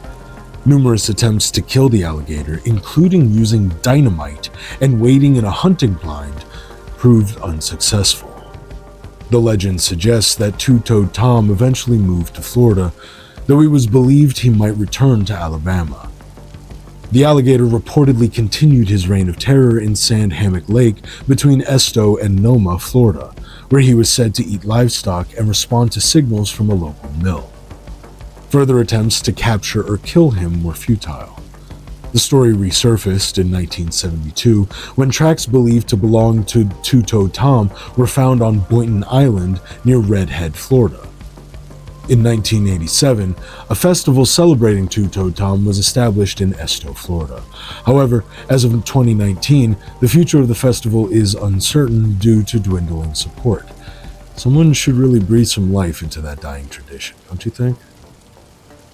The legend of Winona, also known as Winoa, was a romantic Native American tale centered around Maiden Rock, a high cliff on the Wisconsin side of Lake Pepin. In the story, Winona is a Dakota Sioux woman who chooses to leap to her death from the cliff rather than marry a suitor that she does not love. The legend varies in details. Sometimes Winona's father is said to be Chief Wabasha of Keoksa, now Winona, Minnesota, or Chief Redwing of what is now Red Wing, Minnesota. The suitor is depicted differently in various versions, ranging from a French trapper to a member of another Native American tribe. Rather tame, in my opinion, for Layer 8, but that's fine. In 1932, Mamie Thurman, a stylish 32-year-old from Logan, West Virginia, was brutally murdered under mysterious circumstances. Her body was discovered mutilated on Trace Mountain the day after she was last seen in a blue polka dot dress. Despite the lack of robbery, the investigation focused on Harry Robertson, a local banker, and Clarence Stevenson, an African-American handyman who worked for Robertson. While Robertson was not charged, Stevenson was convicted and sentenced to life in prison. Doubts about Stevenson's guilt persist, fueled by members of Mamie's family, including her half-brother George Morrison Jr., who later wrote a book suggesting Stevenson might have been framed. The legend of Mamie Thurman endures, with reports of her ghostly figure in a blood-stained dress appearing on the hillside where she was found, wandering and seeking justice for her untimely death. This next entry is an absolute gem. The Greenbrier Ghost is the spirit of Elvizona Hester Shue, a woman from Greenbrier County, West Virginia, who was murdered in 1897. Initially ruled a natural death, Zona's case was reopened after her mother, Mary Jane Hester, claimed that Zona's ghost revealed her husband, Erasmus Stribling Trout Shue, as the murderer. Following Mary Jane's report, authorities exhumed Zona's body and discovered clear evidence of murder, including a broken neck and crushed windpipe. Shue, who had a suspicious past and a history of marital problems, was arrested and convicted based on the autopsy findings. Although the ghostly testimony was not formally part of the prosecution, it influenced public opinion and the trial. Shue was sentenced to life in prison, but died in 1900. The case is notable for being one of the few instances where ghostly testimony is said to have played a role in securing a conviction. Come to the video because you like dense blocks of creepy information. Stay for the ghost helping to solve their own murder. What the actual fuck is life anyway, right? Pyramid Lake in Nevada is infamous for its eerie legends and mysterious disappearances. The lake, known for its deep waters reaching over 350 feet, is surrounded by unsettling tales. One of the most chilling legends involves the Water Babies, which claims that ancient Paiute tribe members threw premature or disabled babies into the lake to drown, and their spirits now haunt the waters. Visitors often report hearing ghostly children's voices and other strange noises. Another legend tells of a heartbroken mermaid who was cast out after her marriage to a Paiute tribe member was disapproved. This mermaid, seeking revenge, is said to haunt the lake and bring misfortune to those who come near. Locals report that fishermen frequently go missing, particularly in the spring, with some attributing these disappearances to the vengeful water babies or the cursed mermaid. Whether one believes in these supernatural explanations or not, Pyramid Lake's unsettling reputation continues to intrigue and disturb those who encounter it. In October 1967, the mutilation of a 3-year-old Appaloosa mare named Snippy on the Harry King Ranch in Alamosa, Colorado, drew sensationalized headlines claiming links to UFOs and other mysterious causes. The horse was found skinned, with the meat missing from its neck and shoulders, and there were reports of a sickening sweet odor and changes in the bone's color. The presence of circular marks and high radiation levels further fueled speculation. Despite initial media frenzy and bizarre theories, mainstream investigations later attributed the death to natural causes, and local students later admitted to shooting and mutilating the horse. The remains are now part of a UFO-themed tourist attraction. The Rudolph Fentz legend is an urban myth from the early 1950s about a man in 19th century attire who was hit by a car in New York City in 1951. Investigation revealed that he had vanished in 1876, and the items he carried suggested he had traveled through time. This story, often cited as evidence for time travel, was later debunked as originating from fiction. It first appeared in Jack Finley's 1951 short story I'm Scared, and was later included in Ralph M. Holland's 1953 book A Voice from the Gallery. This actually reminds me of the time-traveling hipster photo from a while ago. You guys remember that? This next one is kind of weird. The legend of Augusta George's namesake revolves around Augusta, the mother of King George III. The story suggests that Augusta, who was married to Frederick, Prince of Wales, and heir to the British throne, played a significant role in early American history. According to historian Ed Cashin, Augusta's marriage was hastily arranged to prevent a match between Frederick and Lady Diana of Spencer, a name later associated with another famous royal. Augusta, who only spoke German upon arrival in Britain, had a tumultuous marriage with Frederick, who continued an affair with a lady-in-waiting. Despite their strained relationship, Augusta became regent when Frederick died in 1751 and educated her son, George III, on handling his ministers and colonial matters. When Georgia was chartered, the trading post of Augusta was named after her, likely to gain favor with the British crown. The story posits that Augusta's influence and her son's hands-on approach contributed to the American Revolution, though this connection is more speculative and highlights Augusta's complex role in British history. So basically it's saying that the American Revolution was the master plot of Princess Augusta, and the Americans were kind of just a pawn in her larger power game. The legend of Sally Carter centers on a ghost of a young girl who died in 1837 at Cedarhurst, a historic home in Huntsville, Alabama. Originally owned by Stephen S. Ewing, the house became known for its ghostly lore after Sally, the 16-year-old sister of Mrs. Ewing, died during a visit and was buried on the property. In the 1910s, a visitor reported seeing Sally's ghost asking him to fix her overturned tombstone, which was indeed found to be damaged. In the 1970s and 80s, various disturbances were attributed to Sally's spirit, including overturned ashtrays and messes made in her former bedroom. When the property was developed in 1982, Sally's remains were reportedly moved to an undisclosed location to avoid vandalism. Despite this, her ghost is said to still haunt Cedarhurst, where minor disturbances and unexplained noises continue to be reported. The home, now part of a gated community, remains a source of local ghost stories and historical interest. The old Arsenal building, with its long history of military use, is steeped in ghostly legends. Over time, it's become associated with various paranormal phenomena linked to the deaths that occurred there. These include explosive accidents, duels, and the intense battles of the Civil War.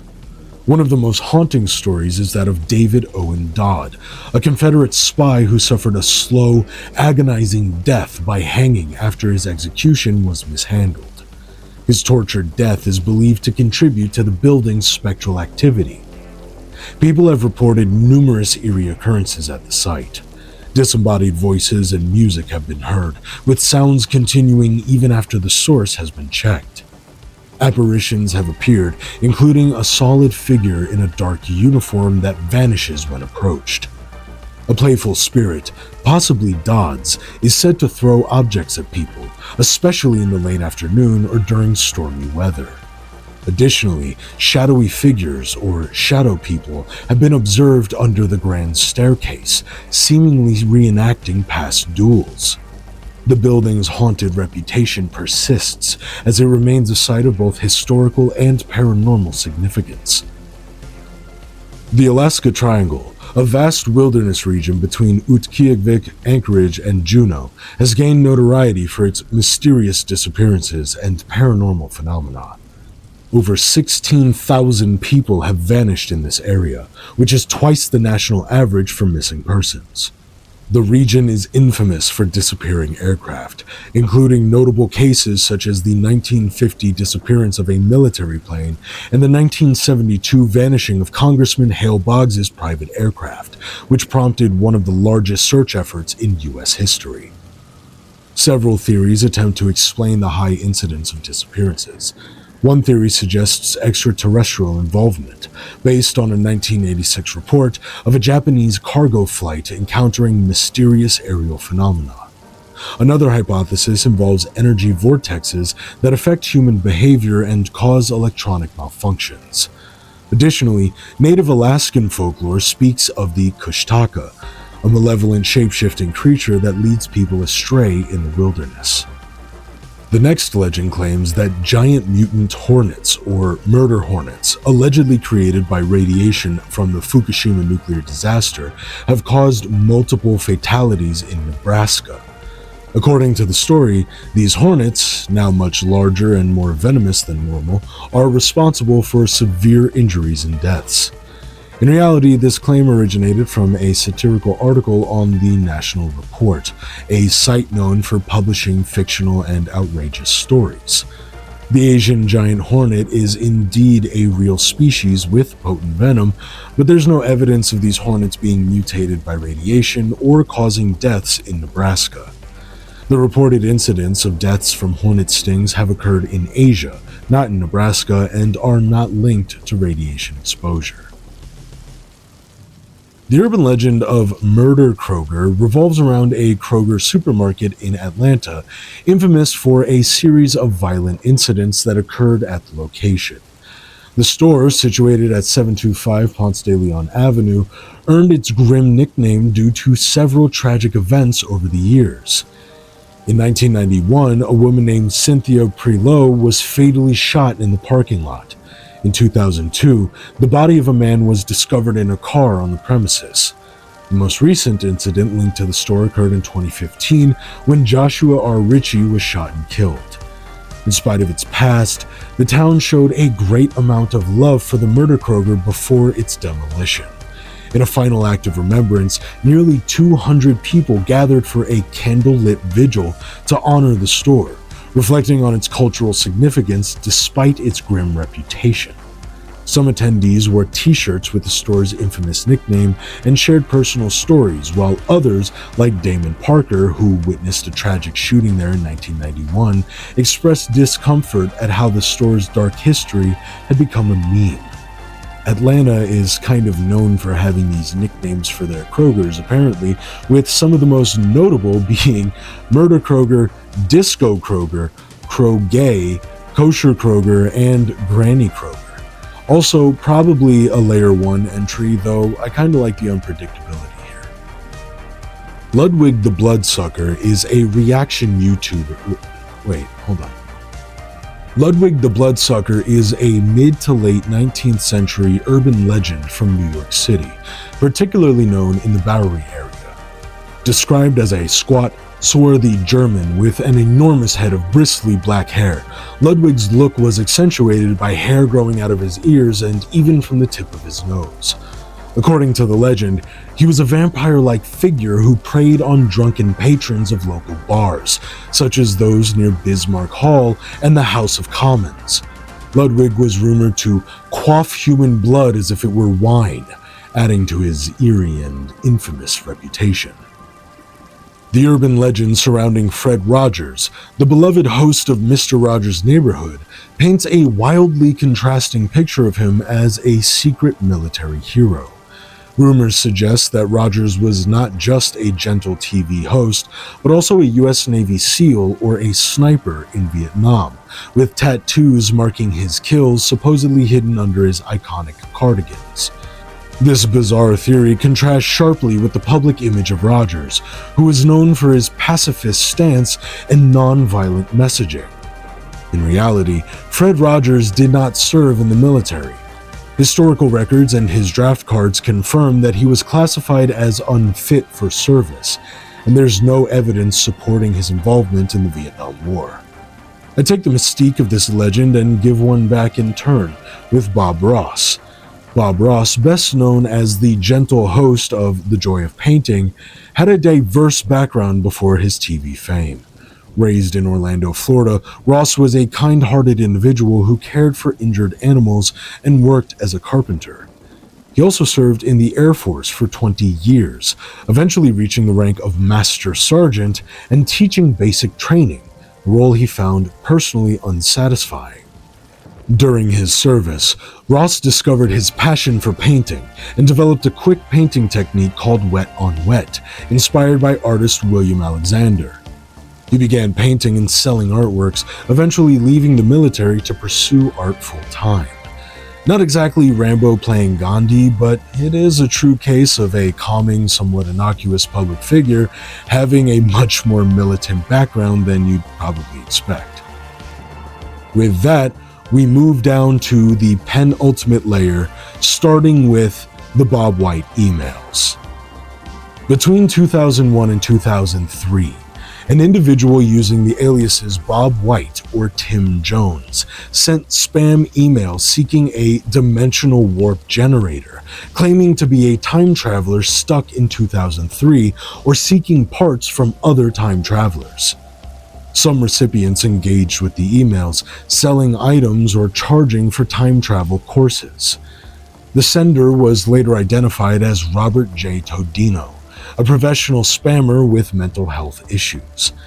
His belief in time travel was serious, though his father was concerned that others were exploiting his psychological problems. Researching this entry opened up kind of a big can of worms when it comes to claims of time travel, which I'll probably use for its own video. Let me know in the comments below if you'd like to see something like that. The Mount Hayes UFO base urban legend claims that a secret alien base exists beneath Mount Hayes in Alaska. According to the legend, this base is used by extraterrestrials for various purposes, including spacecraft repair and communication. The story often includes reports of unusual lights, strange sounds, and mysterious phenomena in the area around Mount Hayes. The Purple Church urban legend centers around a site in Spencer, Oklahoma, reputed to be one of the state's most haunted locations. The site is the remains of a former church, now consisting only of a concrete slab and basement. It is named the Purple Church due to satanic symbols and purple pentagrams spray painted on its surfaces. The legend suggests that the basement is a gateway to the underworld and has been the site of numerous satanic rituals, including alleged human sacrifices. Visitors report paranormal activity, such as strange noises, being touched or scratched, and encountering mutilated animals and bones. The site is also rumored to have been connected to notorious criminal Sean Sellers. Sean Richard Sellers was a 16-year-old American serial killer, one of 22 persons in the United States since the reinstatement of the death penalty in 1976, to be executed for a crime committed while under the age of 18, and the only one to have been executed for a crime committed under the age of 17. So in researching this next entry, Popsy, I couldn't really find anything except for a reply on a Reddit post asking for Rhode Island urban legends. The original post says Popsy was a guy who could be seen all around East Bay bike path in the 90s. Legend was he would kidnap kids and cut their fingers off before making them disappear. Digging a bit deeper, I found someone else relating this story to a real-life murder case. On September 22, 1991, Christine and Alexander Scribine were hosting guests when Christopher Hightower, claiming to be an investment advisor and local Sunday school teacher, arrived at their home with a disturbing story. He said that Christine's brother, Ernest Brendel, and his family had been kidnapped and demanded $300,000 for their release. Hightower instructed the Scribines not to contact the police, but they did so immediately. Hightower had in fact actually murdered Ernest Brendel, his wife Alice, and their daughter Emily. 7 weeks later, their bodies were found in shallow graves in Barrington, Rhode Island. Hightower eventually confessed to the murders and was sentenced to 3 consecutive life terms. If anyone knows of another legend for Popsy, please leave it down in the comments for everyone. Thank you. The Sabidus well descent urban legend revolves around 3 teenage boys who discovered an old, uncovered well in the woods of Sabidus. One of the boys accepted a dare to be lowered into the well using a rope and a tire. When the boys pulled him back up, they were horrified to find that he had aged drastically, with his hair turned pure white and his face resembling that of an old man. The boy had also gone insane, laughing maniacally and speaking gibberish. He was eventually sent to a mental institution, unable to explain what happened at the bottom of the well. The legend suggests that the well is located near the Old Coombe Cemetery on Mitchell Street in Sabidus. While the exact location is unclear, the well is believed to be in the woods behind the cemetery, possibly covered up. The Progesterix urban legend is a hoax that originated in 1999, spreading via email and later social media. The fictitious drug was claimed to be a sterilization pill used by rapists alongside Rohypnol, a real date rape drug. The hoax email described a scenario where a woman was raped and sterilized, warning others to be cautious. However, no evidence of any such drug exists, and the story has been debunked as completely fake. Zombie Road, also known as Lawler Ford Road, is a haunted location in Wildwood, Missouri, surrounded by eerie legends and paranormal stories. It's reputed to be built over an ancient Native American burial ground, with tales of hauntings by Confederate soldiers, children, industrial workers, and even a giant serial killer zombie. One legend tells of a man who escaped a mental hospital in the 1950s and terrorized teenagers along the road, with his ghost still haunting the area. Other variations include stories of a sadistic orphanage and a cemetery for murdered children. Despite its transformation into Rock Hollow Trail for recreational use and official denial of any haunting activity, the road's dark history and the chilling experiences of visitors have made Zombie Road a well-known and terrifying urban legend. The Gray Man is a ghostly figure in South Carolina folklore, said to appear on the coast of Pawleys Island to warn residents of impending severe storms and hurricanes. First reportedly seen in 1822, the legend suggests he is the spirit of a young man who died in quicksand-like mud while traveling to see his fiancée.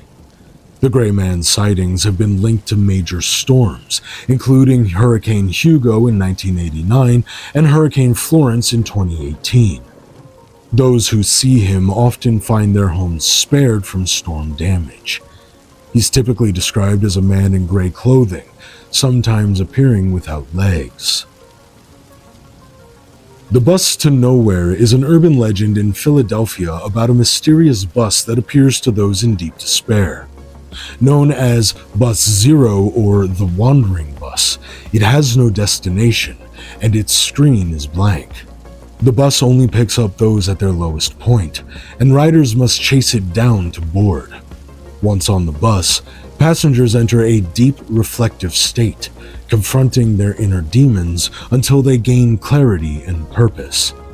The journey's duration varies, and riders are eventually dropped off at the same spot they were picked up.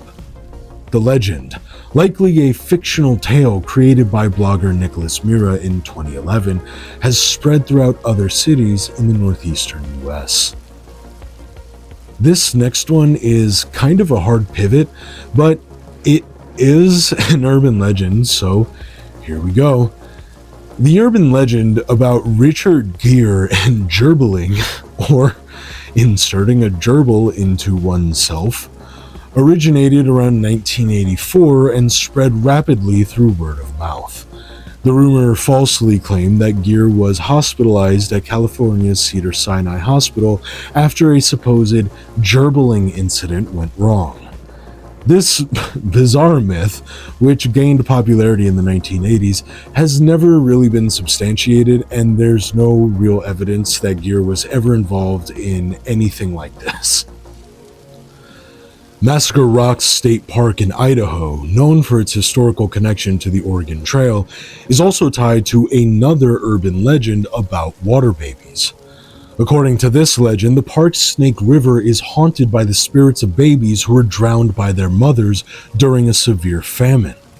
The story suggests that these babies grew fins and gills, surviving in the water by eating small fish. Today, it's said that these spirits can be seen playing in the river and that they may even try to lure people to their deaths to avenge their tragic fate. The Hoboken Monkey Man is an obscure urban legend that emerged in Hoboken, New Jersey around Halloween in 1982. According to rumors, a half-human, half-monkey creature was allegedly attacking and kidnapping children, with some stories even claiming it had killed the teacher. Despite the widespread panic, fueled in part by concerned parents, the Hoboken police confirmed that no such incidents occurred, and no creature was ever sighted. The legend, likely a scare tactic born from real fears of kidnappings during that time, was later debunked, but it remains a memorable part of local lore. The Camp Von Dorn slaughter is an urban legend popularized by Carol Case in his 1998 self-published book, The Slaughter, An American Atrocity. The legend claims that around 1,200 African-American soldiers from the 364th Infantry Regiment were massacred by white soldiers at Camp Van Dorn, Mississippi in June 1943. However, these allegations have been thoroughly investigated and debunked, with no evidence found to support the claims.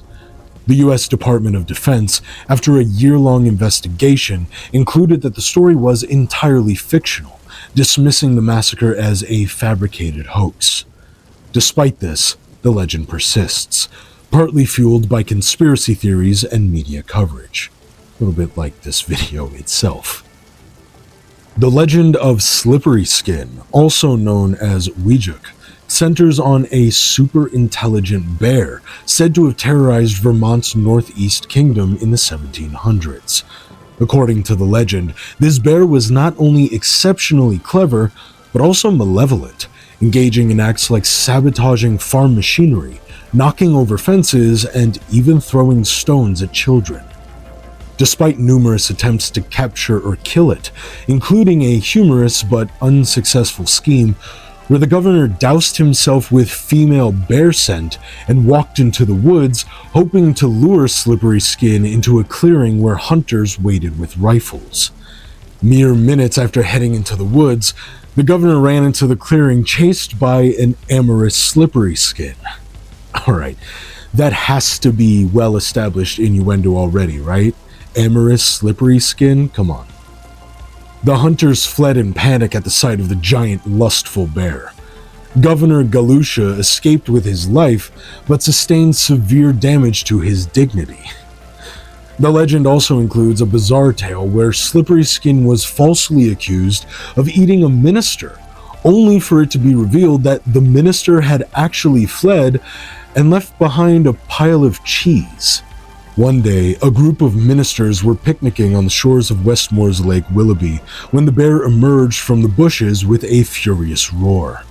The holy men fled in all directions as the ursine horror attacked their picnic lunch. After Slippery Skin departed, they returned to the picnic ground. All of the ministers were there except for one. The ministers looked with dread upon the picnic blanket where a mass of torn clothes and amorphous biological matter hinted at the grim fate of their missing companion. It was clear the bear had killed and devoured him. However, closer examination later showed the disgusting mess to be half-eaten cheese and not at all a human corpse. Their missing companion was later found alive and well. Under the cover of the bear attack, he had secretly fled an unhappy life in Vermont and set up a new one in Chicopee, Massachusetts. The urban legend of Uncle John Yancey tells the tale of a colorful pioneer, gold prospector, and Civil War veteran who built a popular hotel in Yellowstone National Park in the 1870s. Known for his hospitality and whiskey, Yancey was a beloved figure in the area. He attended the dedication of the Roosevelt Arch in 1903, but died of pneumonia shortly afterward. Despite his death, legend has it that Yancey's ghost remained at his old hotel, now Roosevelt Lodge. His spirit is said to cause mischief by banging on the walls at 3 a.m., hiding and moving objects, and even unsaddling horses, particularly those of attractive female wranglers. Yancey's ghost is remembered as a playful and persistent presence, embodying the wild spirit of the West he once helped tame. This next entry is another one that just blossomed into a huge rabbit hole, so here is a bunch of Louisiana urban legends I found trying to learn about Devil's Swamp. The Grunch is a Louisiana version of the Chupacabra, a mythical creature known for preying on livestock. Similar to its more famous counterpart, the Grunch is reported to be sighted in various locations across Louisiana, including New Orleans, Ruston, Alexandria, Baton Rouge, and Shreveport.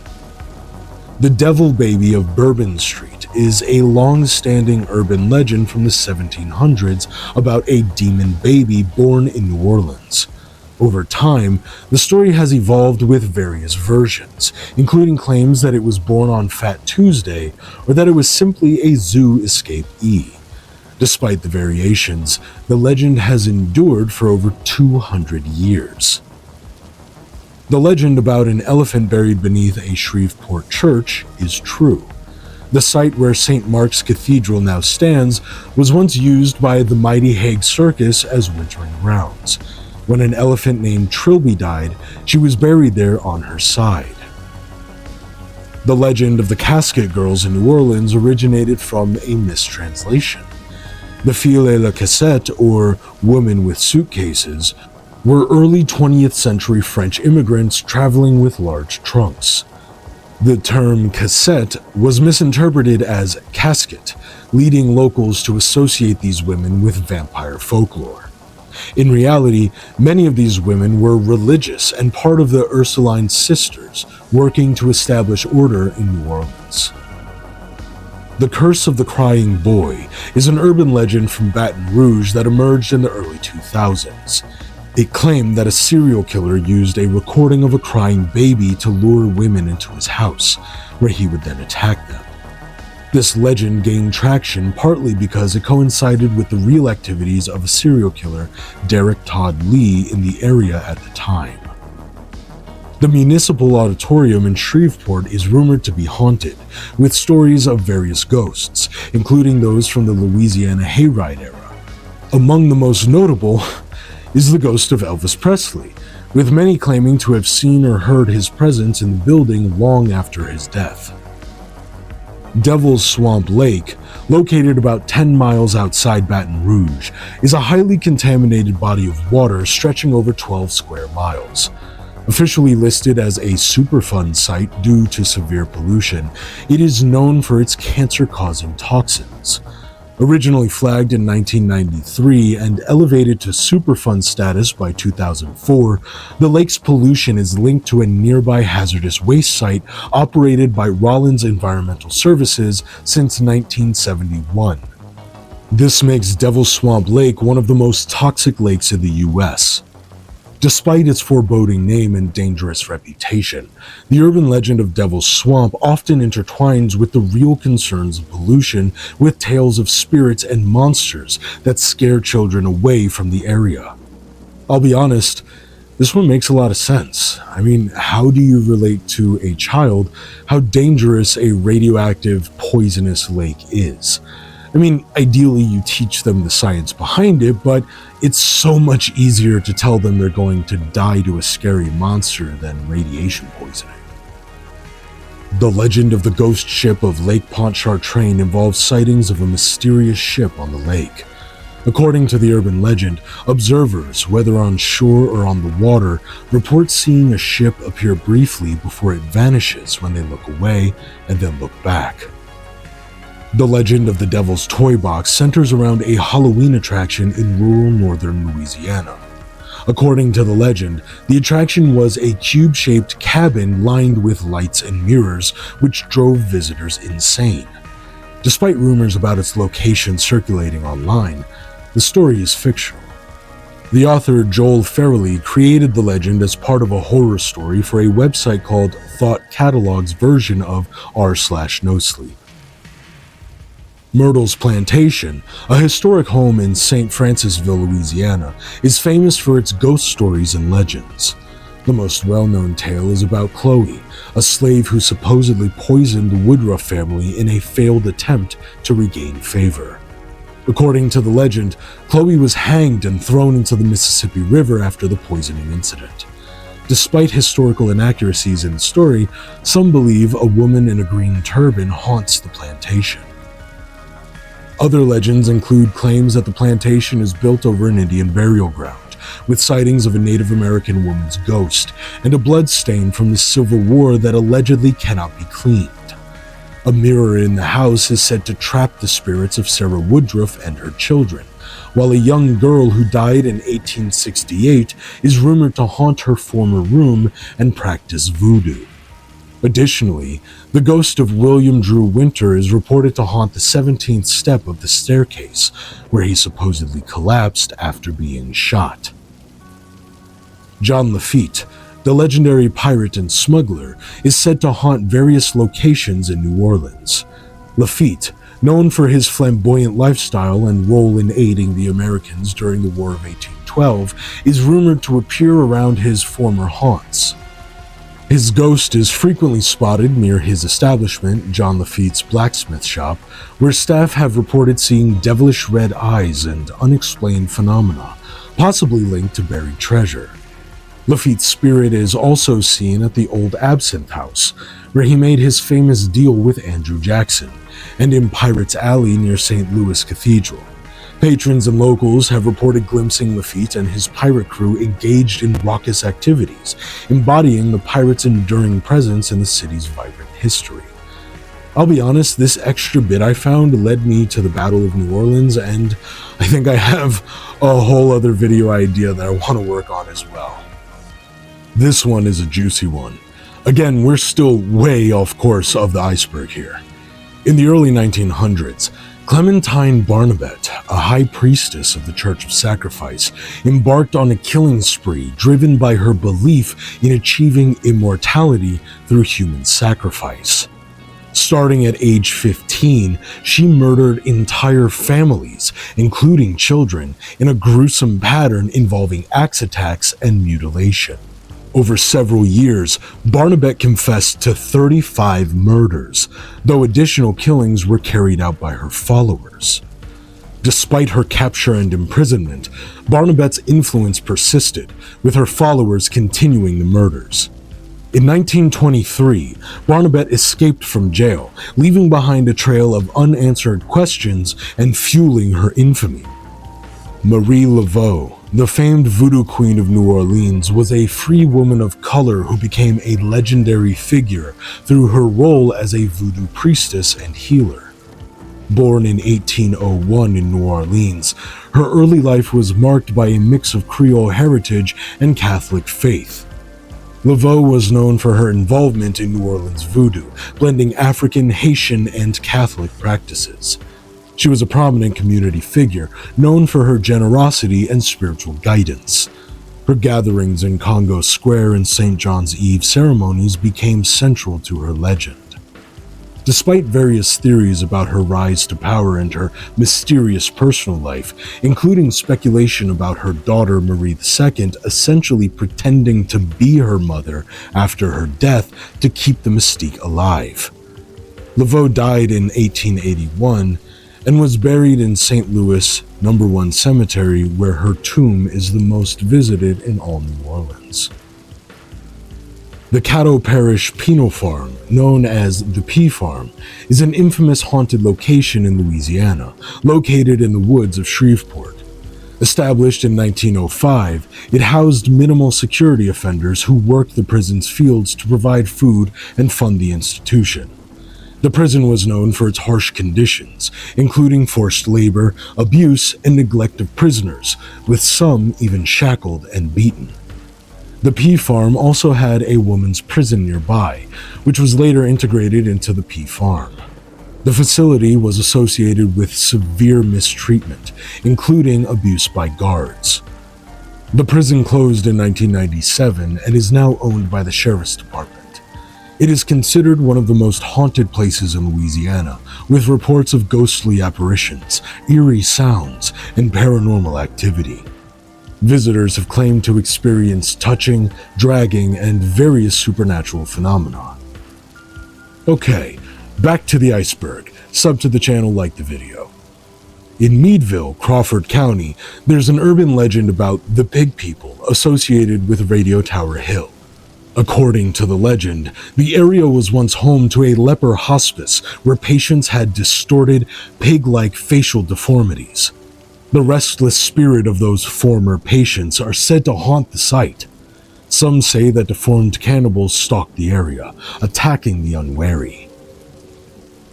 In the Brandywine Valley near the Delaware border, there's a legend about Cosart Road, which was rumored in the late 80s and early 90s to border the grounds of a satanic coven.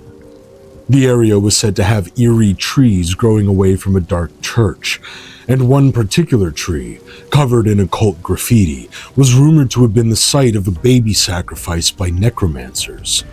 Witnesses reported being chased away by private security in white SUVs. An acquaintance claimed the property was owned by an elderly couple who had a church-shaped structure on their land. Additionally, many people observed a strange phenomenon where multiple houses in the area would turn on their lights simultaneously around 3 a.m., adding to the area's eerie reputation.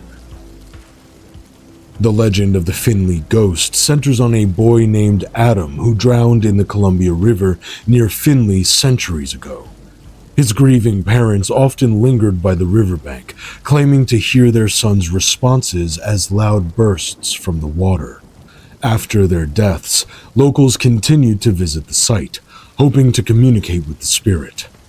Today, it's said that tossing a rock into the river can reawaken the Finley ghost, signaling his presence.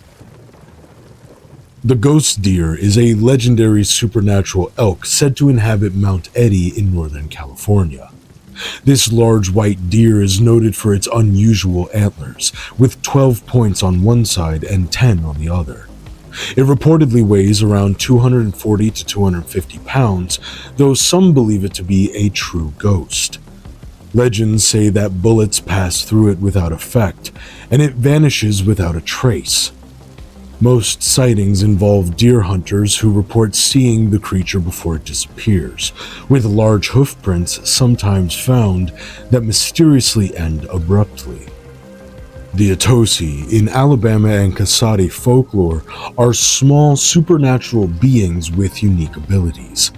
They experience the world in a reversed manner. What is small and easy for humans appears large and challenging to them, while what is large and difficult for humans seems small and manageable to them. I wasn't really able to find too much more. If anyone knows any more about the Atosi, let me know in the comments below. Greatly appreciated.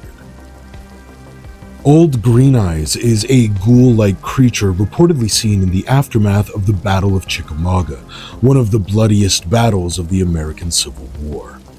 Descriptions of the creature often depicted as having green, glowing eyes, a deformed jaw, and sharp fangs. Sightings of Old Green Eyes have been reported since the battle, with witnesses, including park rangers, encountering it near Snodgrass Hill in Chickamauga National Park. The creature has become a local legend, with some believing it to be the ghost of a deceased warrior or an inhuman entity.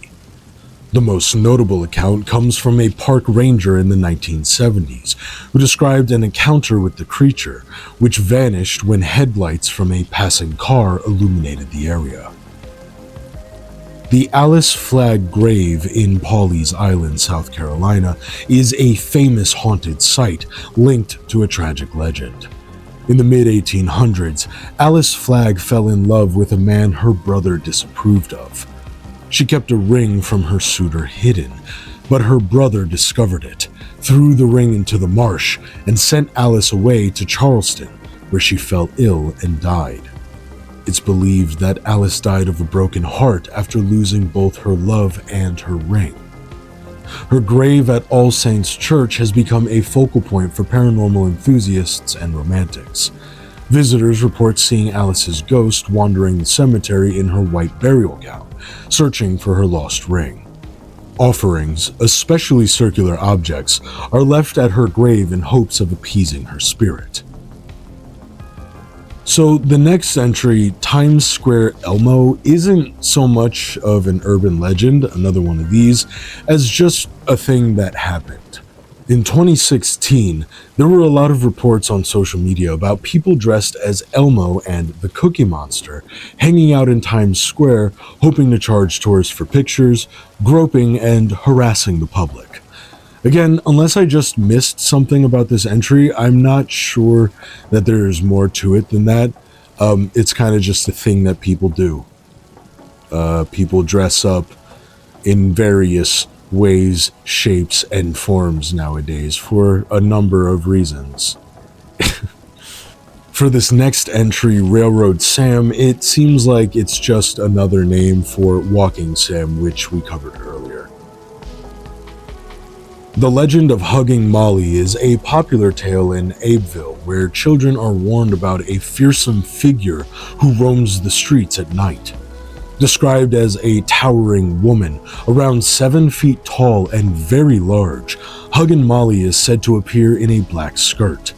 If she encounters someone, she gives them a tight hug and screams in their ear. The legend is deeply ingrained in local culture, often used by parents to keep children from staying out after dark. The story has been passed down through generations, with some claiming personal encounters, adding to the enduring fear and fascination surrounding Huggin' Molly. Starting off the 10th and final layer of the Iceberg Strong, we have the urban legend of the Gravely family, or the Milltown Kidnappings, which are a series of child disappearances in the town of Ellicott Mills. In 1819, hundreds of children vanished, a few after being seen with Edwin Gravely, the youngest son of the unpopular Gravely family. A mob, angry over mysterious noises from the Gravely home, searched their mill but found it deserted, with the family nowhere to be found. Subsequent disappearances in 1869, 1919, and 1969 led to speculation that the Graveleys had returned or were still responsible. Recently, hikers have reported finding Gravely family symbols and graves in the Patapsco State Park, leading to renewed fears that the family might be linked to the periodic disappearances, though authorities dismiss these as pranks. The legend of the abandoned slaughterhouse at the former Marlborough State Psychiatric Hospital involves a farmer named Mr. Allen, whose property was seized by the state and turned into a food supply for the hospital. Allen, enraged at losing everything, went mad and eventually ended up as a patient at the hospital, where he disappeared. Following his disappearance, a series of disturbing incidents occurred. Pigs were killed, their blood used to write cryptic messages like "I see you" and "Tonight all will die." The night watchman was murdered. His birdie was found in the freezer. The night watchman was murdered. His birdie was found in the freezer. Why do I act as if I have any right to engage with the English language at all? I have no idea. The night watchman was murdered. His body was found in the meat freezer, hung on a meat hook with a pig's head replacing his own. Others believe a worker was mysteriously mauled to death by pigs after falling in a pen. These events have been blamed on the vengeful farmer Allen, who is never located. Legend has it that Allen often visited the building at night, and his ghost still stares out from a hole in the wall over the fields he feels were taken from him unjustly. The legend of the dead children's playground in Huntsville's Maple Hill Cemetery revolves around the eerie phenomena reported at a playground adjacent to the historic cemetery. The playground, surrounded by limestone caves and shadowed by the cemetery, has gained a spooky reputation due to the sightings of moving swings, orbs, and spectral figures. The name Dead Children's Playground comes from the belief that many children who died during the 1918 Spanish flu pandemic are buried in the cemetery. It is said that their spirits come out to play in the playground at night, recreating their lost childhood. This lore is linked to the real historical impact of the Spanish flu in Huntsville, where the pandemic caused widespread illness and death, leading to the closure of public places and the burial of many victims, including children, in the cemetery. Okay, so this next one, Son of Sam's snuff films, I can't find anything on. I think it obviously means that people think that David Berkowitz, the Son of Sam killer, recorded some of his killings, but I can't find a single thing even suggesting that on Google or DuckDuckGo, so again, maybe someone can help me out in the comments below. I'm hoping the deluge of Louisiana legends I added helps make up for these instances of stark stupidity. The next entry is kind of weird. It asserts that Marilyn Monroe was actually murdered by the CIA because she wanted to go public about their assassination attempts on Fidel Castro. What's kind of interesting here is you can actually access a whole bunch of declassified CIA documents regarding this exact claim. Looking through it at first was pretty cool, but it becomes pretty dense after a while. It was pretty fun to read though. The Night Doctor's legend is rooted in historical practices involving unethical medical research. The term refers to doctors who were rumored to illegally obtain corpses for dissection, particularly during cadaver shortages in the 18th and 19th centuries. This often involved grave robbing or purchasing bodies from slave owners. Additionally, some night doctors were said to poison patients to acquire their bodies. The demand for cadavers increased with the popularity of hands-on medical education, leading to frequent grave robbing, particularly targeting African Americans, immigrants, and the impoverished. Despite laws against it, grave robbery persisted due to lax enforcement and societal indifference. This led to the creation of the Night Doctor myth, which depicted doctors abducting, killing, and dissecting bodies. Hospitals like Johns Hopkins and Charity Hospital were associated with these stories, with some tales involving needle or black bottle men who would poison people for their corpses. The legend of John and Susan Buckley revolves around siblings who harbored a desire to kill. On Halloween night in 1890, they used an axe to murder their mother. then displayed her severed head and body outside their house as part of a Halloween prank. The neighbors initially mistook the gruesome display for an elaborate Halloween dummy. However, when they realized the dummy was a real corpse, they called the police.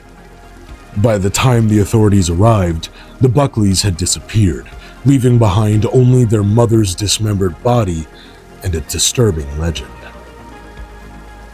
The legend of Amelia James tells of a wealthy family living near the woods in 1914.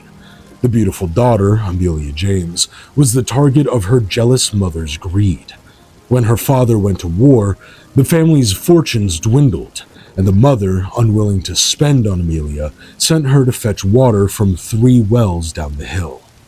At the furthest well, the mother ambushed Amelia and pushed her in, intending to kill her. Years later, a group of friends exploring abandoned train tracks stumbled upon 3 wells. As they approached them, they heard faint singing and noticed disturbing signs of decay in the water of the furthest well. When they tried to investigate, they were pulled away by police. It was revealed that the wells contained the bodies of 14 drowned girls, including Amelia, and the remains of animals. So I actually found a few things that the ghost of Mud Lake could be referring to, so here they all are. One of the Ghost of Mud Lake legends tells of an old German man who, a century ago, tried to shortcut home across the frozen Mud Lake in Wisconsin during a harsh winter. Despite knowing the ice was risky, he led his horse and cart carefully across. The ice eventually cracked, causing the cart to sink into the lake. Both the man and his horse were pulled under and drowned. Today, on foggy, cold nights, it's said that the ghostly scene of the old man, his cart and horse sinking beneath the lake, replays for those who look closely.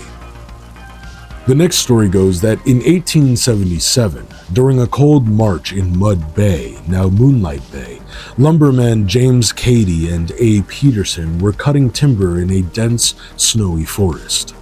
They heard the sound of sleigh bells approaching rapidly, which was unusual for the rough logging trail they were on.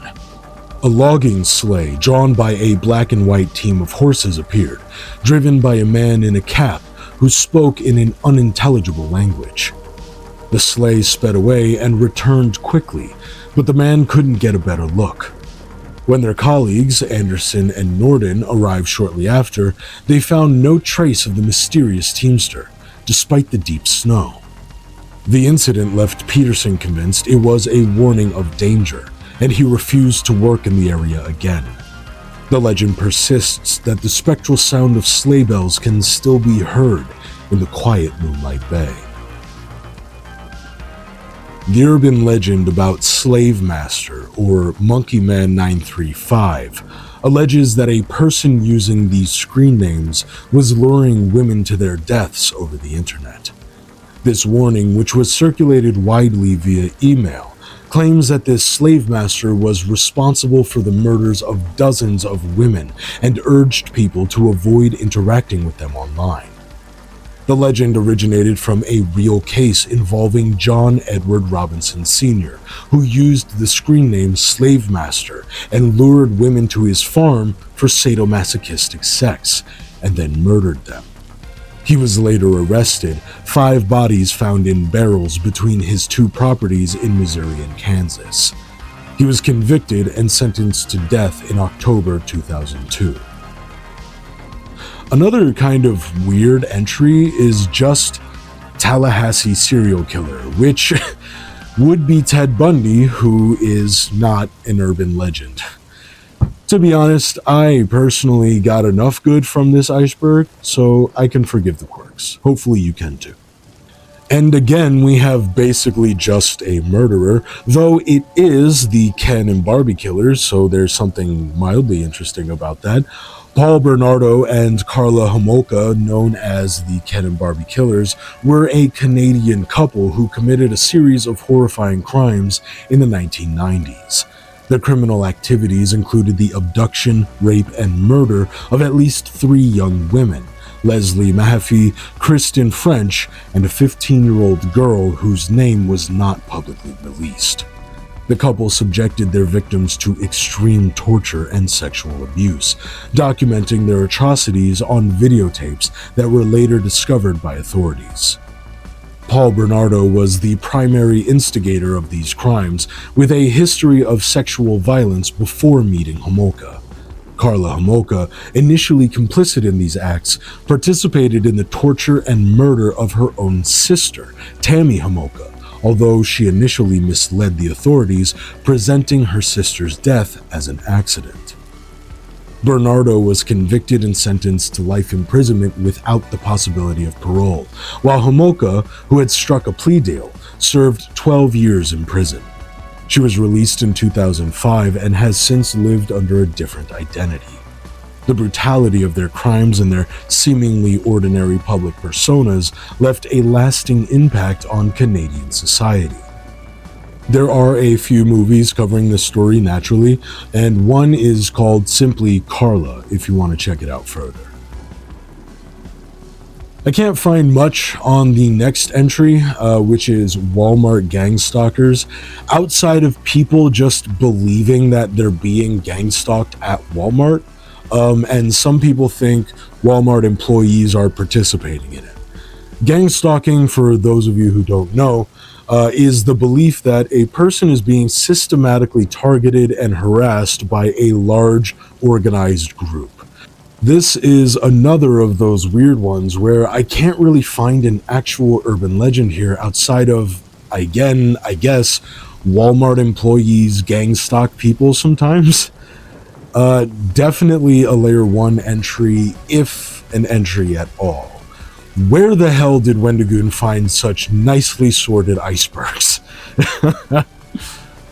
The Theater Balcony Killer is about young girls being tripped by a stranger and sent plummeting to their deaths from theater balconies. According to the legend, 2 girls go to a movie theater and choose to sit in the front row of the balcony for a better view. A man, seemingly asleep and sitting nearby, accidentally spills soda on one of the girls. When she gets up to clean herself, the man deliberately trips her, causing her to fall to her death. The legend claims this has happened 3 times, with the other victims reportedly being paralyzed. The Camp Scott Massacre is another true crime mystery. Not really an urban legend, but it's still a crazy story. In June 1977, 3 young Girl Scouts, Lori Farmer, Michelle Gus, and Denise Milner, were brutally murdered at Camp Scott in Oklahoma. The investigation began immediately after their bodies were discovered near their campsite. The crime scene revealed that the girls had been sexually assaulted and killed, with Lori and Michelle beaten to death and Denise strangled and beaten. The prime suspect, Jean Leroy Hart, a convicted burglar and rapist who had escaped from prison, was identified after police found items linked to him in a cave near the camp. Despite his arrest and trial, Hart was acquitted due to inconclusive evidence and lack of a definitive DNA match. At the time, forensic technology was not advanced enough to provide a clear identification. Over the decades, the case remained unsolved, with the only available evidence being degraded and inconclusive. Advances in DNA technology and the FBI's combined DNA index system provided new hope. In 2022, a thorough re-examination of the case, including analysis of existing DNA evidence, suggested that Hart was strongly implicated in the murders. This conclusion was reached despite the evidence having been available since 2019, but only made public at the family's request. The myth that McDonald's is the world's largest purchaser of cow eyeballs claims that the fast food chain uses these eyeballs as a filler in their hamburgers or other menu items. The legend suggests that cow eyeballs are used to enhance the texture or flavor of beef patties or milkshakes. I've never heard this before, but I'll go ahead and say I think I know why they never have milkshakes now. The legend of the ghost elephant in Baraboo, Wisconsin begins with the Ringling Brothers Circus and their historic roots in the area. By 1930, a widow named Mrs. Rose Holliday, along with her daughter Alice and son-in-law Patrick Green, moved into a house on 8th Street that had a mysterious and unsettling history. On their first night, Miss Holliday heard strange noises, which she initially attributed to mice or her family moving around. However, the disturbances grew louder and more intense, with loud thumps and crashes shaking the house. Neighbors later reported seeing a large, dark shape near the old barn, which was thought to be abandoned. The following nights were filled with increasingly bizarre events, noises resembling a sledgehammer pounding, furniture being thrown, and even the family's car mysteriously disappearing and reappearing. Despite a police investigation led by Chief August Marlowe, which included a search of the house and surrounding area, no logical explanation was found. The situation escalated to the point where Chief Marlowe believed the disturbances might be the work of a ghost. He eventually discovered that the house was built using reclaimed lumber from an old circus barn, where Miss Holliday's late husband had worked as an elephant trainer. Marlowe concluded that the ghost of a circus elephant, bound to the lumber from its former training barn, was responsible for the hauntings. This ghost was thought to be seeking revenge on the widow of the man who had once mistreated it. The case remains a local legend, with many speculating about the ghostly elephant's continued presence in Baraboo, but no further evidence was ever found. The urban legend known as the Devil's Tree in Port St. Lucie, Florida, is steeped in both myth and real-life horror.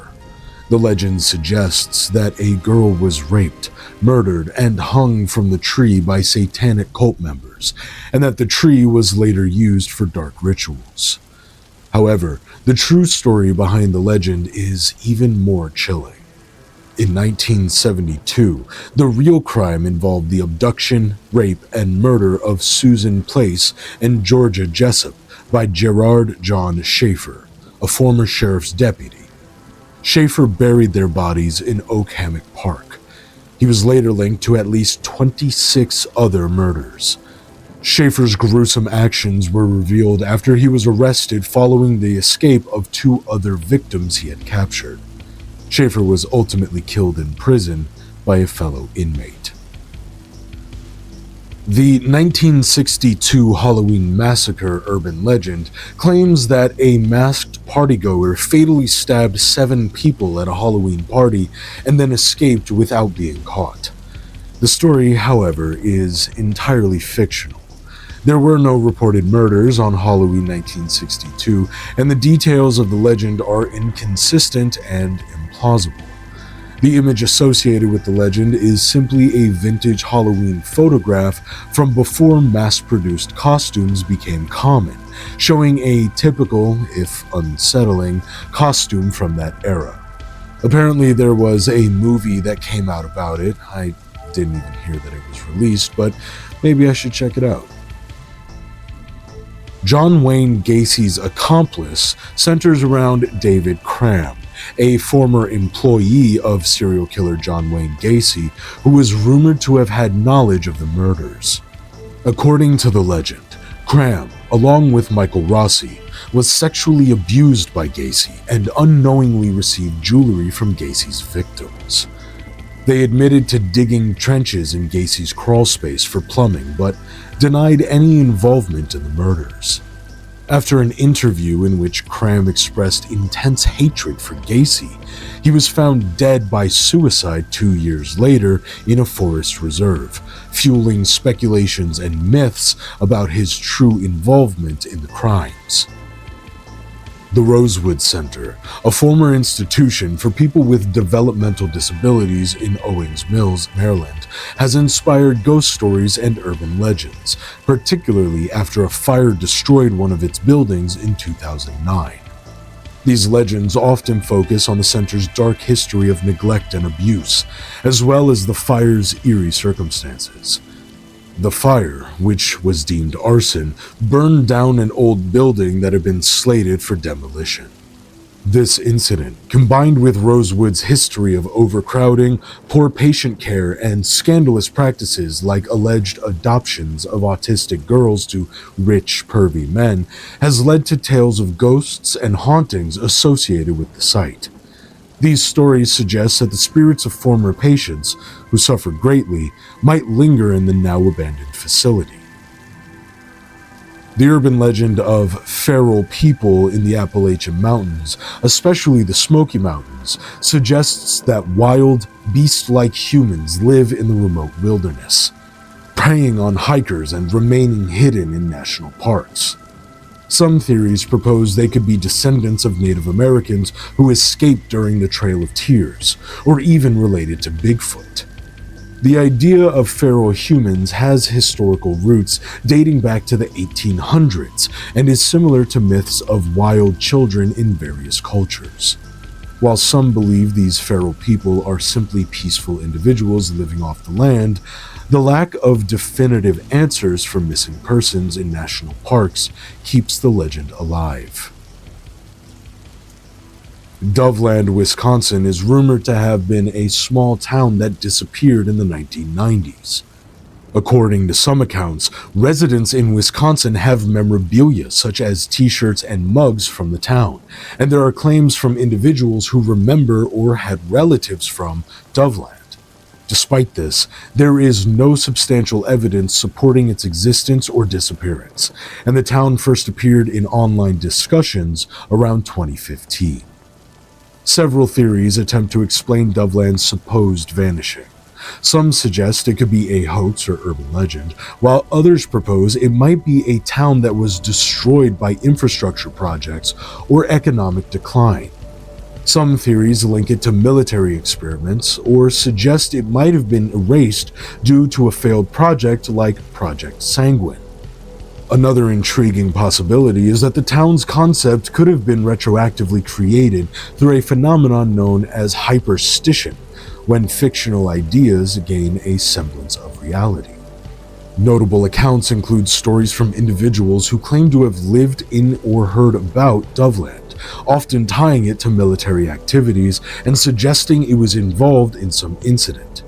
However, others refute these claims, noting inconsistencies with known military projects and pointing out that many people who have lived in Wisconsin have never heard of the town.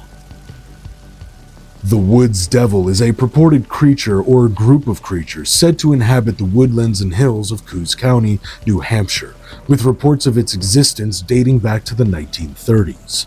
Descriptions depict the Woods Devil as a tall, slender being covered in shaggy tan-gray hair, resembling Bigfoot but with unique features. It's said to have a horse-like face with a long snout, small eyes, large feet and hands with claws or long nails, and a strong, unpleasant odor. Eyewitness accounts describe the Woods Devil as standing between 7 to 9 feet tall and being very elusive and stealthy, often hiding behind trees or remaining perfectly still to blend into its surroundings. It is mostly nocturnal, but can be active during the day.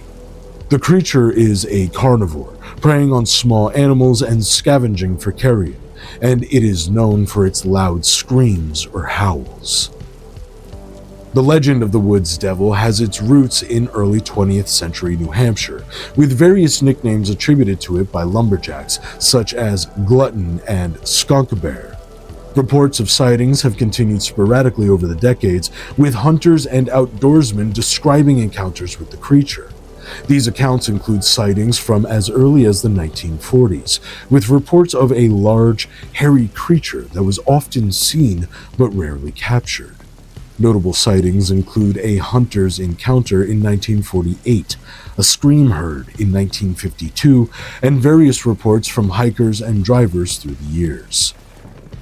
And finally, to finish off this massive, in no way exhaustive, and yet, in another, more real way, precisely just that iceberg, we have an interesting one. The Disney kidnappings could mean a couple things. The first, there allegedly being a bunch of child kidnappings in Disney, isn't really statistically relevant, even though there are a number of stories that have been told on social media. Despite Disney's famously tight grip on information like this spreading, that is. An interesting thing I did find in regards to this entry actually involves, of all people, Joe Rogan. At the end of 2023, a deepfake AI Instagram video claiming to show Joe Rogan discussing a child abduction at Disneyland spread like wildfire. The video, which alleges that Rogan reported an abduction on October 13th at the California theme park, was proven to be fake. There is no evidence supporting the claim of such an abduction. Anaheim police have confirmed that they were not investigating any such incident. Although, it is Disney, so who really knows? Like and subscribe for more. Vitni mi rodin.